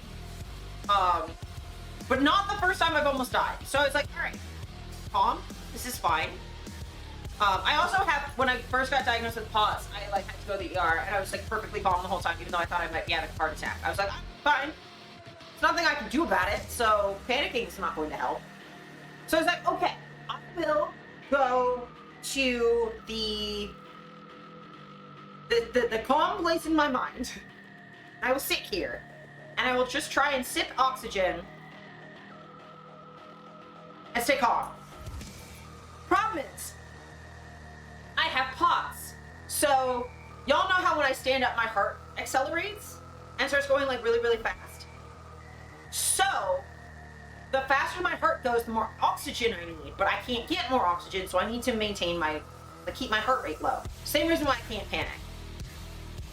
But, my heart rate spikes every time I sit up. So I had to lay down, right, to keep my heart rate down. But at the time I had titties, so when you have this much fucking lung, this much, right? Tiny little amount of lung. I can't.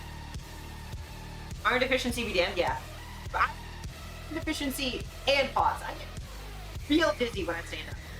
But yeah, so like I can't breathe laying down because I have titties impeding the small amount of lungs that I have. So I had to keep sitting up to breathe and then laying back down to get my heart rate to go down. I do that for 45 minutes. Mara told me it would be like 30, 45 minutes of being like, I need to stay calm. But the thing that also, another thing that you need to keep in mind, right, is, or that you need to know, is that during all of this, my eyes are doing something fucking wild. Now you don't have them breathing plus 100? Yeah. Much better breathing now. Time to lay prone.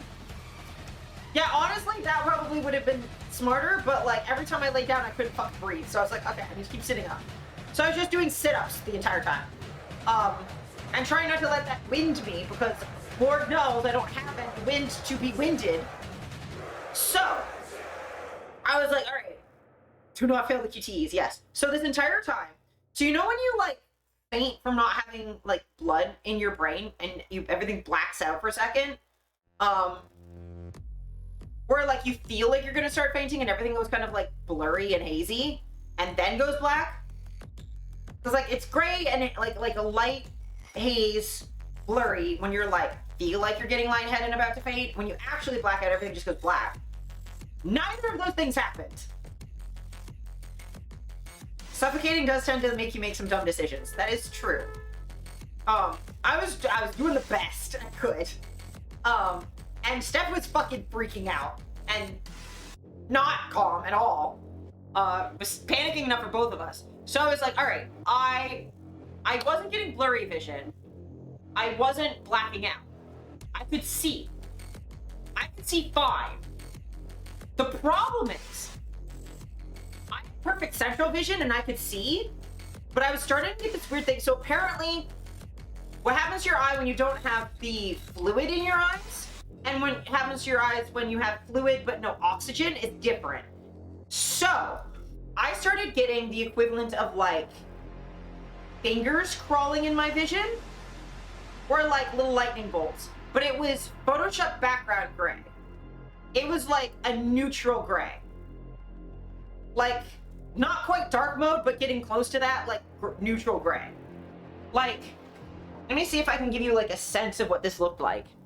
Yeah, it was about here, where I started having like these little gray lightning start like coming in from either side.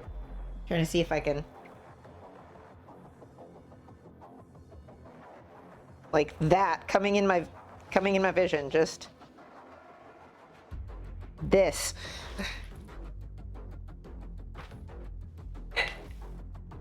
Fun of being the person that is unwell but the most calm. Yeah. So it was like that. It was like dying. Yeah, it was phasmophobia. It was literally like dying in phasmophobia, which is the thought I had as I was dying, was this like phasmophobia. Death failing to take you away. Yeah, it was literally like that, except for instead of it just being fingers, it was like little lightning crackles. Like it was like fingers, but they were crackly. So like this is coming into my vision in gray, and at first it's just like these little shadows in the corner of my eyes. But as it gets worse, it's just creeping into my eyes as there's just like this like fucking weird crackly gray shit in the corner of my eyes. And I'm like, the fuck is happening? But like at first I was like, what's that? And then by the time I could realize that there were like cracks in my vision, I was like, oh, I'm dying. So a thing that I know is if you ever think you're dying, where you're like, oh, I think I might be dying, you're having an emergency. You're not actually dying. When you're actually dying, you don't think you're dying. You know you're dying. It's not like a subtle thing. Your body knows. Your body super fucking knows. Half dead with a blunt, just chilling is fine. Narrator, everything was not fine actually. Yeah. The impending doom. So like I didn't even have doom. I had like this wave of peace over me of like, oh, I'm in the process of dying. There's nothing more I can do about this. I did everything I possibly could. I just like, the impending die, yeah. I just like fully accepted everything and went, oh, I guess this is how this happens. Okay. And I got the most calm I had been the entire time was when I was like, oh, I have like 5 minutes and I'm dead. Like I'm actually about to pass out and die. Super duper calm. So calm. I just had this wave of acceptance and just peace. So if that gives you any like comfort that at the end it is actually kind of okay. Granted, I'm dying of like not like I didn't get hit by a car or anything. I'm not in pain. I'm just like laying there being like, oh, well, I guess I'm done now. Okay. And then I just like chilled out and went, all right, cool. I guess I've got 5 minutes of sitting here. I can't talk. I can't say goodbye. And I don't want Steph to panic more, but like I'm literally dying with one partner in front of me, my other partner on the phone. Like I'm dying. And I knew I only had a couple minutes left. Like I knew. Like I was like, okay, I can feel the speed. The almost out of trauma is unenjoyable. Yeah, it's way worse. So I was like, okay, I know the speed this has been going at. I can feel the bell curve. I know where I'm at. I know where the bottom is. I'm almost there. I was like, okay, I'm fine. And the entire time it didn't hurt. And I was not suffering at all because, and this is how I learned this fact too, by the way, you need less lung to exhale than inhale. So I was getting all the CO2 out, so I didn't feel like I was suffocating the entire time. I felt fine. I just wasn't getting enough air in. That's how I am with death. That's why I want to have memento mori in my trench coat. I can't control it. I know it's coming and it's natural. I'm not going to fear it. Yeah, it comes eventually. There's no reason to be like that scared. It just happens. You live the most with the time that you have, and then when it runs out, you're like, okay. Like, I can actually say, genuinely, when death came for me, I didn't have any regrets because I did the most I could with the time I had.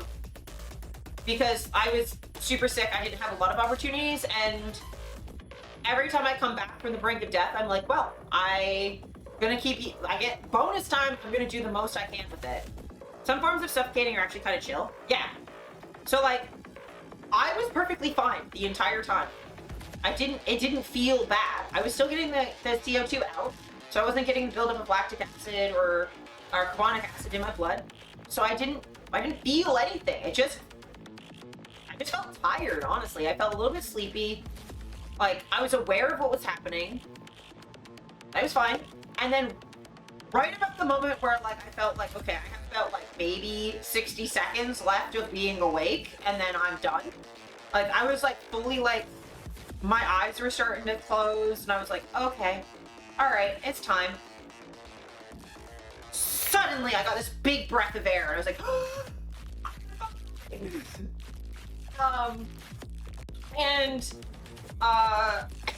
there's a thing, it came from like a blog that I used to read.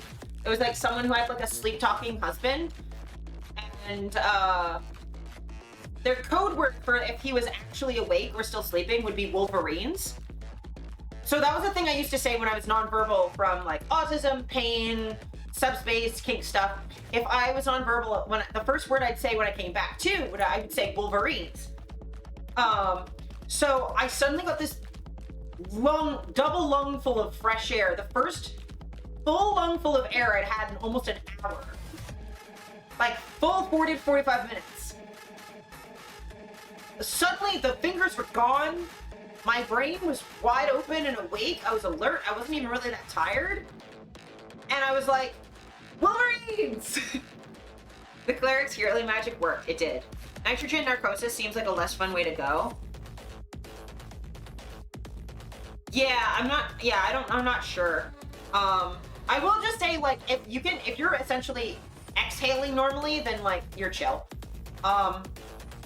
It's when you have exhale problems that it starts to be sucky. But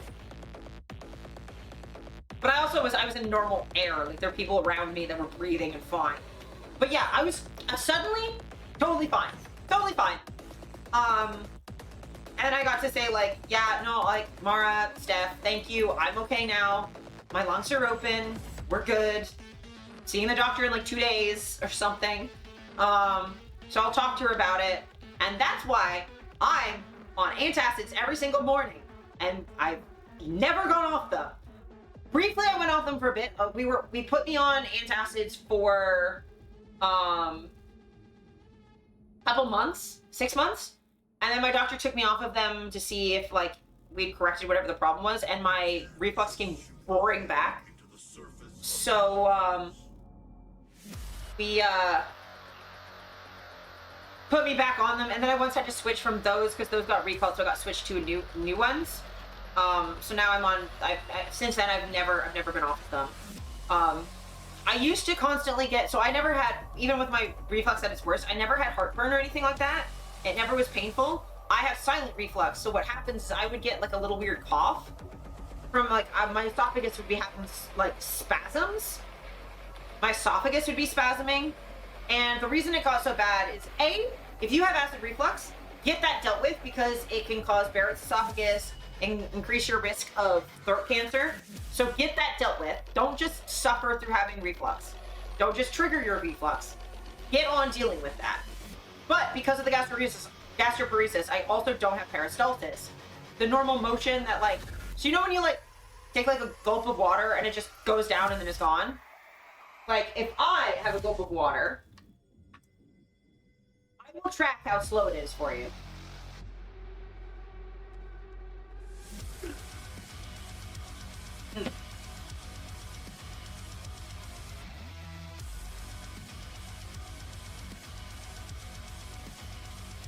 That's how slow it is. And this is the fastest it's ever been. And now it's over here. Cave diving when you have too much nitrogen in your blood, that sounds bad. Yeah, scans. Yes. So it used to be much slower than that. It used to, I could follow it, and it would stop in my esophagus. Hello! Welcome back, Lucy! But I could feel it get stuck on my epiglottis, and then trickle, and then get stuck at the top of my stomach, and then trickle in. Like, I could feel all that. I had a nap. I hope the nap was good. But yeah, I could feel all of that happening in my body. Oh, Lucy's heard this story before. It was the time my lungs collapsed. But yeah, I swallow really slowly because I don't have peristalsis. Your digestive system's always supposed to be like pushing things through. You don't have that. So normally the motion of your throat muscles pushing things down keeps stuff from coming up. I don't have that. So instead it comes all the way up, gets in my throat, was burning my vocal cords, so I kept losing my voice. And it was getting in my airways, which was burning away the lining of my lungs. So, now we don't have that problem. I still get the spasm every once in a while if I get a little too hungry. But I don't eat tomatoes. I'm taking my medication consistently, that sort of stuff. So I'm good now. I'm good. We haven't had a scare like that since. But yeah, my body's a weird little nightmare to live in. I've got body horror as a lived experience, which is exciting. So yeah, that's the time I almost died. 2 close calls in my life from the common flu and from the shower. Yeah, frankly, we do not have time in stream. It would take me another hour to go through and explain all of the times I've almost died. I've had heat stroke. I've been, had hypothermia. I've been electrocuted. I've been poisoned. Like, straight up actually poisoned. I've almost drowned too many times. I did almost drown one time. I didn't actually get water in my lungs, but I did not have a sense of up, and I was in a lake. And I had to climb up a cliff to get out of said lake. While my vision was all rotated sideways. That's a whole other story. I choked with the water from the shower head. Oh, I'm sorry. Oh, no, there was the one time I almost drowned because I inhaled an ice cube. That was recent, too. Heat stroke, sepsis, kidney failure. Yeah, I haven't had kidney failure. I think that's all of mine. Yeah, I swallowed bleach as a kid. I rode my trike down the stairs, cracked my head open. I was tripped over my mom's foot and cracked my feet open before that, my head open. I've had heat stroke, hypothermia, electrocution, like wall socket electrocution. Ooh, yeah, no, that doesn't sound great. I've nearly drowned. Electrocution too. Yeah, I've been through a lot of them. And I think it was my left hand too. I don't know how I didn't die. I had mains go through my thumbnail into my body, and I flew across the room. I'm going to experience many things and still alive and well, yeah. Oh, I've almost starved to death. That one, I will say starving to death is the least fun. Because that takes a while, and it sucks the whole way. I've had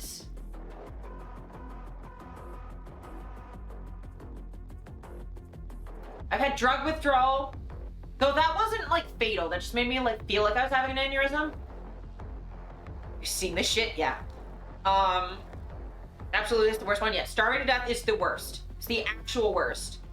The suffocation, as long as you can exhale, that actually was the best. Of all of the ways to die, that was, like, the least shitty. And then hypothermia was the next best after that, which doesn't make sense, other than I was having a panic attack during the part that sucks. So when I came to, I couldn't feel anything. I'd stopped shivering and everything. So I was, like, a couple minutes away from a coma. Yeah, no, we don't need to go over all the ways I've almost died, but, like, I have had a life. I also have fallen off a cliff before. I say fallen, I jumped off a cliff. On purpose. I missed the tree I was aiming for and landed in some snow and rocks. It's fine, but I'm an idiot. So yeah. All that's to say, when I was watching this video on DTube's stream, I can't believe that's how we got on this tangent. I was watching a clip on DTube's stream, and Steph heard me, like, hysterically cry, laugh, choking, and she thought my lungs collapsed again and came across the entire apartment to see what the fuck was happening. I forgot, yes. The tab's up on my window. That's the only reason why I remembered, because I'm literally staring at it. I had a bad time. But I was crying so hard at this fucking video that D2 was showing that Steph legitimately thought I was like having a panic attack or my lungs had collapsed or I was somehow dying again. And she was like, bitch, are you good? And I'm like, I'm fine. I don't know how to explain to you how funny this shit is. But we will play this and then I'll play maybe like an hour of Antichamber as like a stream cap and then we'll raid out. But y'all. All day. I'm gonna come here. Hold on. Come on, you gotta take a bath.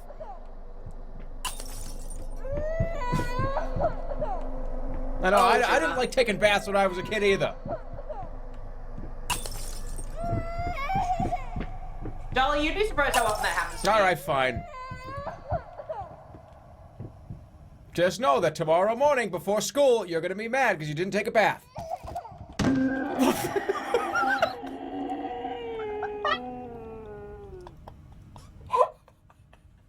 What the fuck?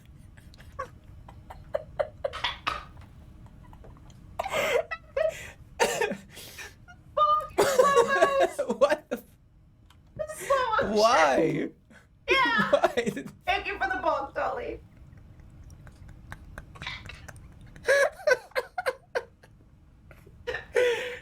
This is supposed to be a scary game. The way he says that too. I'm gonna. I can't. I need to like stop the stream for a second. Yeah.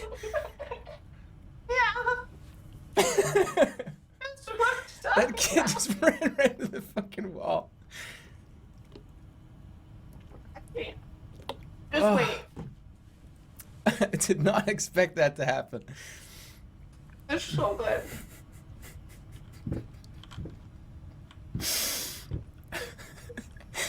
Is that gonna happen again? I swear to God if that happens again. Oh my God, hold on a second, hold on.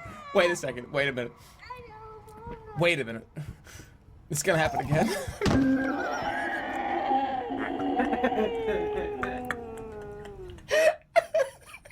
Okay, you're getting the 4D experience. Ah, the French champagne has always been celebrated for its excellence. I can't do it. Oh fuck! It can't fight. I almost threw my penguins. Who just subscribed?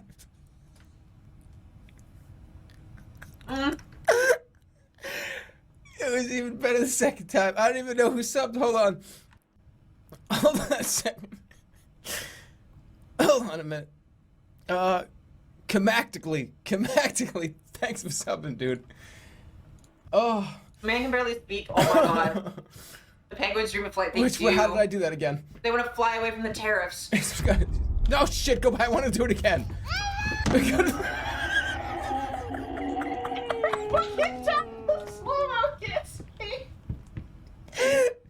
I think I'm gonna die on camera. I think I'm gonna die on camera.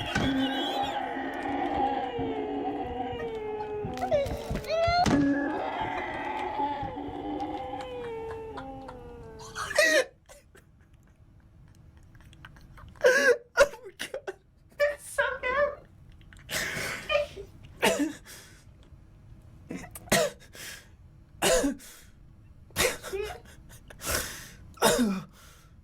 Sound design is so important. This is supposed to be a scary game. Yes.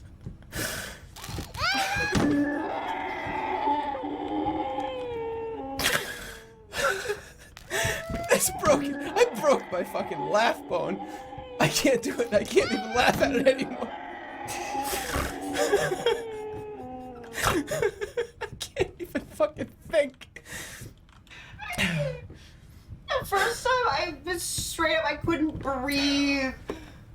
I was howling. Oh my God. Like, I'm laughing this hard, and this is not as hard as I was laughing the first time. I gotta get like 5 to come out at the same time.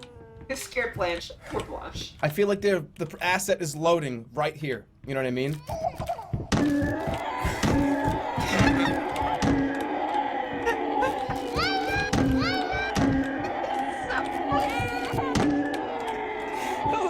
I'll get it.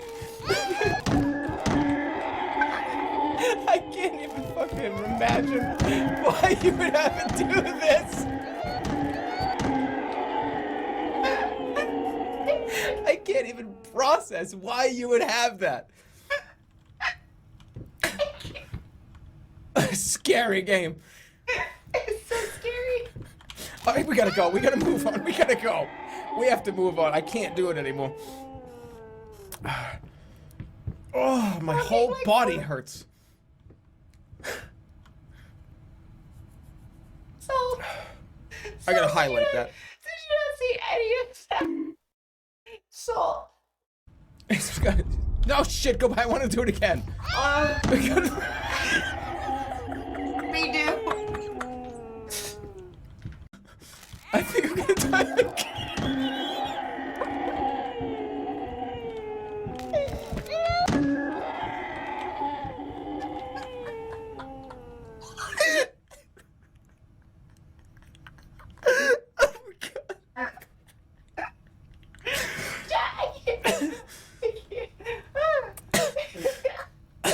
I can't.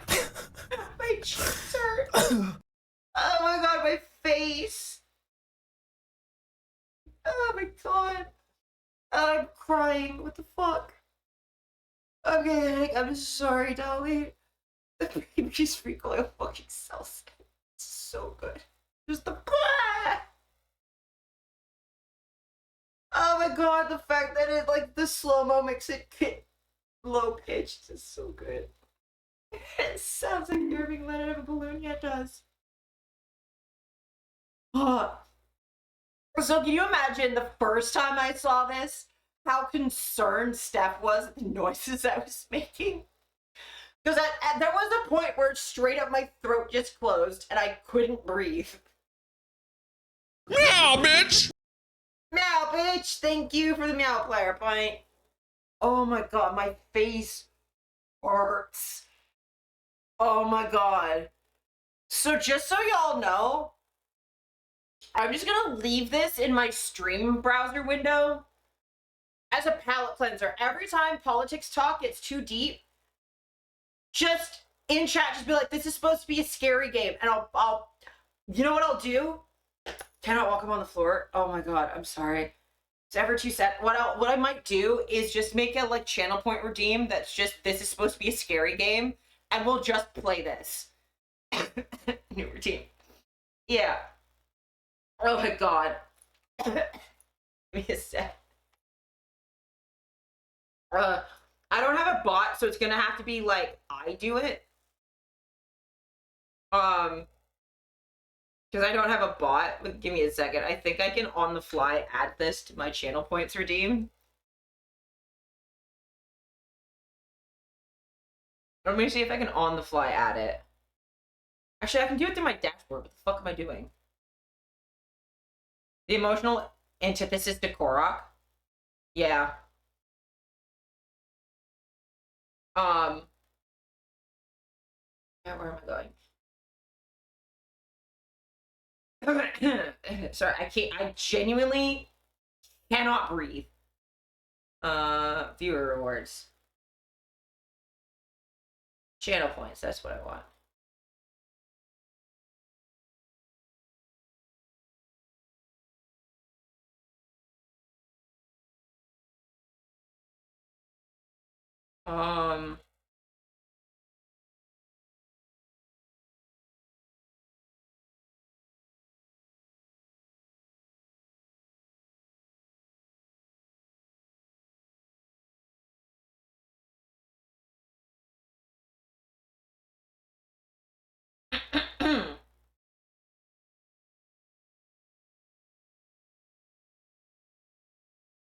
I'll just make it cost the same as Korok because it's emotional de-stress.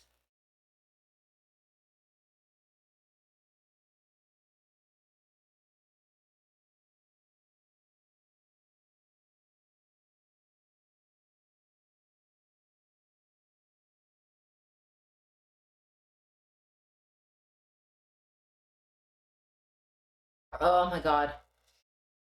Okay. It should be added. I might try and see if I can make a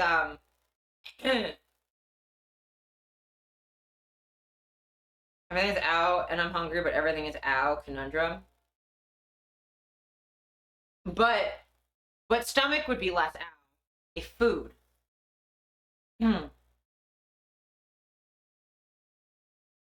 Also, genuinely, sometimes the thing that I do is I imagine myself as a wounded warrior in battle, dragging myself out of like a trench or whatever to go get whatever supplies I need. Genuinely, sometimes role playing in my head makes it easier.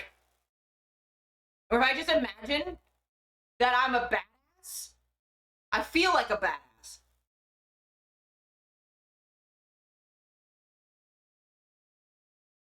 But yeah, I don't have any bot stuff set up like Salt does. But yeah, if there's ever a point where stuff gets too intense, let me know and I will scary game it. What are we role playing? Oh yeah, no, just when I get like overwhelmed with pain and I need like to like get food or go pee or whatever, but I can't because everything hurts. I roleplay as a badass for a sec. I go, I am. Yeah, you're a wounded warrior. You're in the trenches. You need to go get supplies for to be able to survive, to be able to fight the Nazis or whatever. Genuinely, it works. I don't know how it works. Like, you just pretend hard enough. Brave hat arse.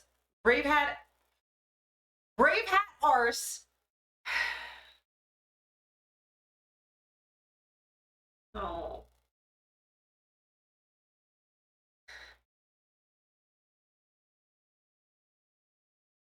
No. No. No.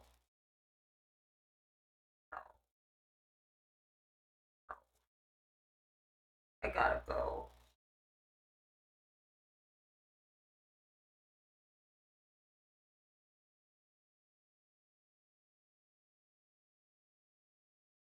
I can't believe I've done this.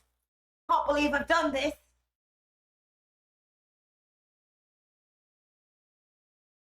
And like, Kat, it wasn't even you, it was me.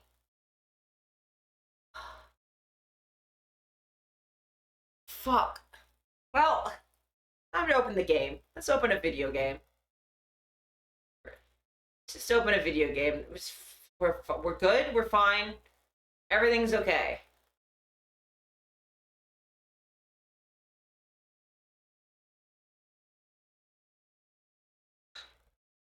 Fuck me, man. Crying, thank you. Yes. Brave hat arse. Fucking Christ. Is that gonna be a thing?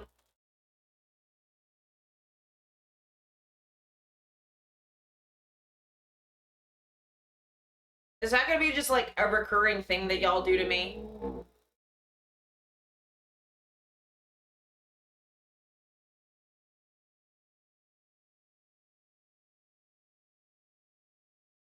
So forget about it immediately. Okay, well.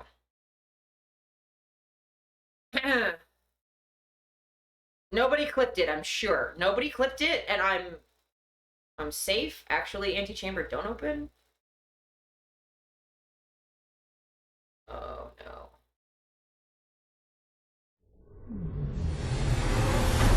Antichamber, stop. Antichamber, stop. I forgot I have to do a whole fucking thing.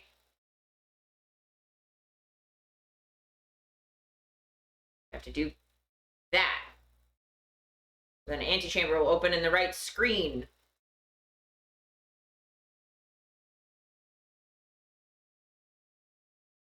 The fuck is OBS? There we go.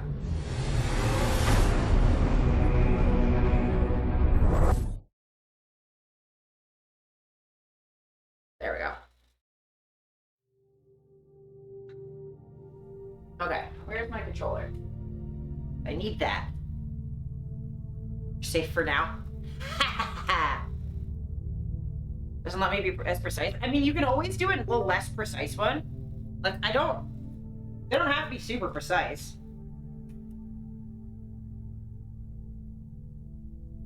Okay. What happens in 4 minutes? Oh, it's not for you. Okay.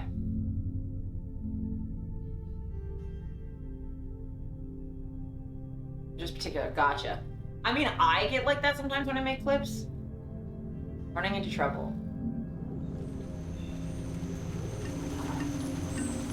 So the interesting thing, right, is that I have to relearn the controls.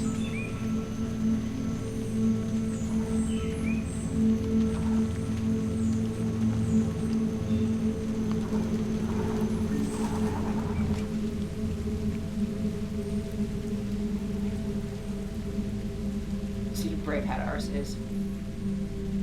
Rushing through a problem will always give the right results. Alright.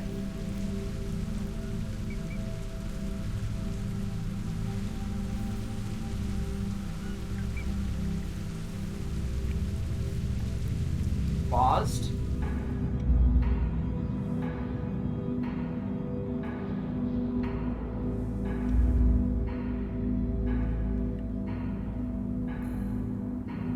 Your step backwards may keep you moving forwards.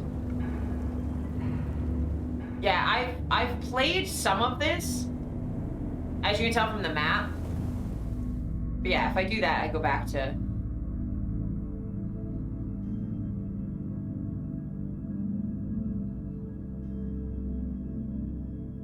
Two minutes.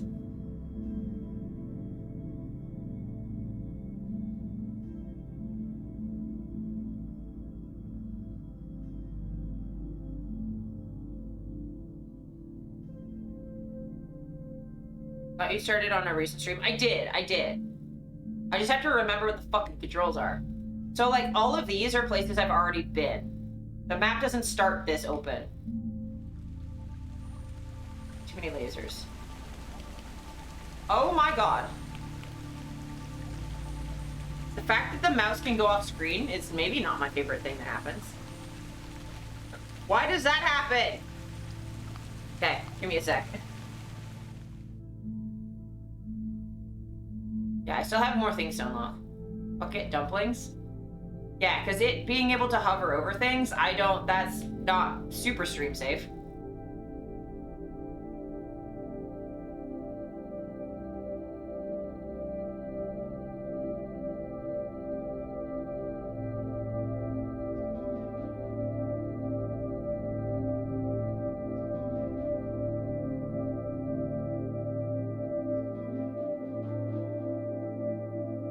Okay, that might be better, because then it won't, yeah, then I don't go off screen. 1 second.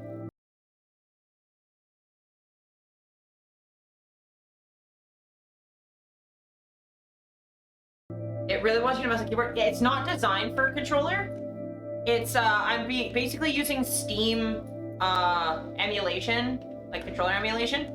Just dox myself to a client. Is it I'll be back. Yeah, take your time, Lucy. Let me know if you need anything. Like, feel free to text me. If you need anything. Hopefully they're like a decent client and they are chill about it. Because I will say I have also doxed myself to a client before and they were chill about it.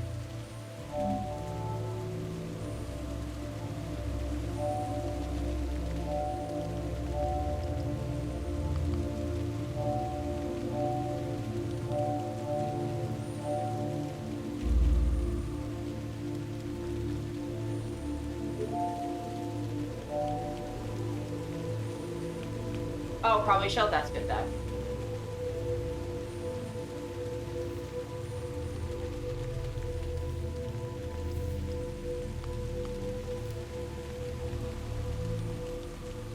Hold the grab Q button. Yes.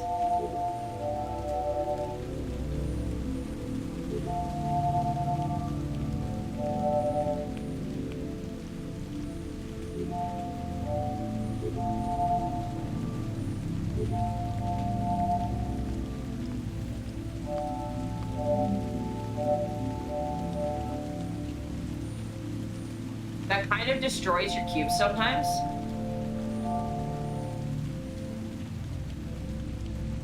Notice how I have less cubes each time I do that?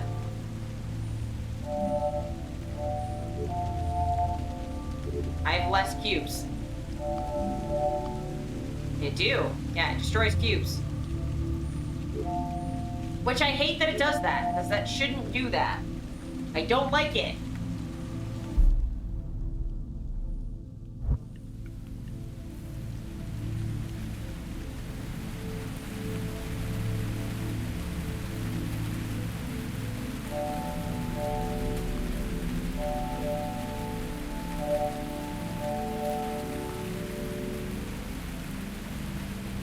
Oh, the game is mean? Okay.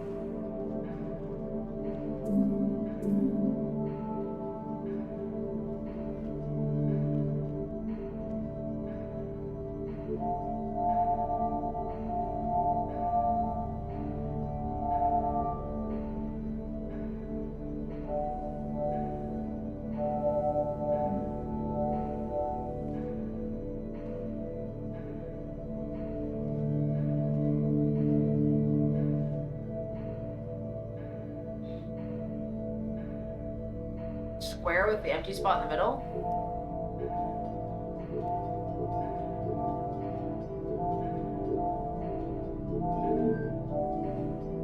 Oh.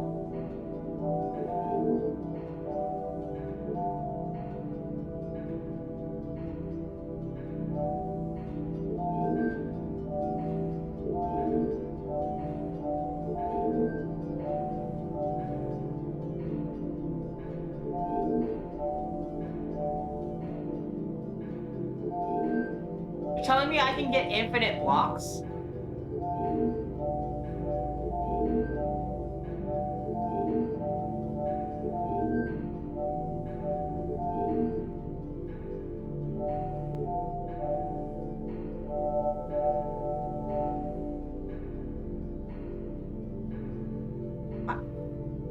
What?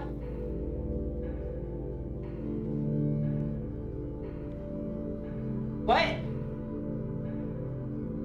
Okay, well that's nice to know. How do I...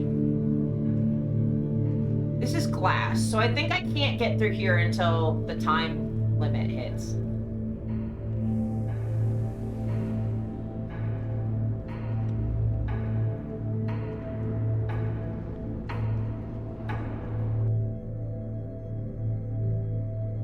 Oh, it has hit, okay. Infinity cube, yes. So...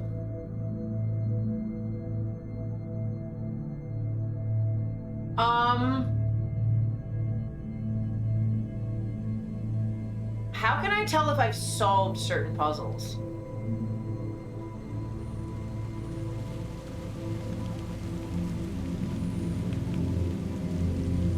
I don't think it's a spoiler, because like I've been like pretty much everywhere and I couldn't figure out why it was doing that. That's probably what right here is supposed to teach you, but like...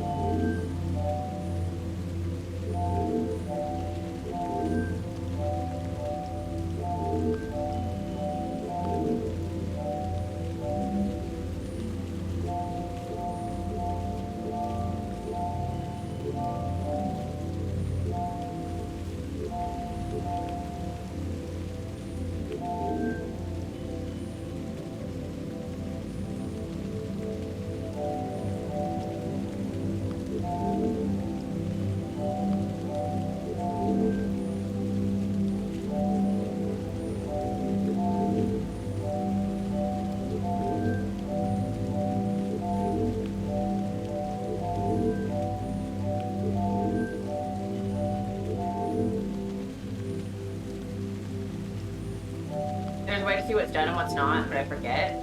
Yeah.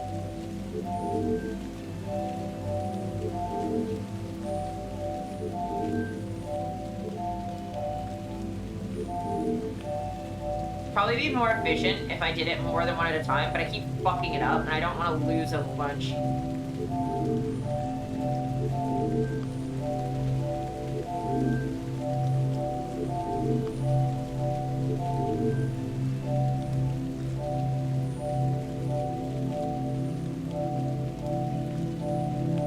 Okay. Bigger square? No, I know. I don't want to accidentally fuck it up and lose them all.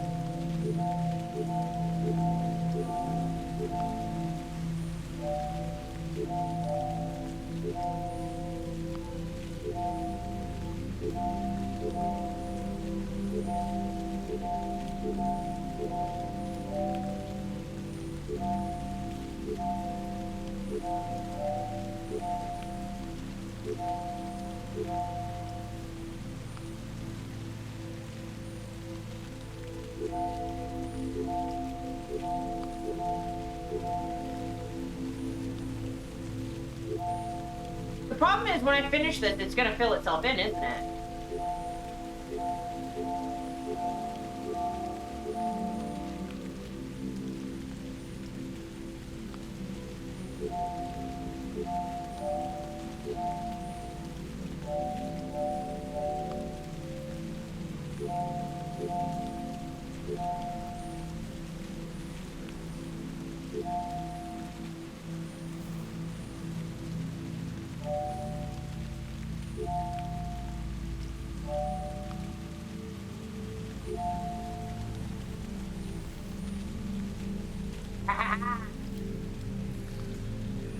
Ninja solution requires cutting out what doesn't work.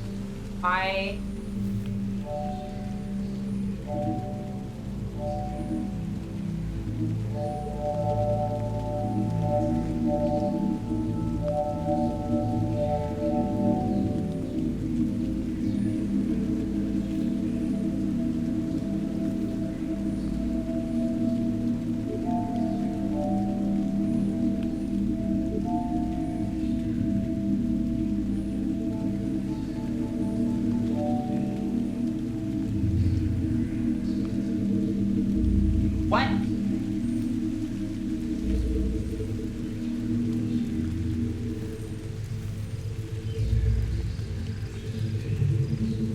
Whom's to do? Okay, well, I'm at least in a new area.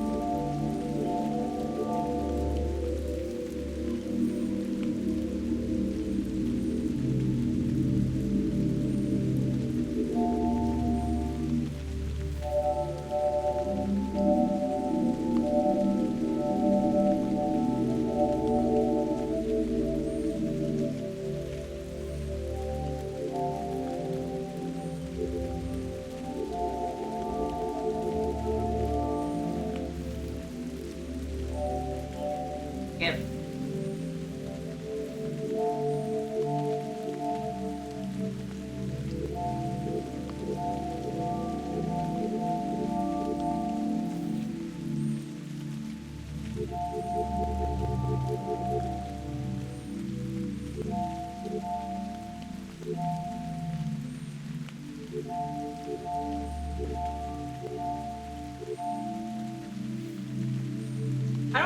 I'm doing makes any fucking sense, but we'll see.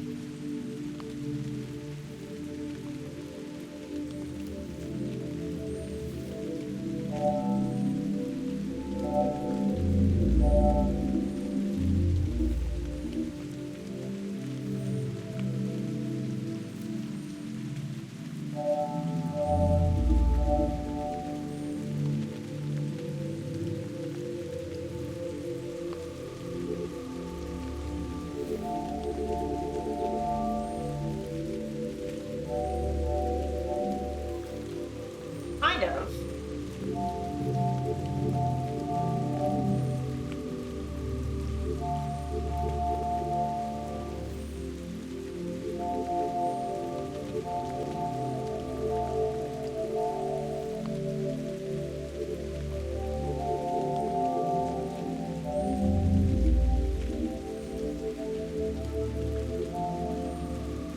Back with Brett.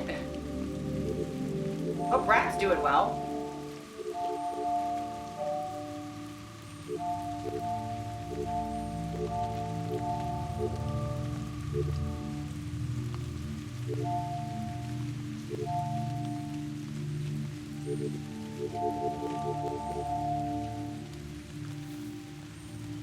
God damn it.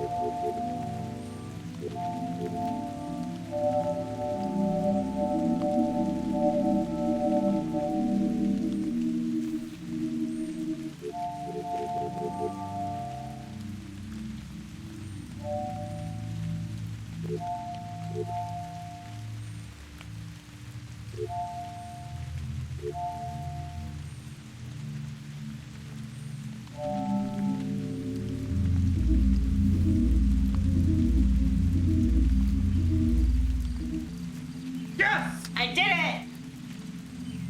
Yes!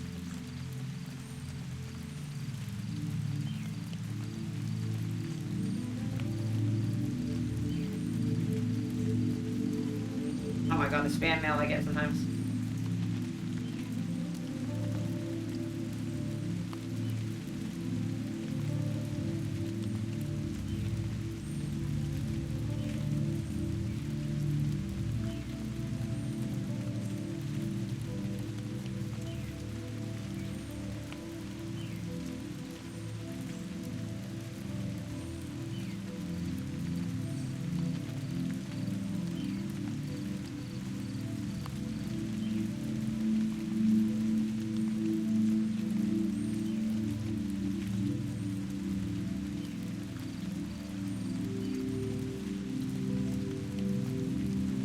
Yeah, okay.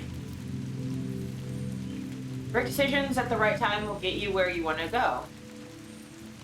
Yes.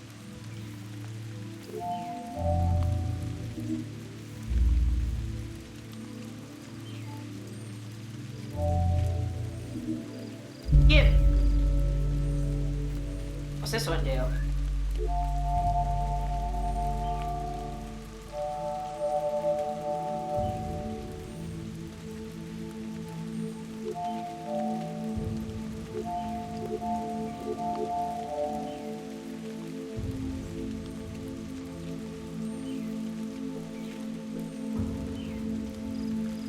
Get yellow. I don't know why it'd be yellow.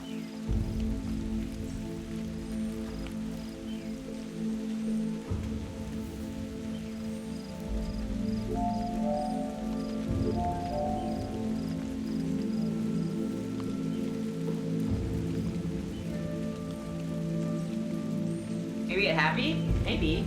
I just don't. Where'd that, first of all, where'd the black hole go?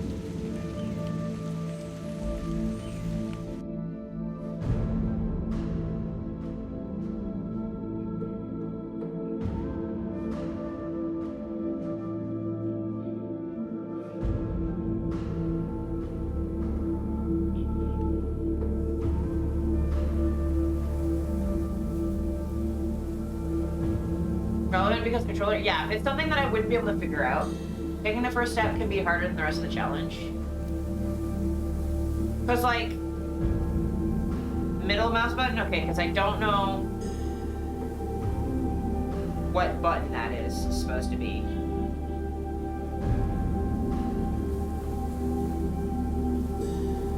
That is all? Okay.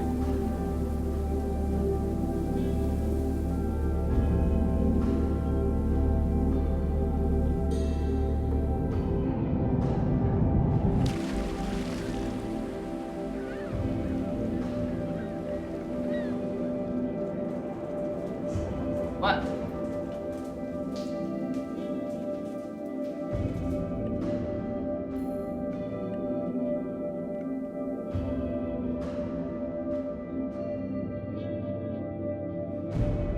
Live in your own watch, not someone else's. Well. Timer's over. Yes, it is.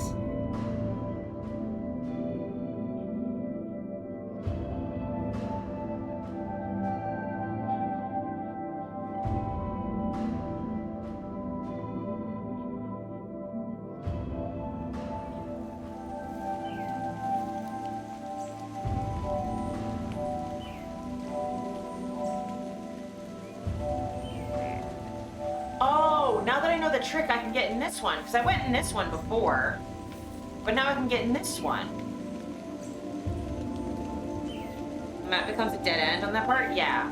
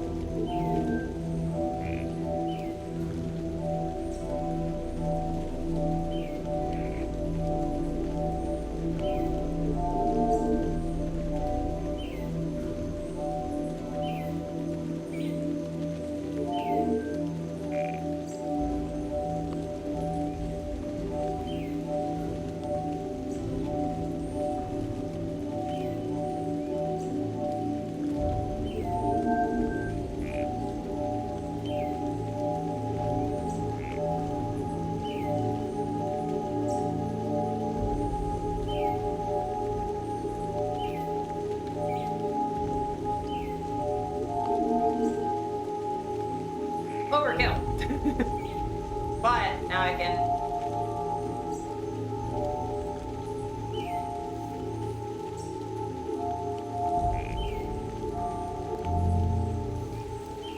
Go in here. When what you have is not enough, find ways to turn it into more.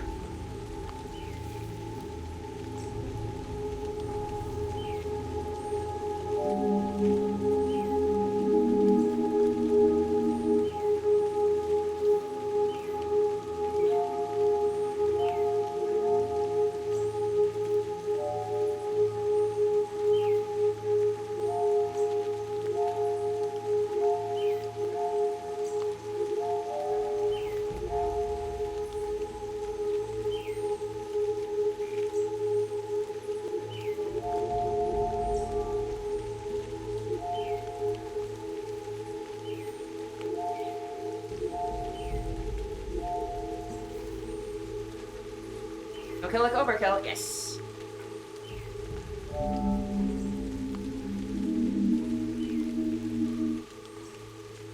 What? Oh, I see.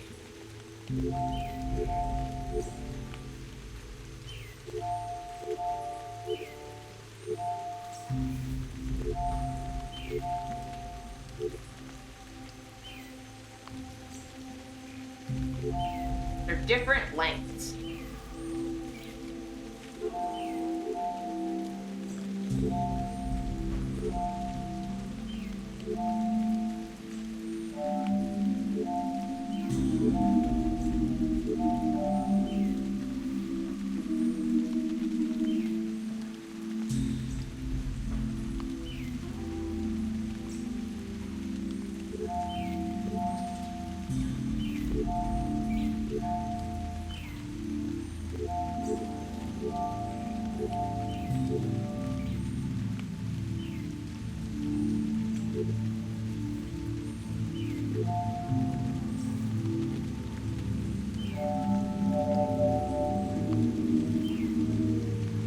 Damn it. Okay.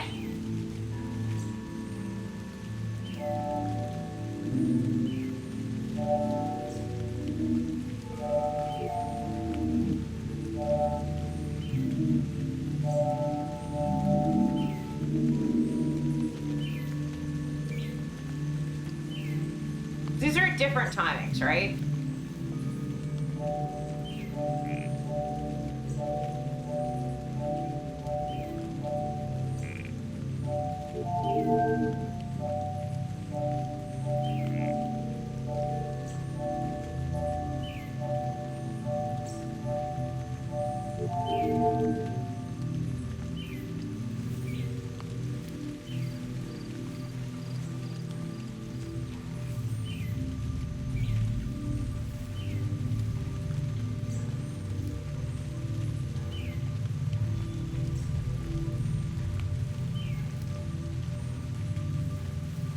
Huh?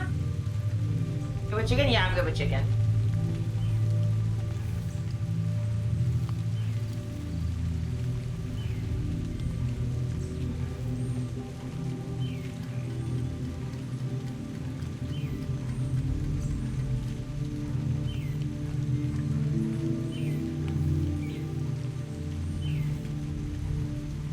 What?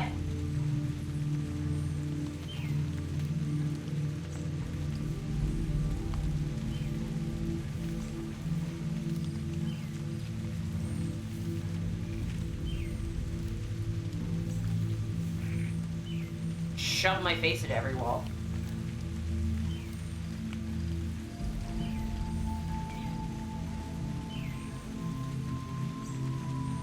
That's just...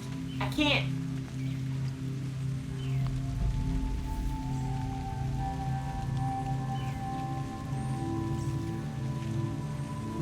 Alright, well...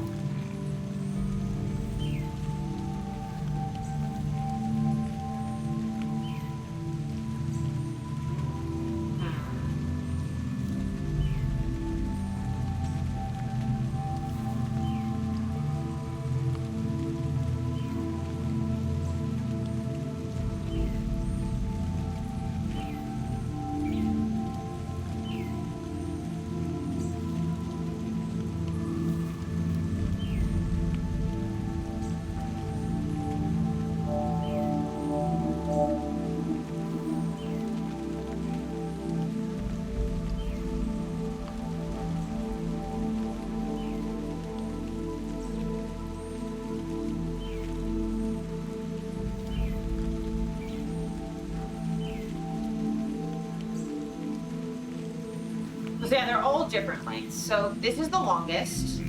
That's the shortest. So it's that. But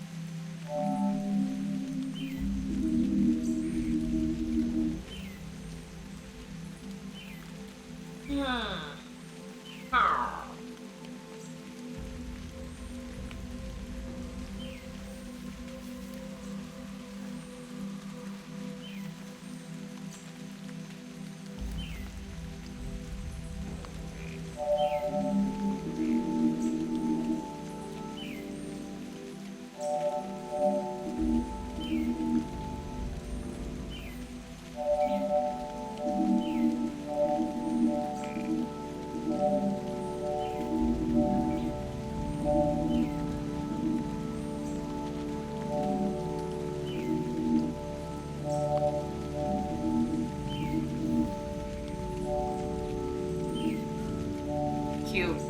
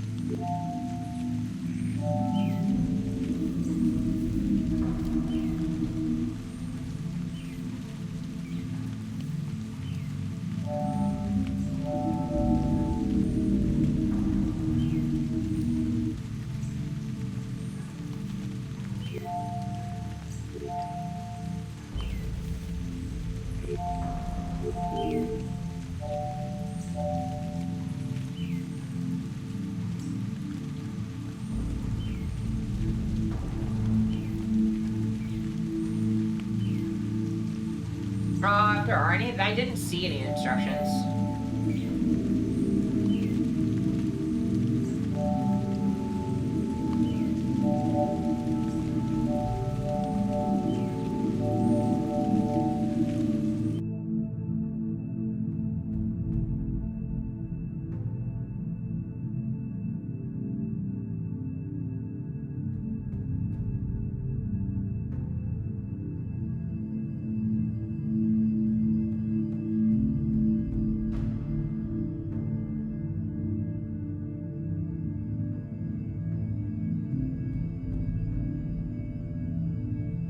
I mean, I know that there's supposed to be a cross.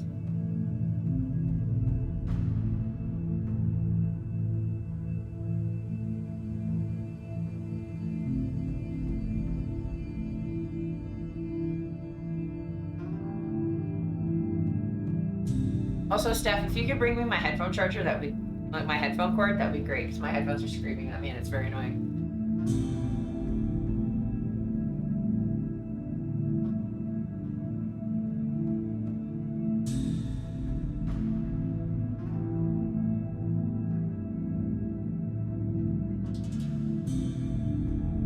I don't even remember where the yellow gun was, really.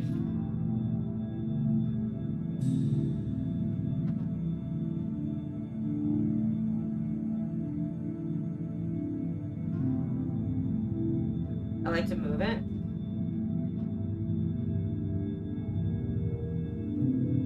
My headphones are screaming at me and it's so distracting. Get plugged in, whore. There we go.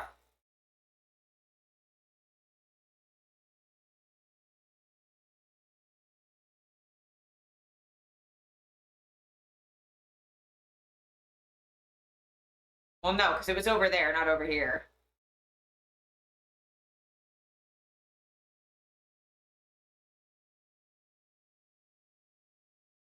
No game audio? 1 second.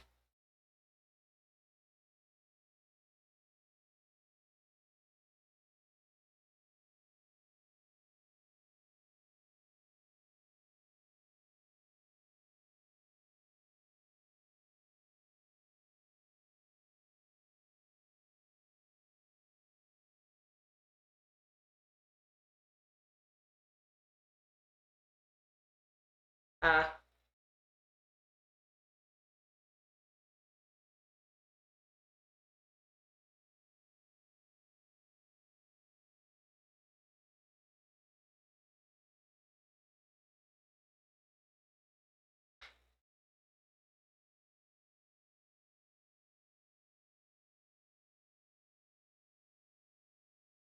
oh, I see what's happening. Because I plugged in my thing, it's straight up not understanding that I have audio coming out at all. Because I'm not hearing audio now either. 1 sec.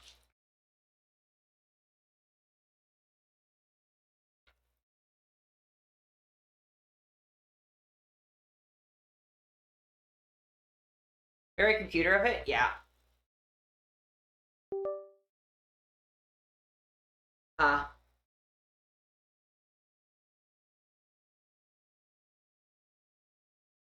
let you both listen and charge. Oh, these ones do. It's not. So the issue isn't the headphones. It's the computer. Like OBS has decided. This happens sometimes. This happens sometimes where my when I plug in my headphones. No, it's not that it decided they're visible. The headphones are fine. It's that OBS has decided that my capture card no longer matters because I have changed something that was plugged in. They were on Bluetooth before. So my desktop audio is no longer capturing desktop audio, which is interesting.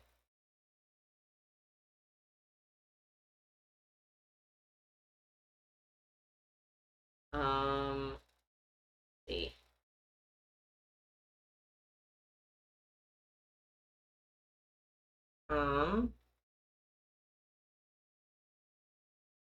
Give me a second.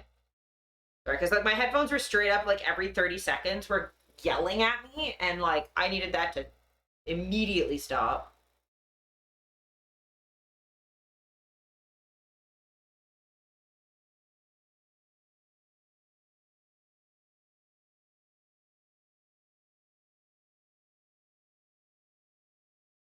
Mm.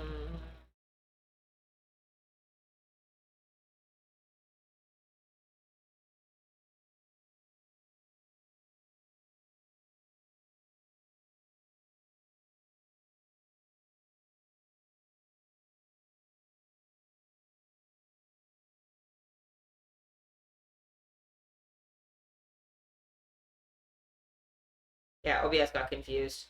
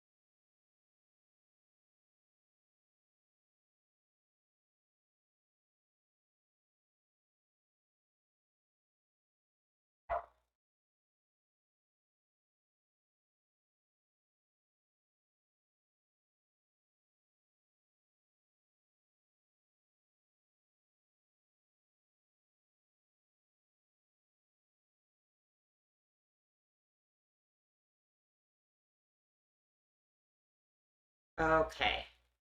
So let me see.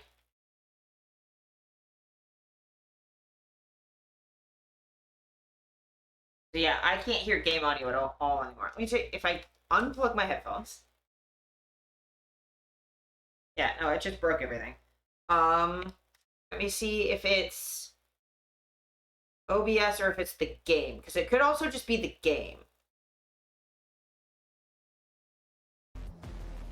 Can y'all hear Doom?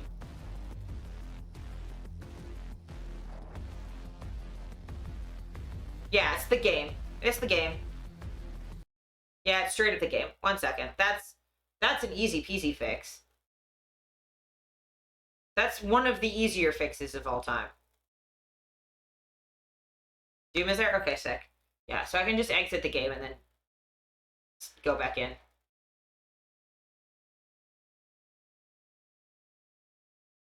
That's easers peasers.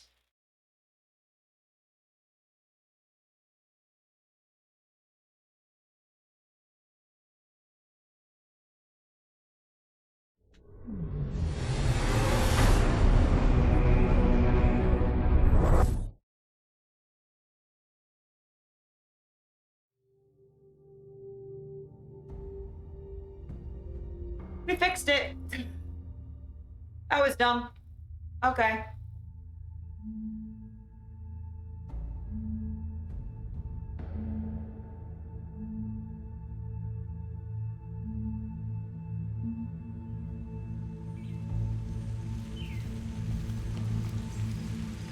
Yeah, I ended up in there, which is...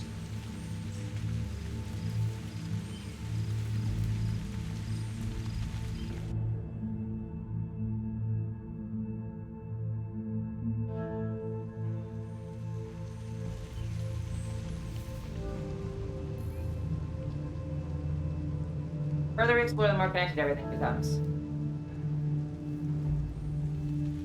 Was this supposed...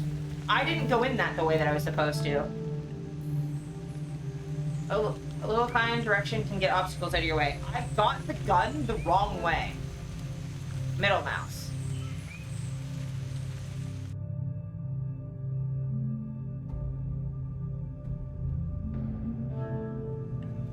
Okay.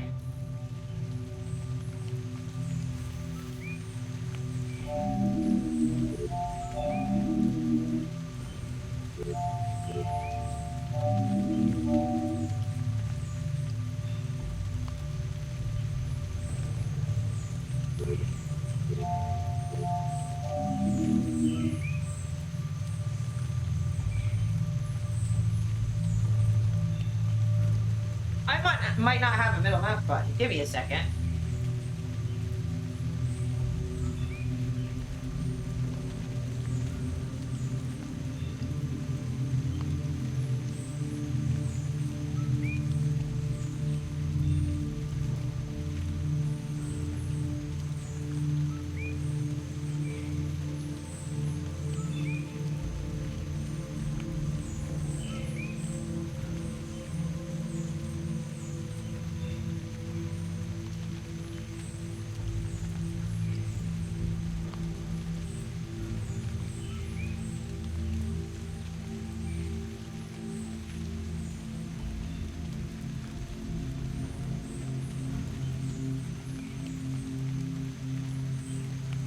Gaming is an adventure.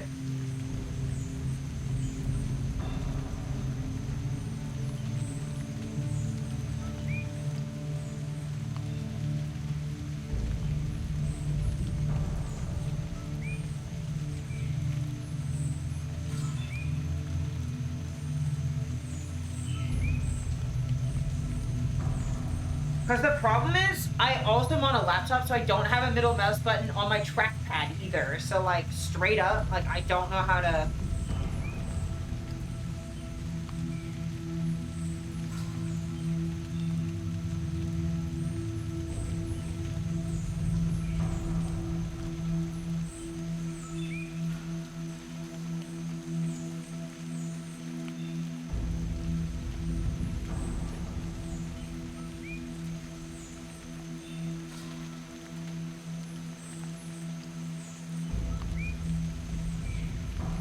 You read bunny? So the problem is, I'm using a controller, so saying control can be substituted, it's not helping me. Because I don't know how to figure out what... Okay, never mind. No helping. Because y'all don't know what you're talking about. The thing you have to realize is I'm using a controller for not a controller game. So, like, if you're not talking about... as soon as you say something like a key...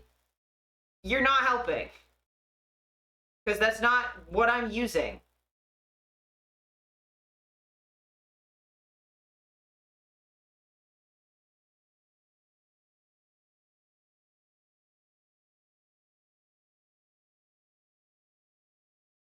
So, like, I'm trying to figure out... I don't even know what it's called when, like, Steam emulates a controller, but I don't know how to look up what buttons it's assigned where.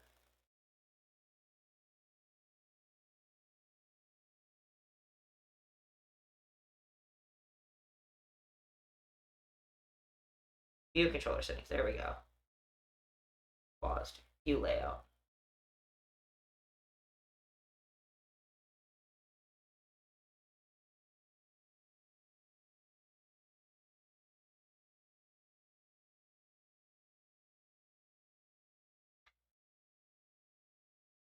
Okay, it doesn't have a middle mouse button. It has scroll wheel, which is the bumpers.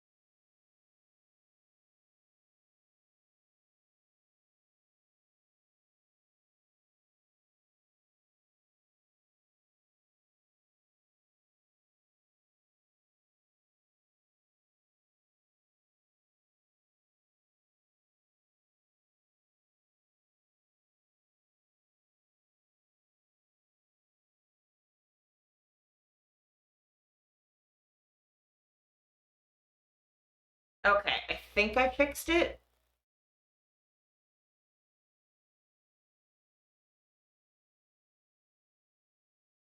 Yeah, well, not config files. It's through Steam. Guys, stop. I fixed it. I don't need you to tell me how to go into Steam settings.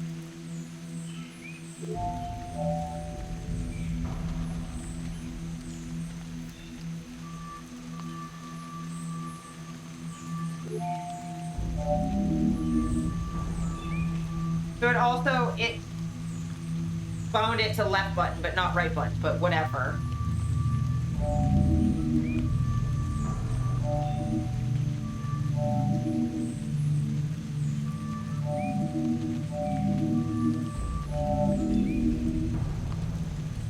So that does what now?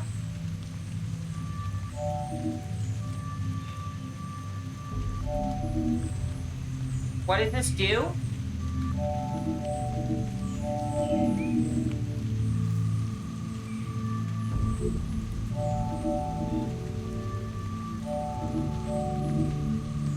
So that does nothing.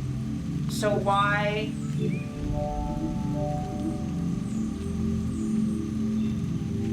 Games should just have native key rebinding? Well, that's also why puzzle games that introduce mechanics at the end of the game are dumb.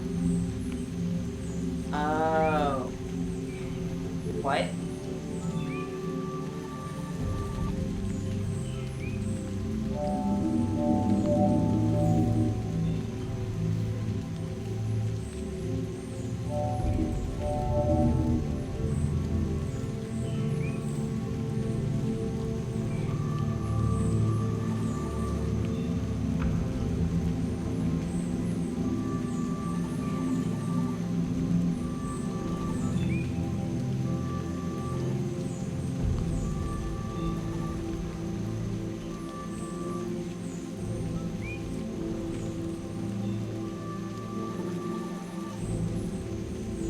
I also don't understand what this is doing. Like, I don't understand how it's deciding where to pull from, I think, is what I'm confused about. This game also doesn't have controller support. It's just kind of, I'm making it do that.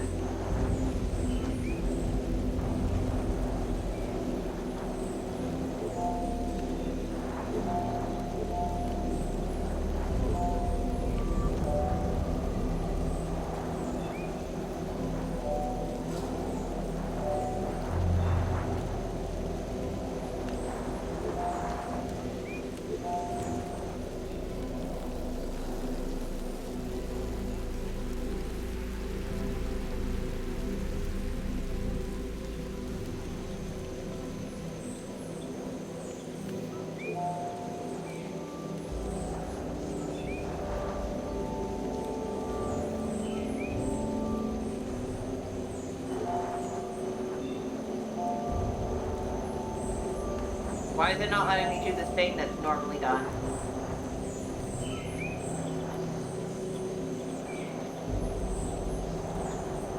This game is frustrating. Can I just say that this game is incredibly frustrating?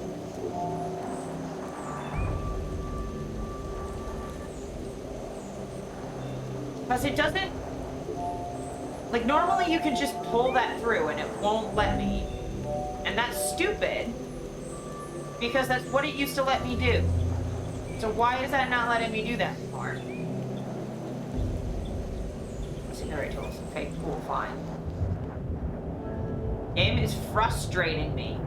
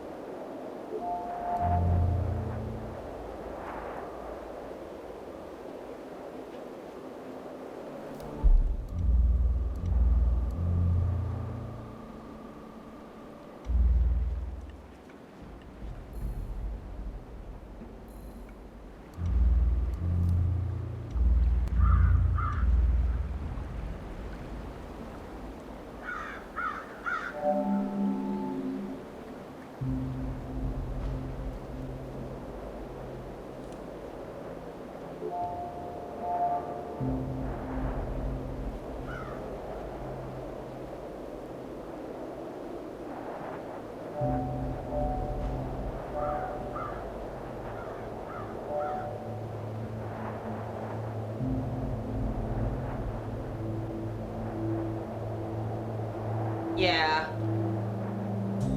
It's just like, the constant changing of mechanics is very frustrating. In a way that's like not really well communicated.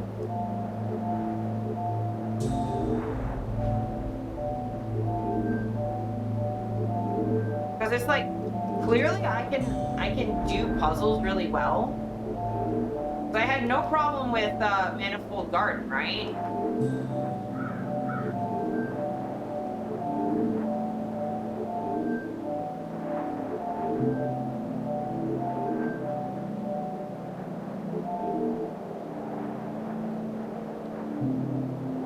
Yeah.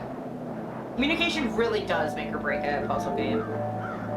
Because if people don't know what's expected of them, then how are they don't understand the rules of the... Like, to solve a puzzle, you need to know what your resources are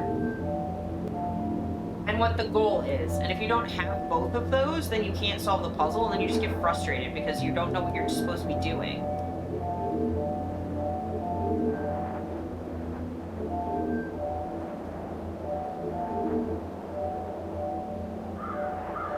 There's only so much people are going to want to hit their heads against a wall trying to figure it out. Like, if you didn't tell me there's a middle mouse button thing, in what universe would I have figured out that that was a thing?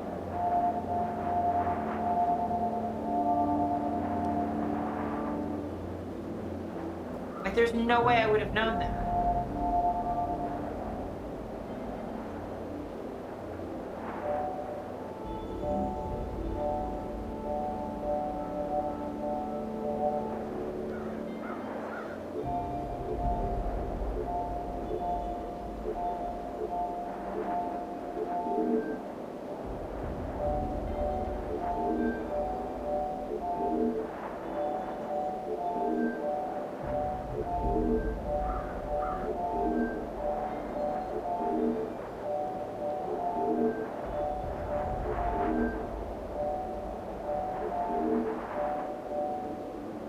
Also, it is frustrating sometimes when you're like, I know how to do this, this is just tedious. Like, the fact that I can lose bricks and make new bricks, like, that's not really, like, a fun puzzle mechanic. Like, me sitting here and doing this, being like, I know this solution to this puzzle, I just have to sit here and make new resources for, like, 10 minutes because they just give it to me. You know what you can do, and you have to figure out how to do things, not trying to figure out what you're able to do. Yes.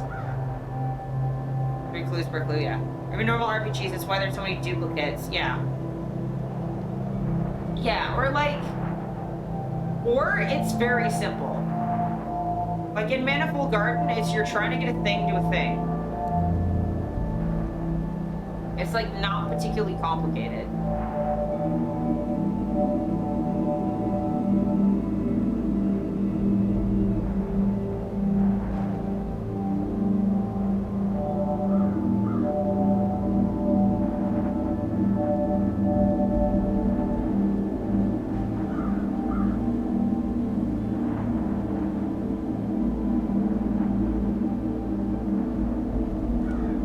Why can't I go through this wall? Because, like, it's not there. Usually I can go through walls when they're like this. When they're doing this spirally thing, I usually can go through. Chicken down when you want, yeah.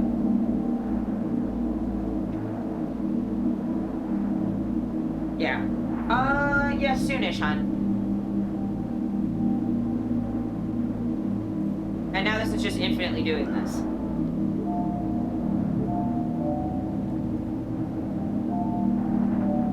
But, like, now I can't get through this wall. And I don't know why this is always like this, because I don't think I've ever been through that wall. Because it won't let me through. So that's also frustrating. Like,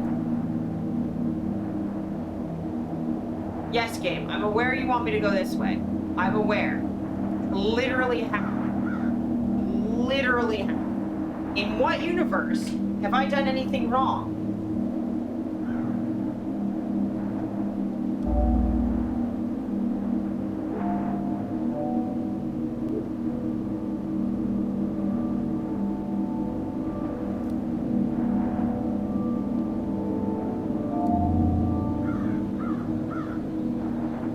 Like,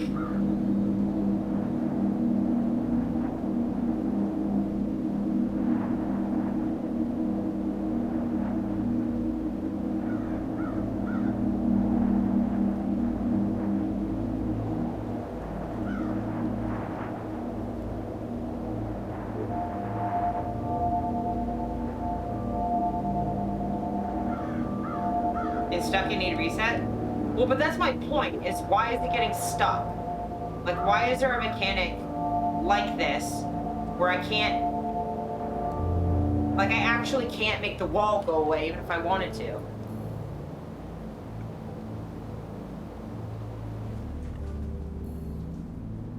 Halfway through is halfway finished. Are you telling me I'm halfway through? The fuck am I now? My problems just come down to size. What are we talking about here, man?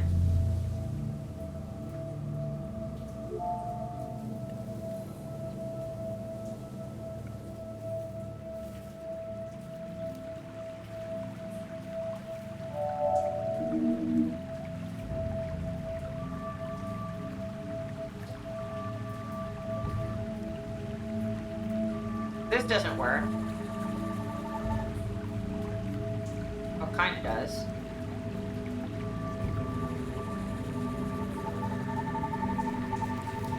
Okay, is that what I'm supposed to do over there?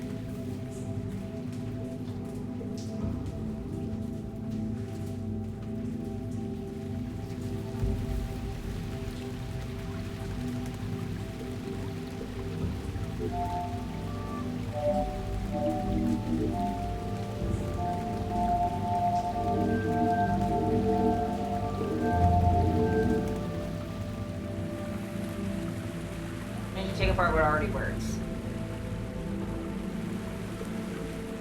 Fuck it. Here.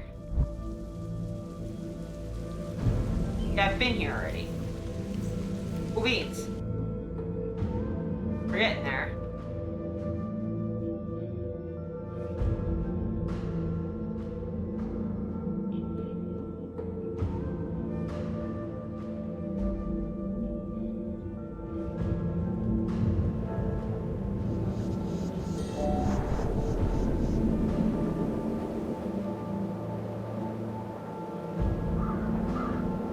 Okay, so it wants me to do here.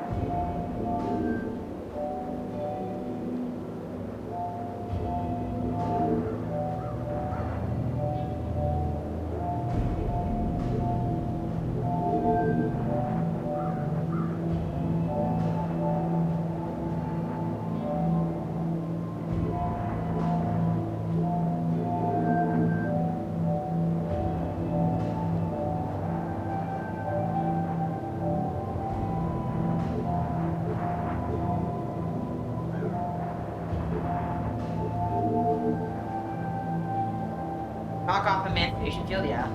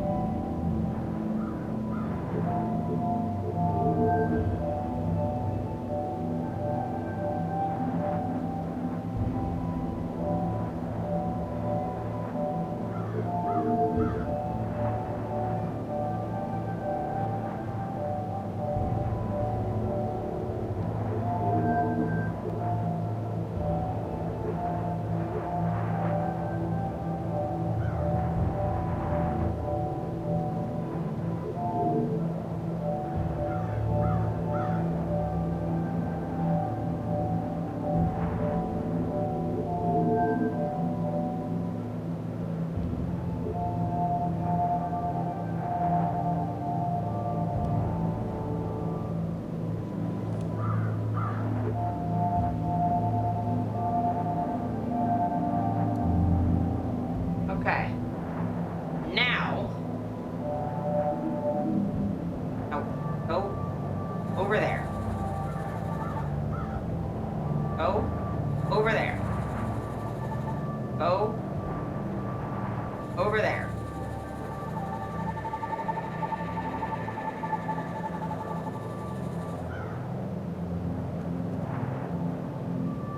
Continue to go over there.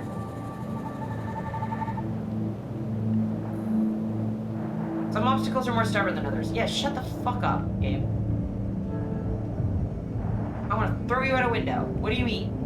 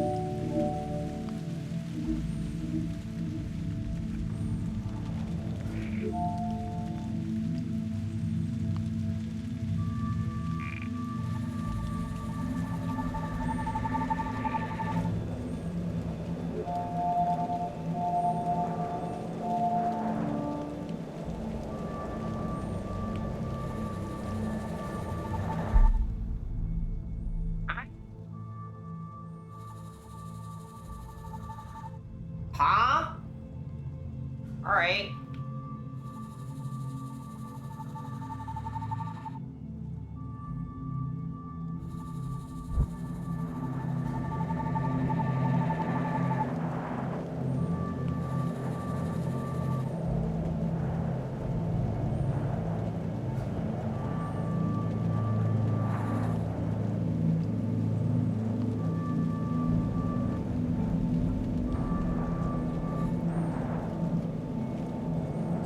Six hours long stream, yeah.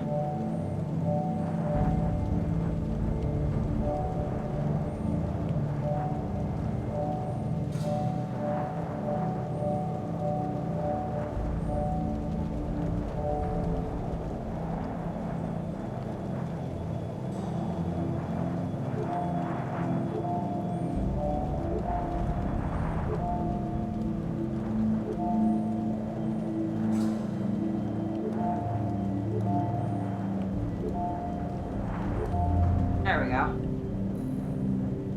You lead the way, others will follow. Alright.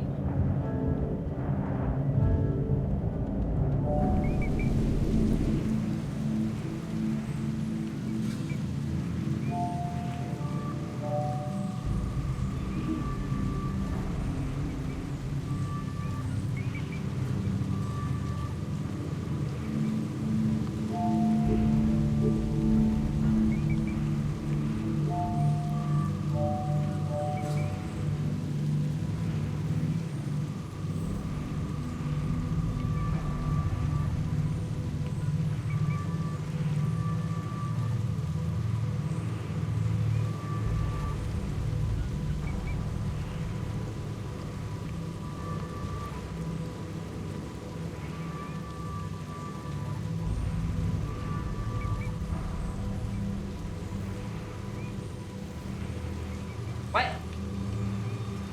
So the part of the problem with this game too is you can't see where glass is. You just can't interact with someone. You have to go, oh, I guess there's glass there. It's very frustrating.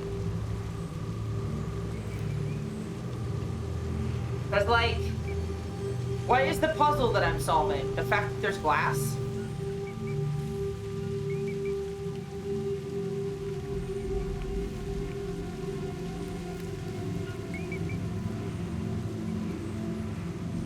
Because, like, I know there's glass there, is the thing. Like, I'm starting to get really frustrated by this game.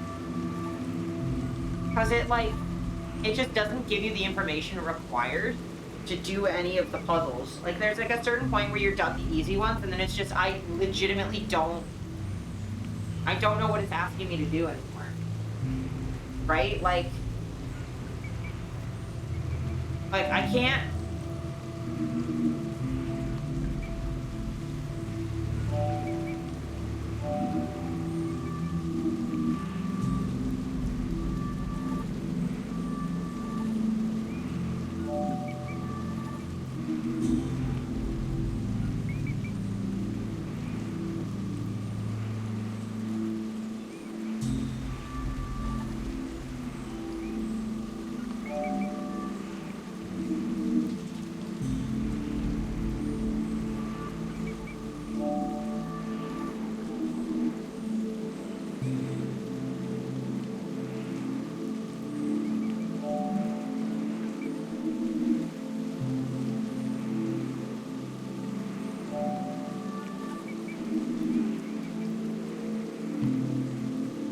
It's not great.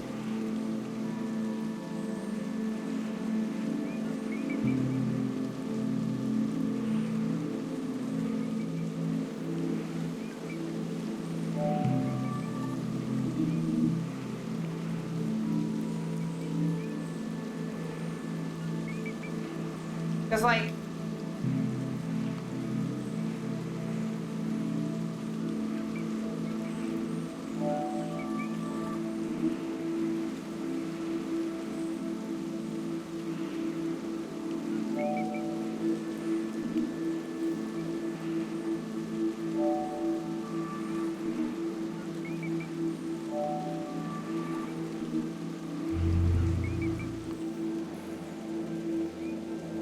problem will be helping find the answer. Like, I love that the answer's after.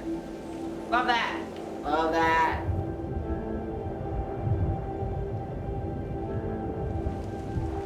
Like, I'm getting it, at least. Why?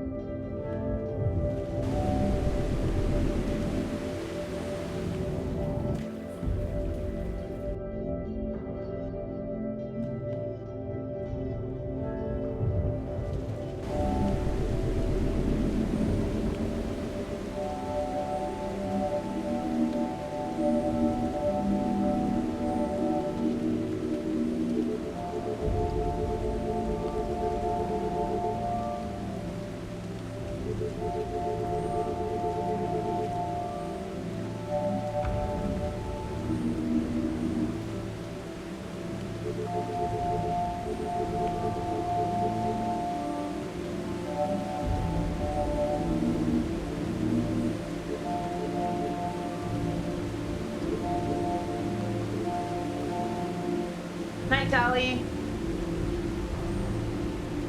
Have a good night.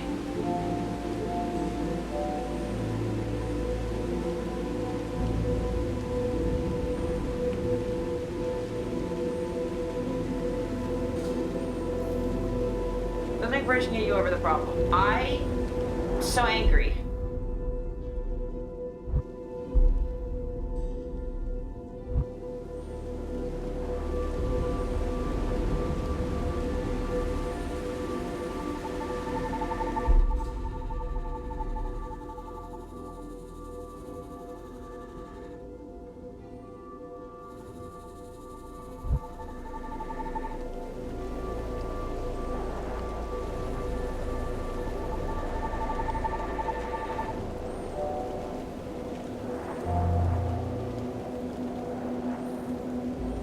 Problem may not be where you're going, but how to get there. Well, fucking so condescending.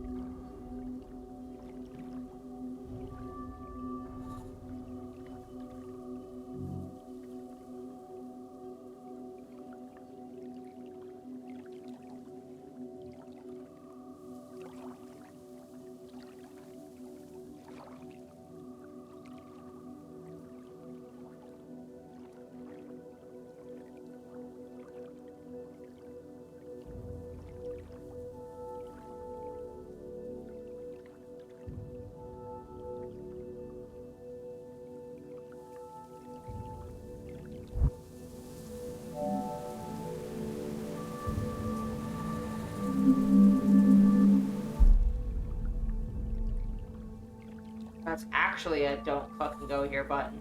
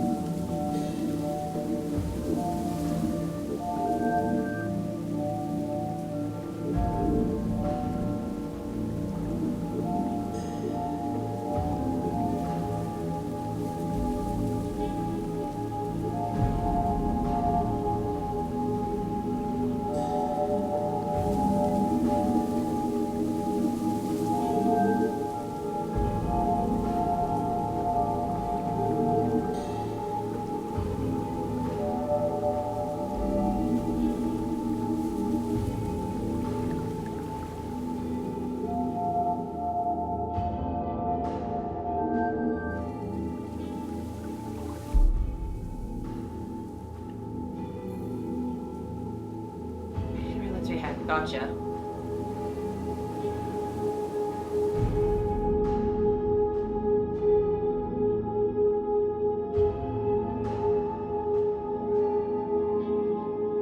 Okay. Trying to think how many places we have left to go.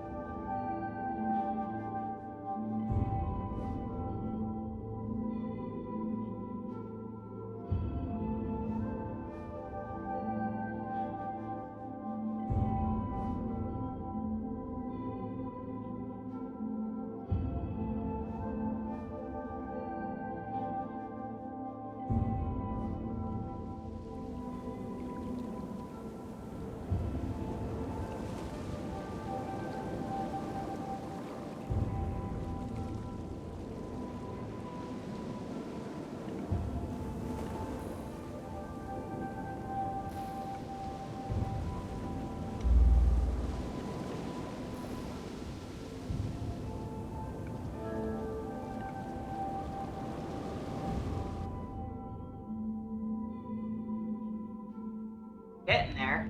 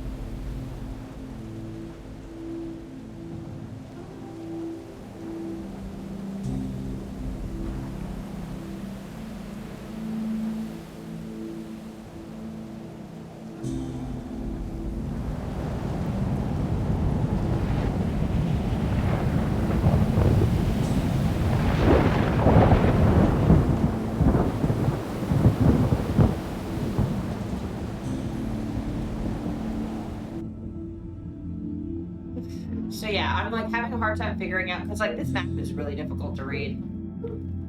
It's not checking off what I've solved, just dead ends. But like the little arrows are not telling me, I don't know what connects to what.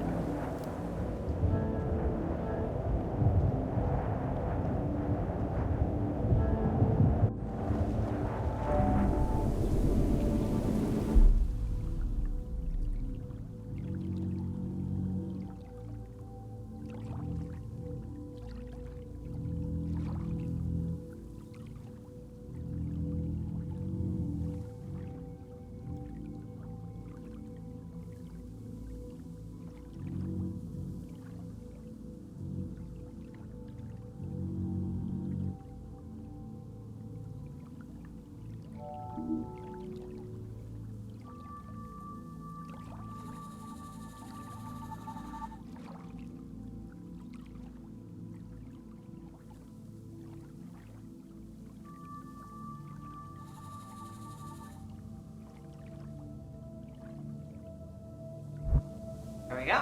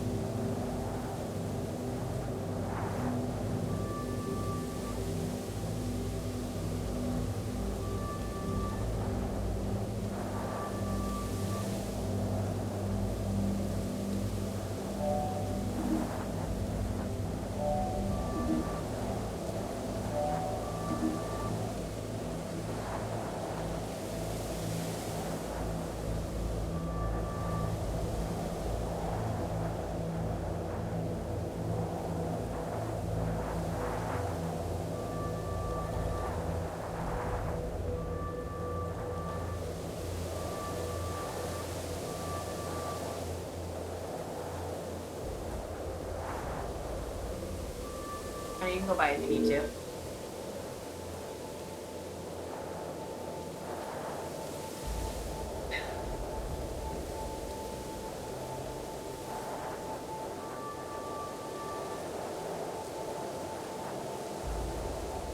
What's your on stream, honey?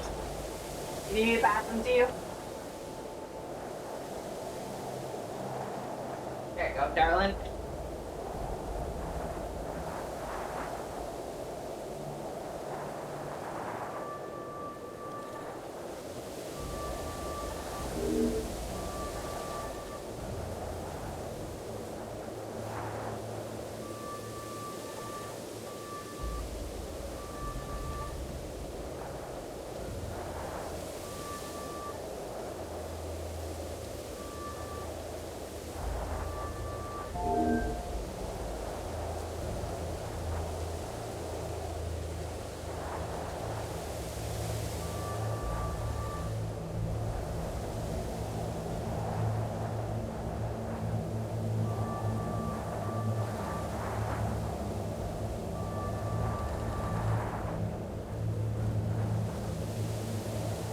Yeah, that's fair.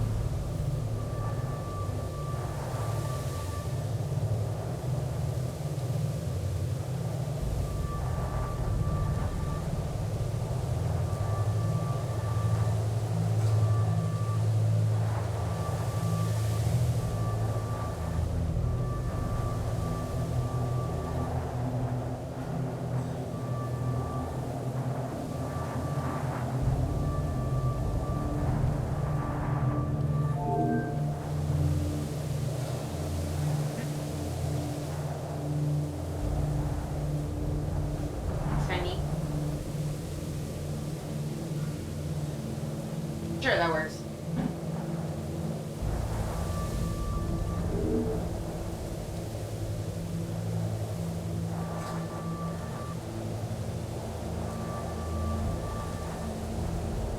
I'm sure there's probably a better way to do this.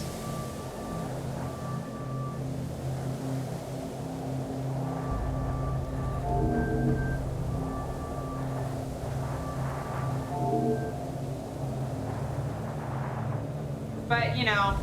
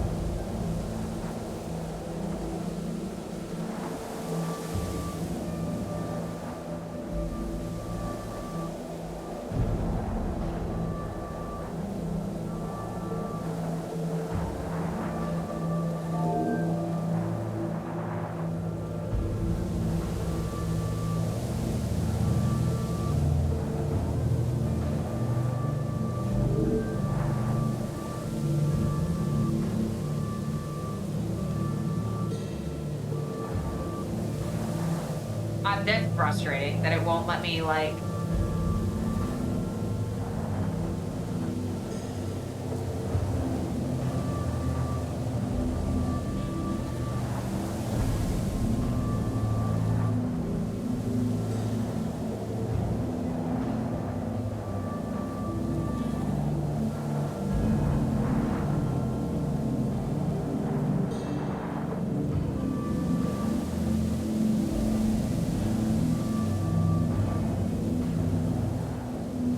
You can go, honey.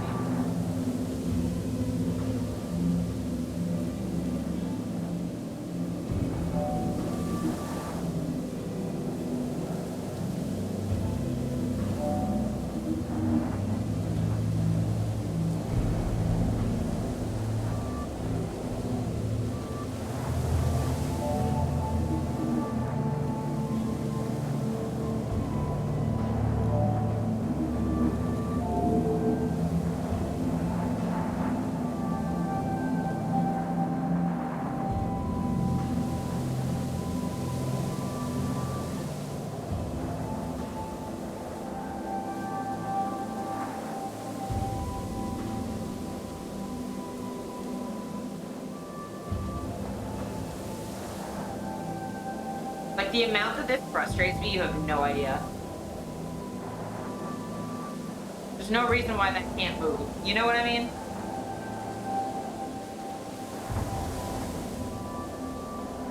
Like, this is maybe one of the most frustrating puzzle games I've played in a long time.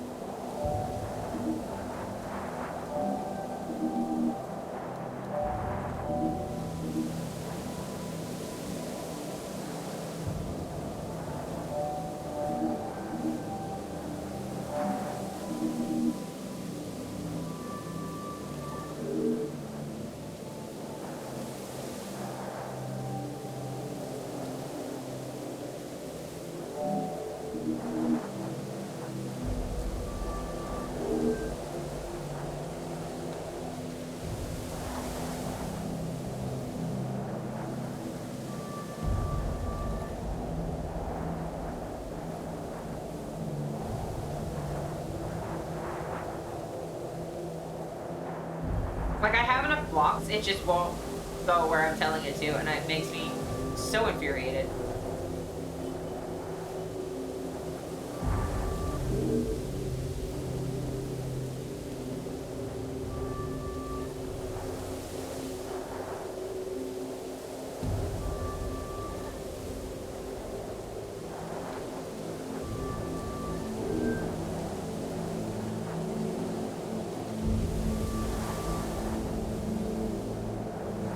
Like, why would it move one block? Why is it moving all of that? Why?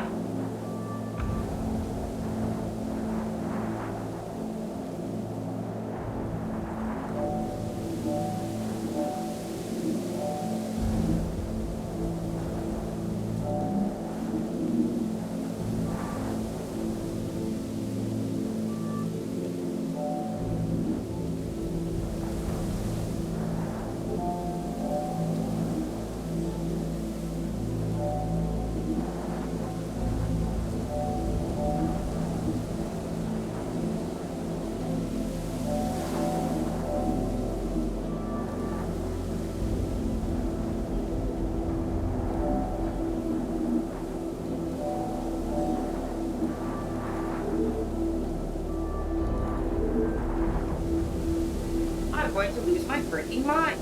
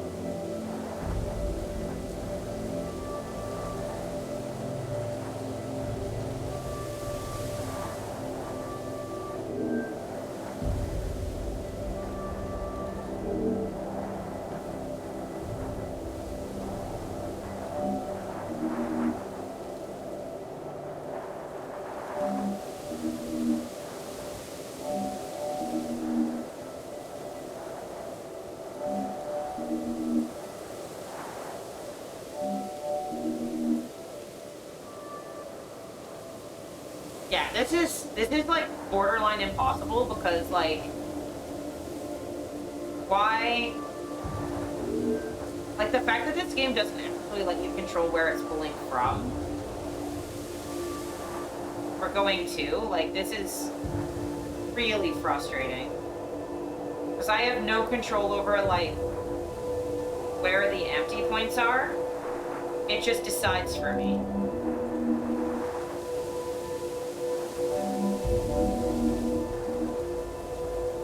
And like, I can't, like, I don't know if y'all are seeing what I'm seeing, but like, I actually, yeah, like, and also because of the angle, where this point is, I can grab stuff. If it's there, I can't. If it's there, I can't. Like,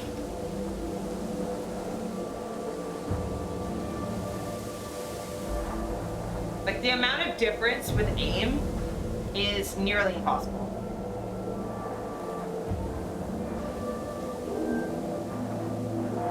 And I can't act anything.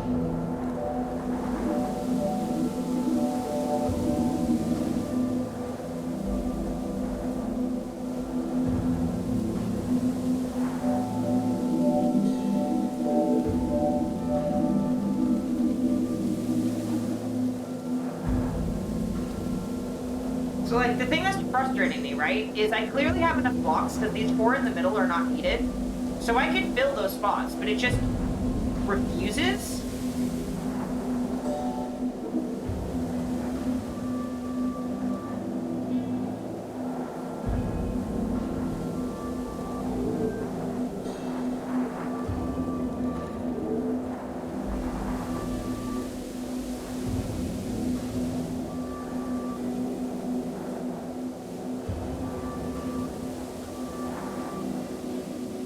And then for some reason, it will not let me draw these two together. It just won't. And that's infuriating. Like, why? What's... I'm repeating part with my teeth? Yeah. Like, what?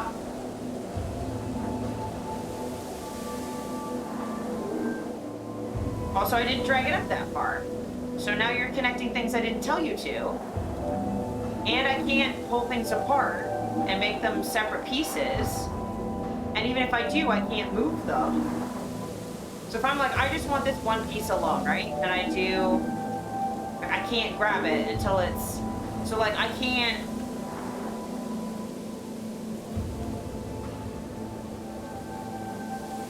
there's literally no way in here.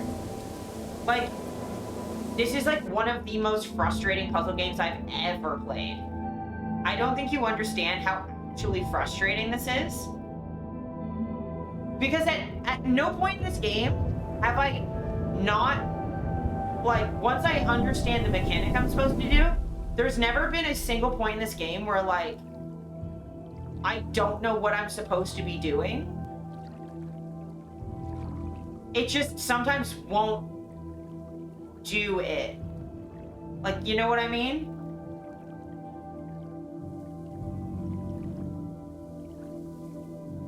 Like, the mechanics in this game are extremely frustrating.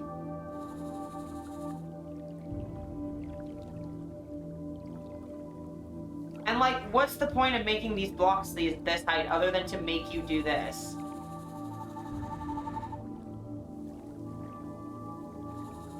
Because, like, these don't... At this point, none of this feels like puzzles. Like, none of it feels like me taking the building blocks I've been given and figuring out how to do something. Like, it doesn't feel like I'm figuring anything out. It feels like...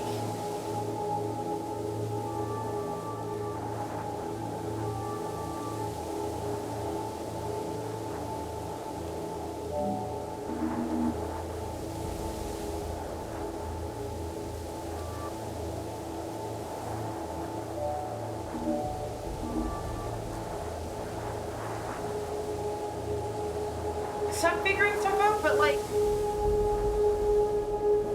why is this like this?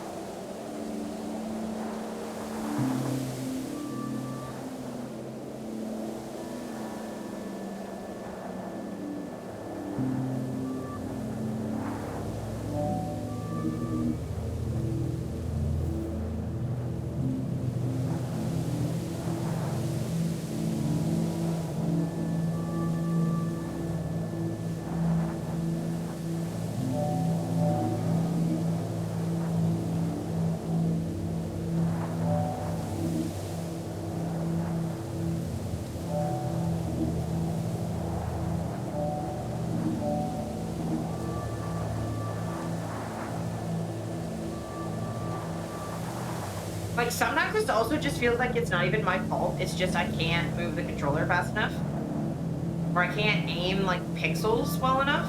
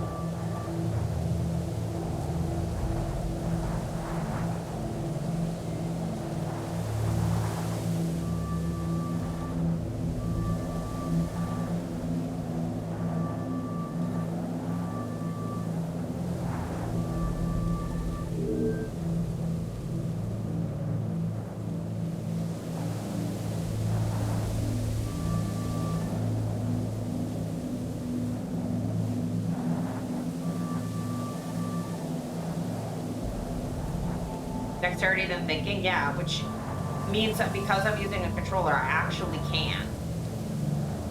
Which, like, I get that it's not, this game is not designed to use a controller, but the problem being, I'm also disabled, so regardless, I wouldn't be able to do this.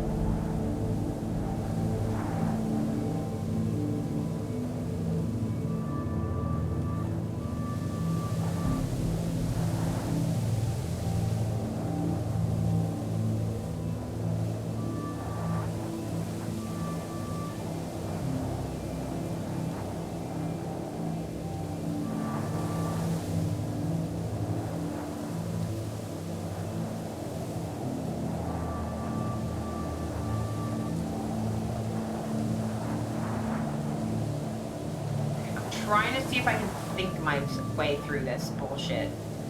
Don't know if I can.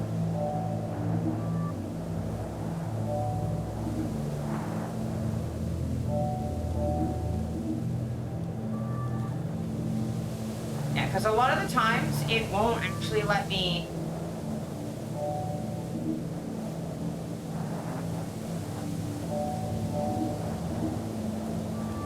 Like, it won't let me grab that right away.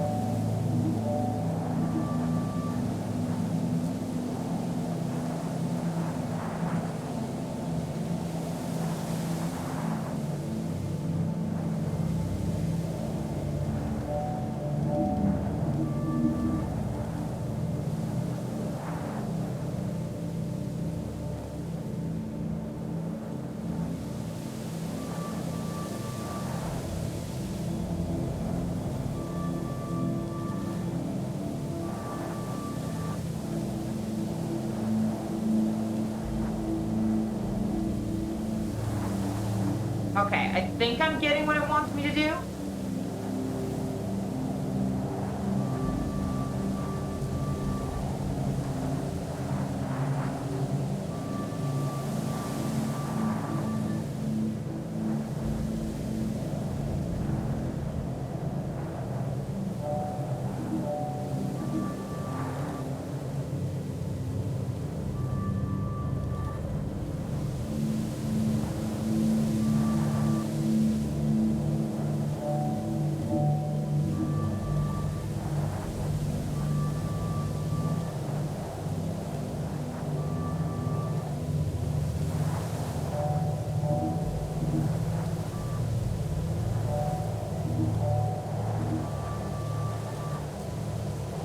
God damn it.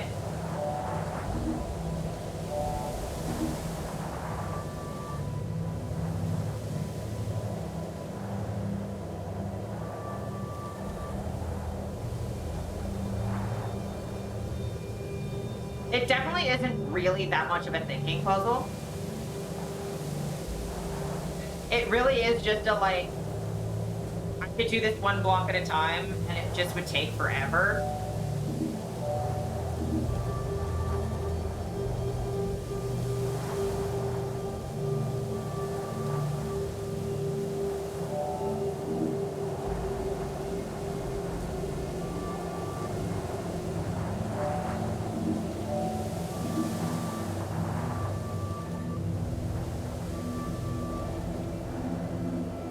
I feel like we're getting there.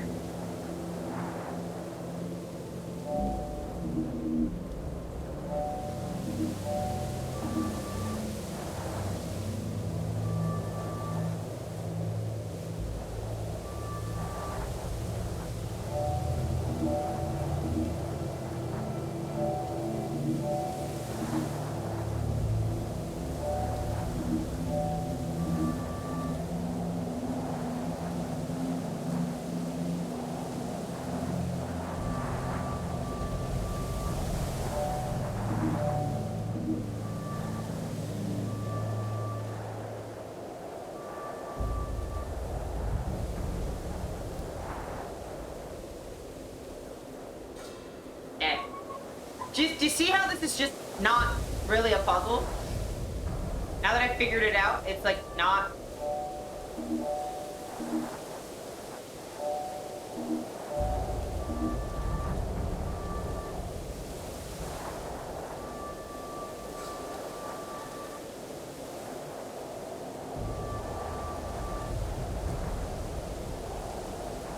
And that's assuming I have enough blocks to actually do this, and it's not gonna fucking freak out that I don't have enough. And I'm gonna have to break it, and that's very annoying.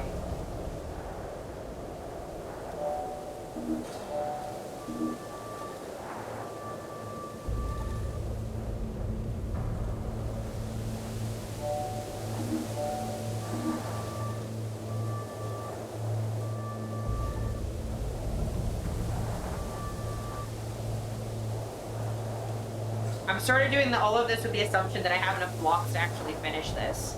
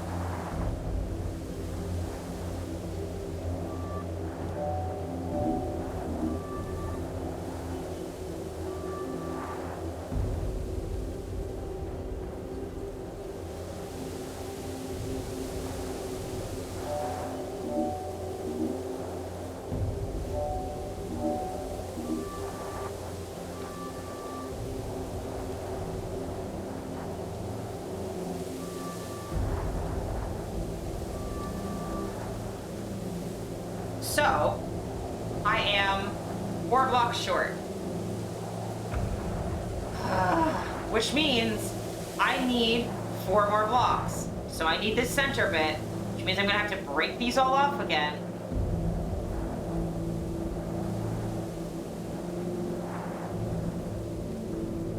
I'm trying to think if there's like a way I can protect any of these individual ones, but I don't know if there is.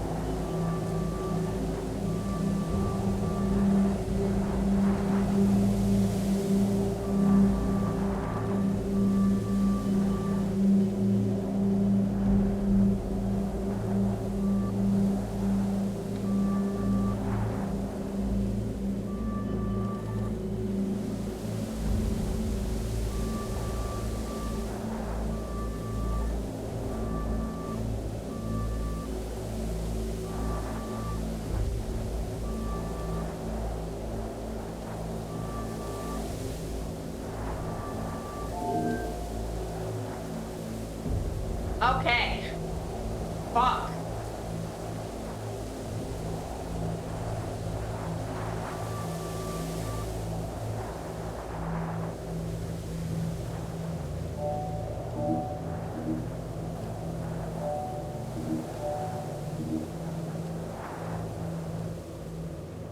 Buzzlink? Yes.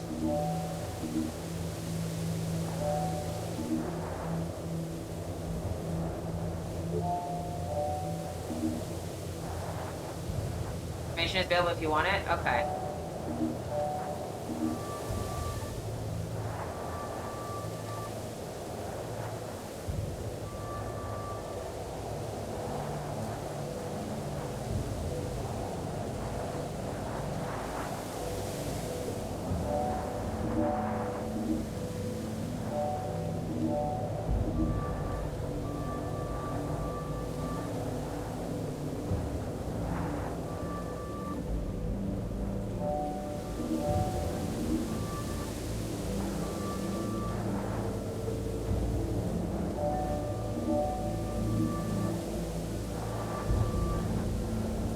Okay.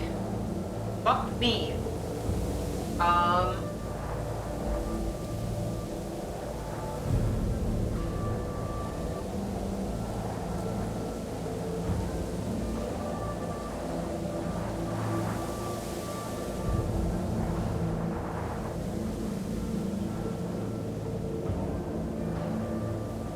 I think I'm getting like kind of a solution.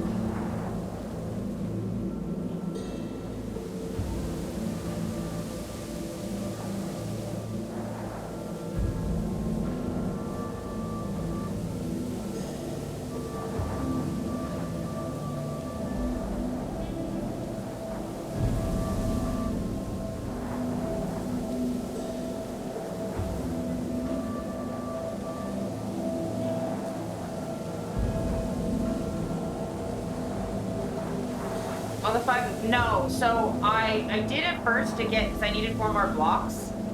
And now I'm just trying to make sure these all stay separate.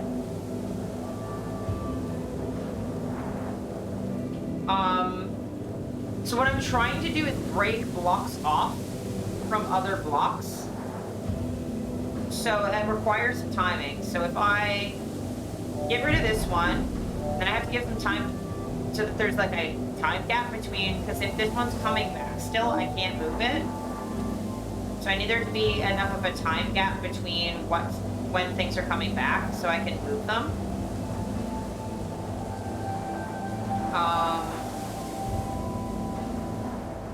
And then I can slowly move them to where I want.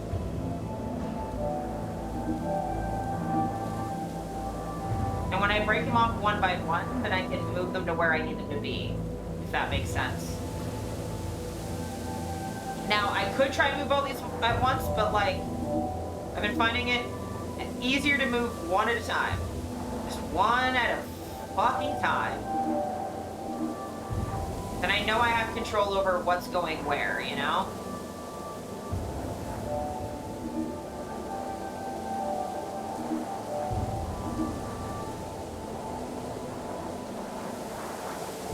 Yeah, I gotta get rid of the dotted lines.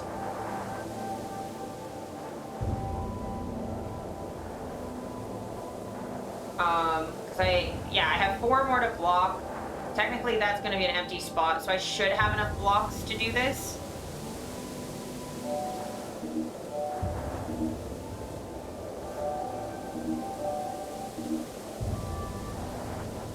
Damn it. It's just really, really hard because like I'm pixel hunting.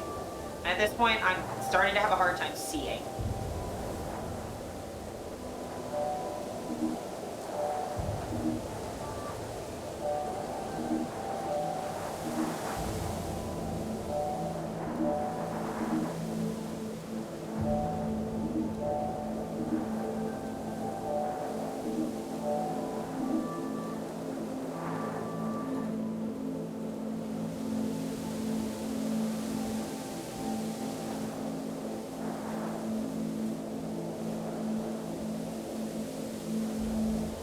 Yeah, I have been going for over 7 hours. I want to beat this puzzle since I know I have it now.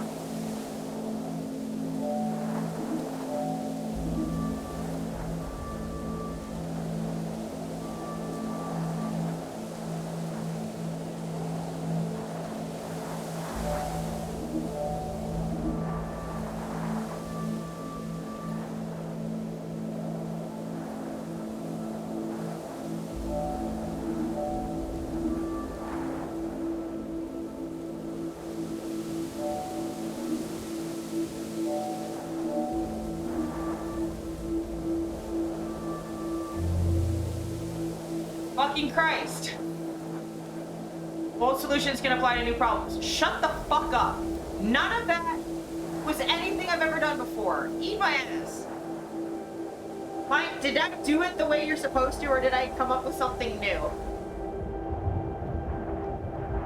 Fucking Christ. Eat my entire butthole. Hmm? Don't you me. I hard moded it? Great.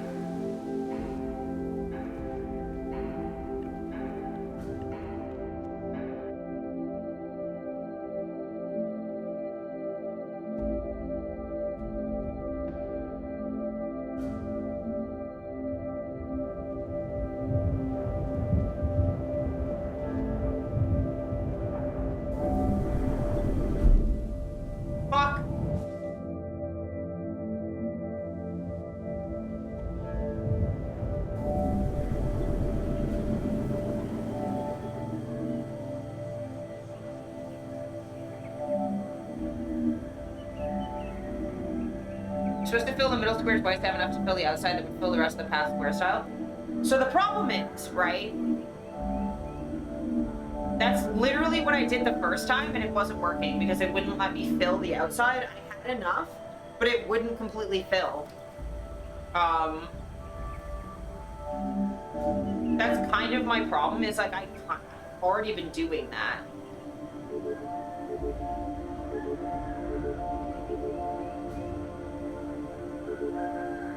The first time I had tried to do that and it wasn't working. They seem to assume they clearly communicated how the poles work directionally, which they have not. No, they have not. I never know where it's pulling from. Like, if everything's in a line, I know it's pulling from the back, but when things are, like, square-shaped, it's not actually really communicating anything.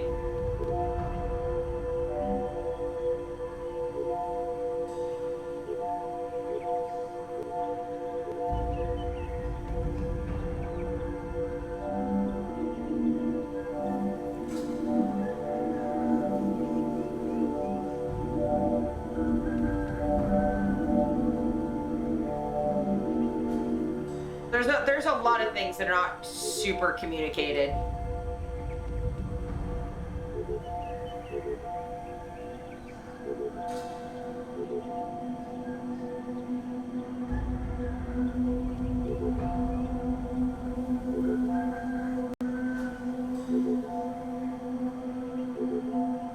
Okay, so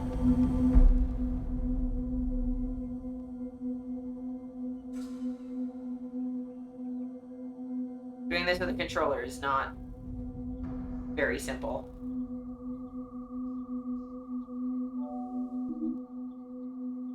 Are you fucking kidding me? Let me walk forward. I swear to Christ.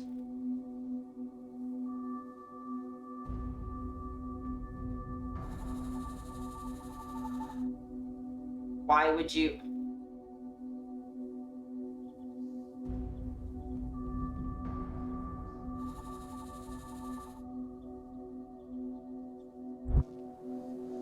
Hate.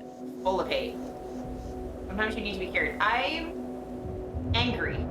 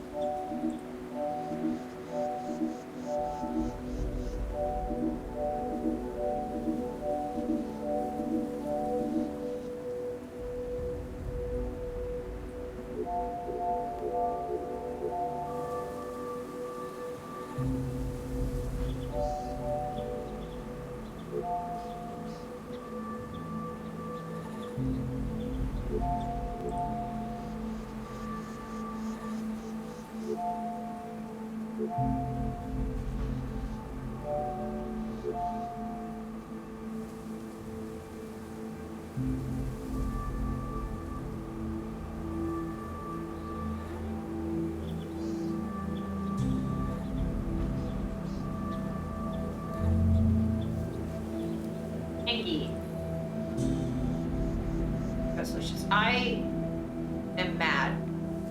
I am mad. What?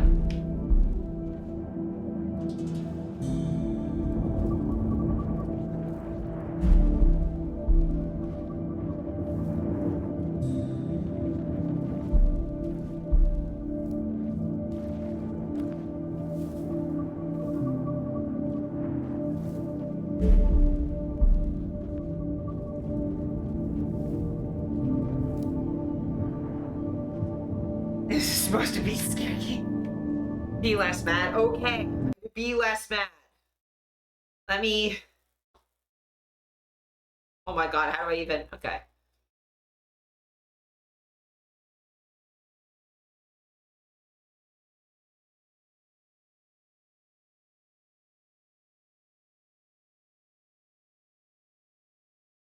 I'll do this all day. Okay. We will chill out. I will have some food. I'm gonna come here. Hold on. Come on, you gotta take a bath. Honey, help, I can't get this open. I know, I didn't like... Chicken probably cold now. I can't get this open!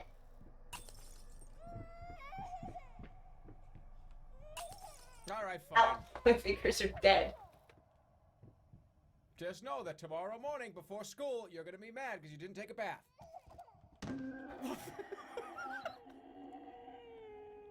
God, this game is so funny. This fucking video is hilarious. So funny. What the... Why? Why?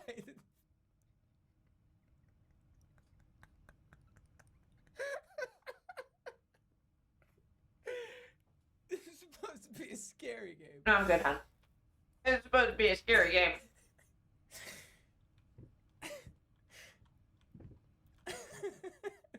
I'm gonna...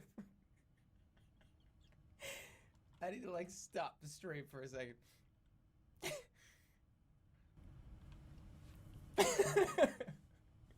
That kid just ran right into the fucking wall. It's so good. Oh. I did not expect that to happen.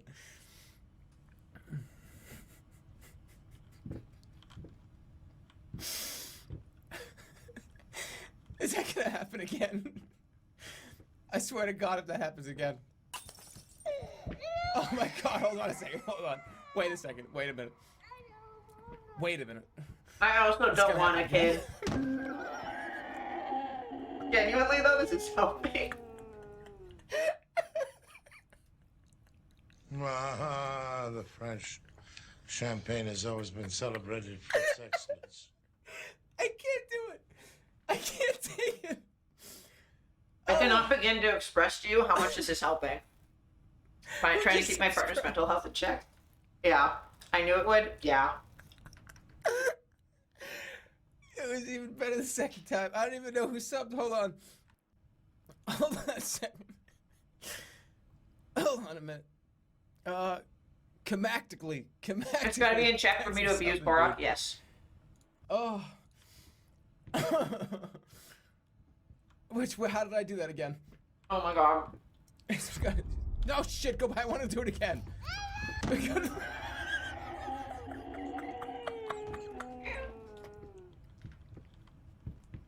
Continue to try and kill you at Game Monsters. Game Monsters is so on good. Camera. I think I'm gonna die again.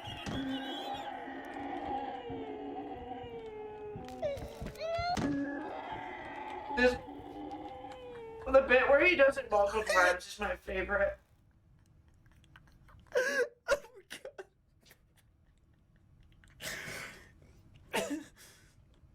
And like, our characters haven't met in Game Monsters yet, as far as my character is aware.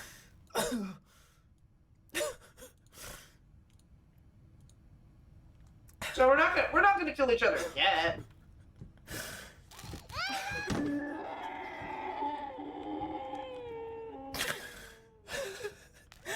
It's broken. I broke my fucking laugh bone. I can't do You it. so almost killed IRL me last. That's fair. But I still Fucking thing. haven't stopped laughing at they don't charge you for weed. Shit slays me. Also, for anyone wondering, it's a pineapple habanero hot sauce. It's very good. I gotta get like 5 to come out at the same time.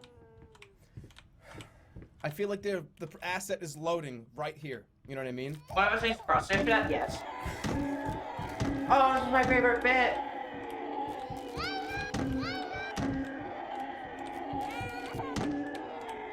Hold on. I'll get it.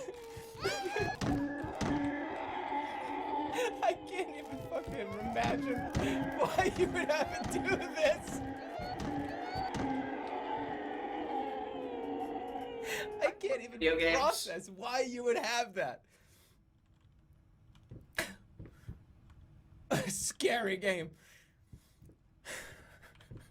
All right, we gotta go. We gotta move on. We gotta go. We have to move on. I can't do it anymore. Oh, my whole body hurts. It's supposed to be a scary game. I gotta highlight that.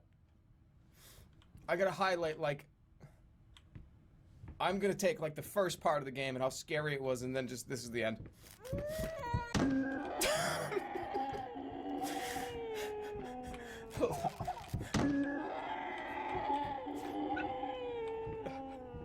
I want to just walk into her.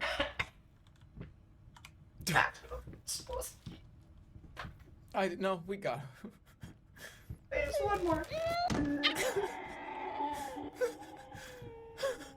I can't fucking believe that shit. I can't fucking believe it. I've been streaming for 7 hours. I've been streaming for 7.5 hours. I can't so fucking tired. believe that happened.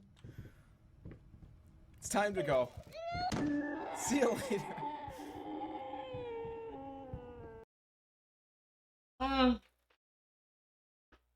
Thank you, Pine. I needed that. Think it's time to tap out? Yeah, I think it is too.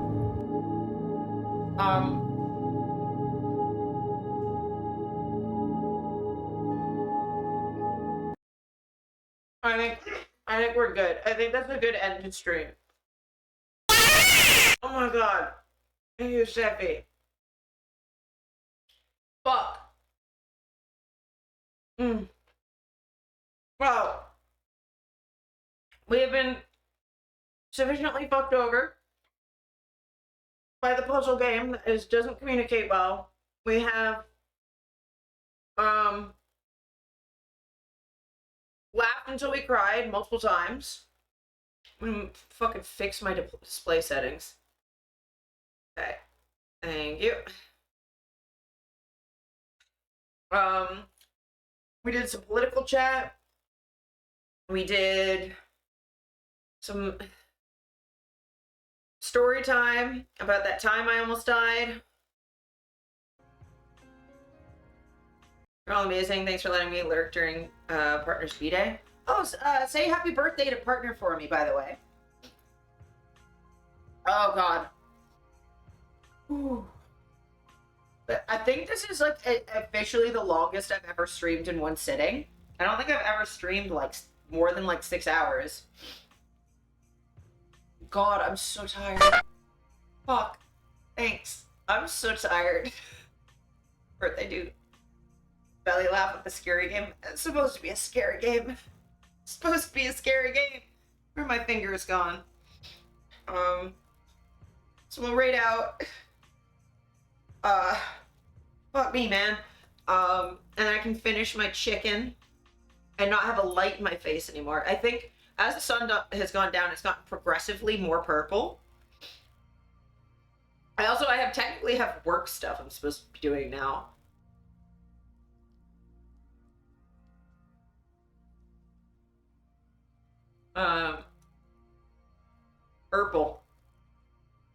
Urple nurple. I need to stop talking. This is a sign I need to go. Okay, who can I raid? Who can I raid? We'll be streaming normal time again next week, I believe. Yes. Normal time next week. And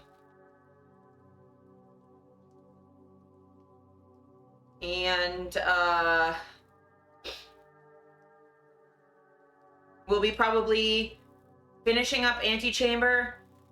There might be more political coverage stuff just because it'll be right before the election. Salt is live. Yes. Yeah, I'll rate Salt. Because I don't get to rate Salt that much. And we missed it last week. And not for 7.5 hours. Yeah, I will probably not stream for 7 straight hours. I want to try and finish Antichamber, get that off the list. The Severance elevator say bye to their innie chat. Yes. My innie needs to clock out for the day. It's time for the outie to do their job and their shit and have some food. We're gonna rate Salt. Go say hi for me. I might lurk because I'm behind. I'm trying to catch up on their Sekiro stuff. I'm getting there because for the last 3 weeks I've just like missed every fucking thing. But I'm almost caught up. So I might, you know, do a sneaky lurk, until I'm fully caught up. But I appreciate y'all a lot. By next stream, hopefully I will have an update on if I've got the IRL stuff working. If you see me go live between now and Thursday, that's probably me testing things. So don't worry about it. Just don't worry about it, right? So I might have to test some things. But we'll see. We'll see. Or I might have to test stuff next Thursday, like live while we're streaming. But we'll figure it out. We'll get the IRL setup working. And then once I get that working, oh, not during Sekiro tonight? Okay, cool. Then maybe I'll swing by. Are they doing like Cluster Truck? Zoro said, oh, it's a new game. Oh, it's the indie thing. Okay, cool. Then I can actually like stick around. Sick. Okay, so we're gonna raid. We're gonna raid Salt. For our raid message is gonna be. Thanks for the wishes. Yay! Thanks for the Lurko Kyrie. Thanks for hanging out. Thanks Vampy. Thanks Pint. Thanks Steffi. Yeah, that's literally what I was in the middle of typing. So we'll just steal yours. It's supposed to be a scary game. Is literally same hat. So we will do that. Sub any PogChamp emotes you've got. And yeah, so I will have probably more updates next week. And I might have more Shoot BTS to show y'all. We'll see. I don't know. Possibly not. Maybe not next week, but the week after. But yeah, I will see y'all in a week. I love y'all so much. Say hi to Salty for me. Be good. Have some food. Do some self-care. Take your meds. Drink some water. I love y'all so much, and I will see you soon.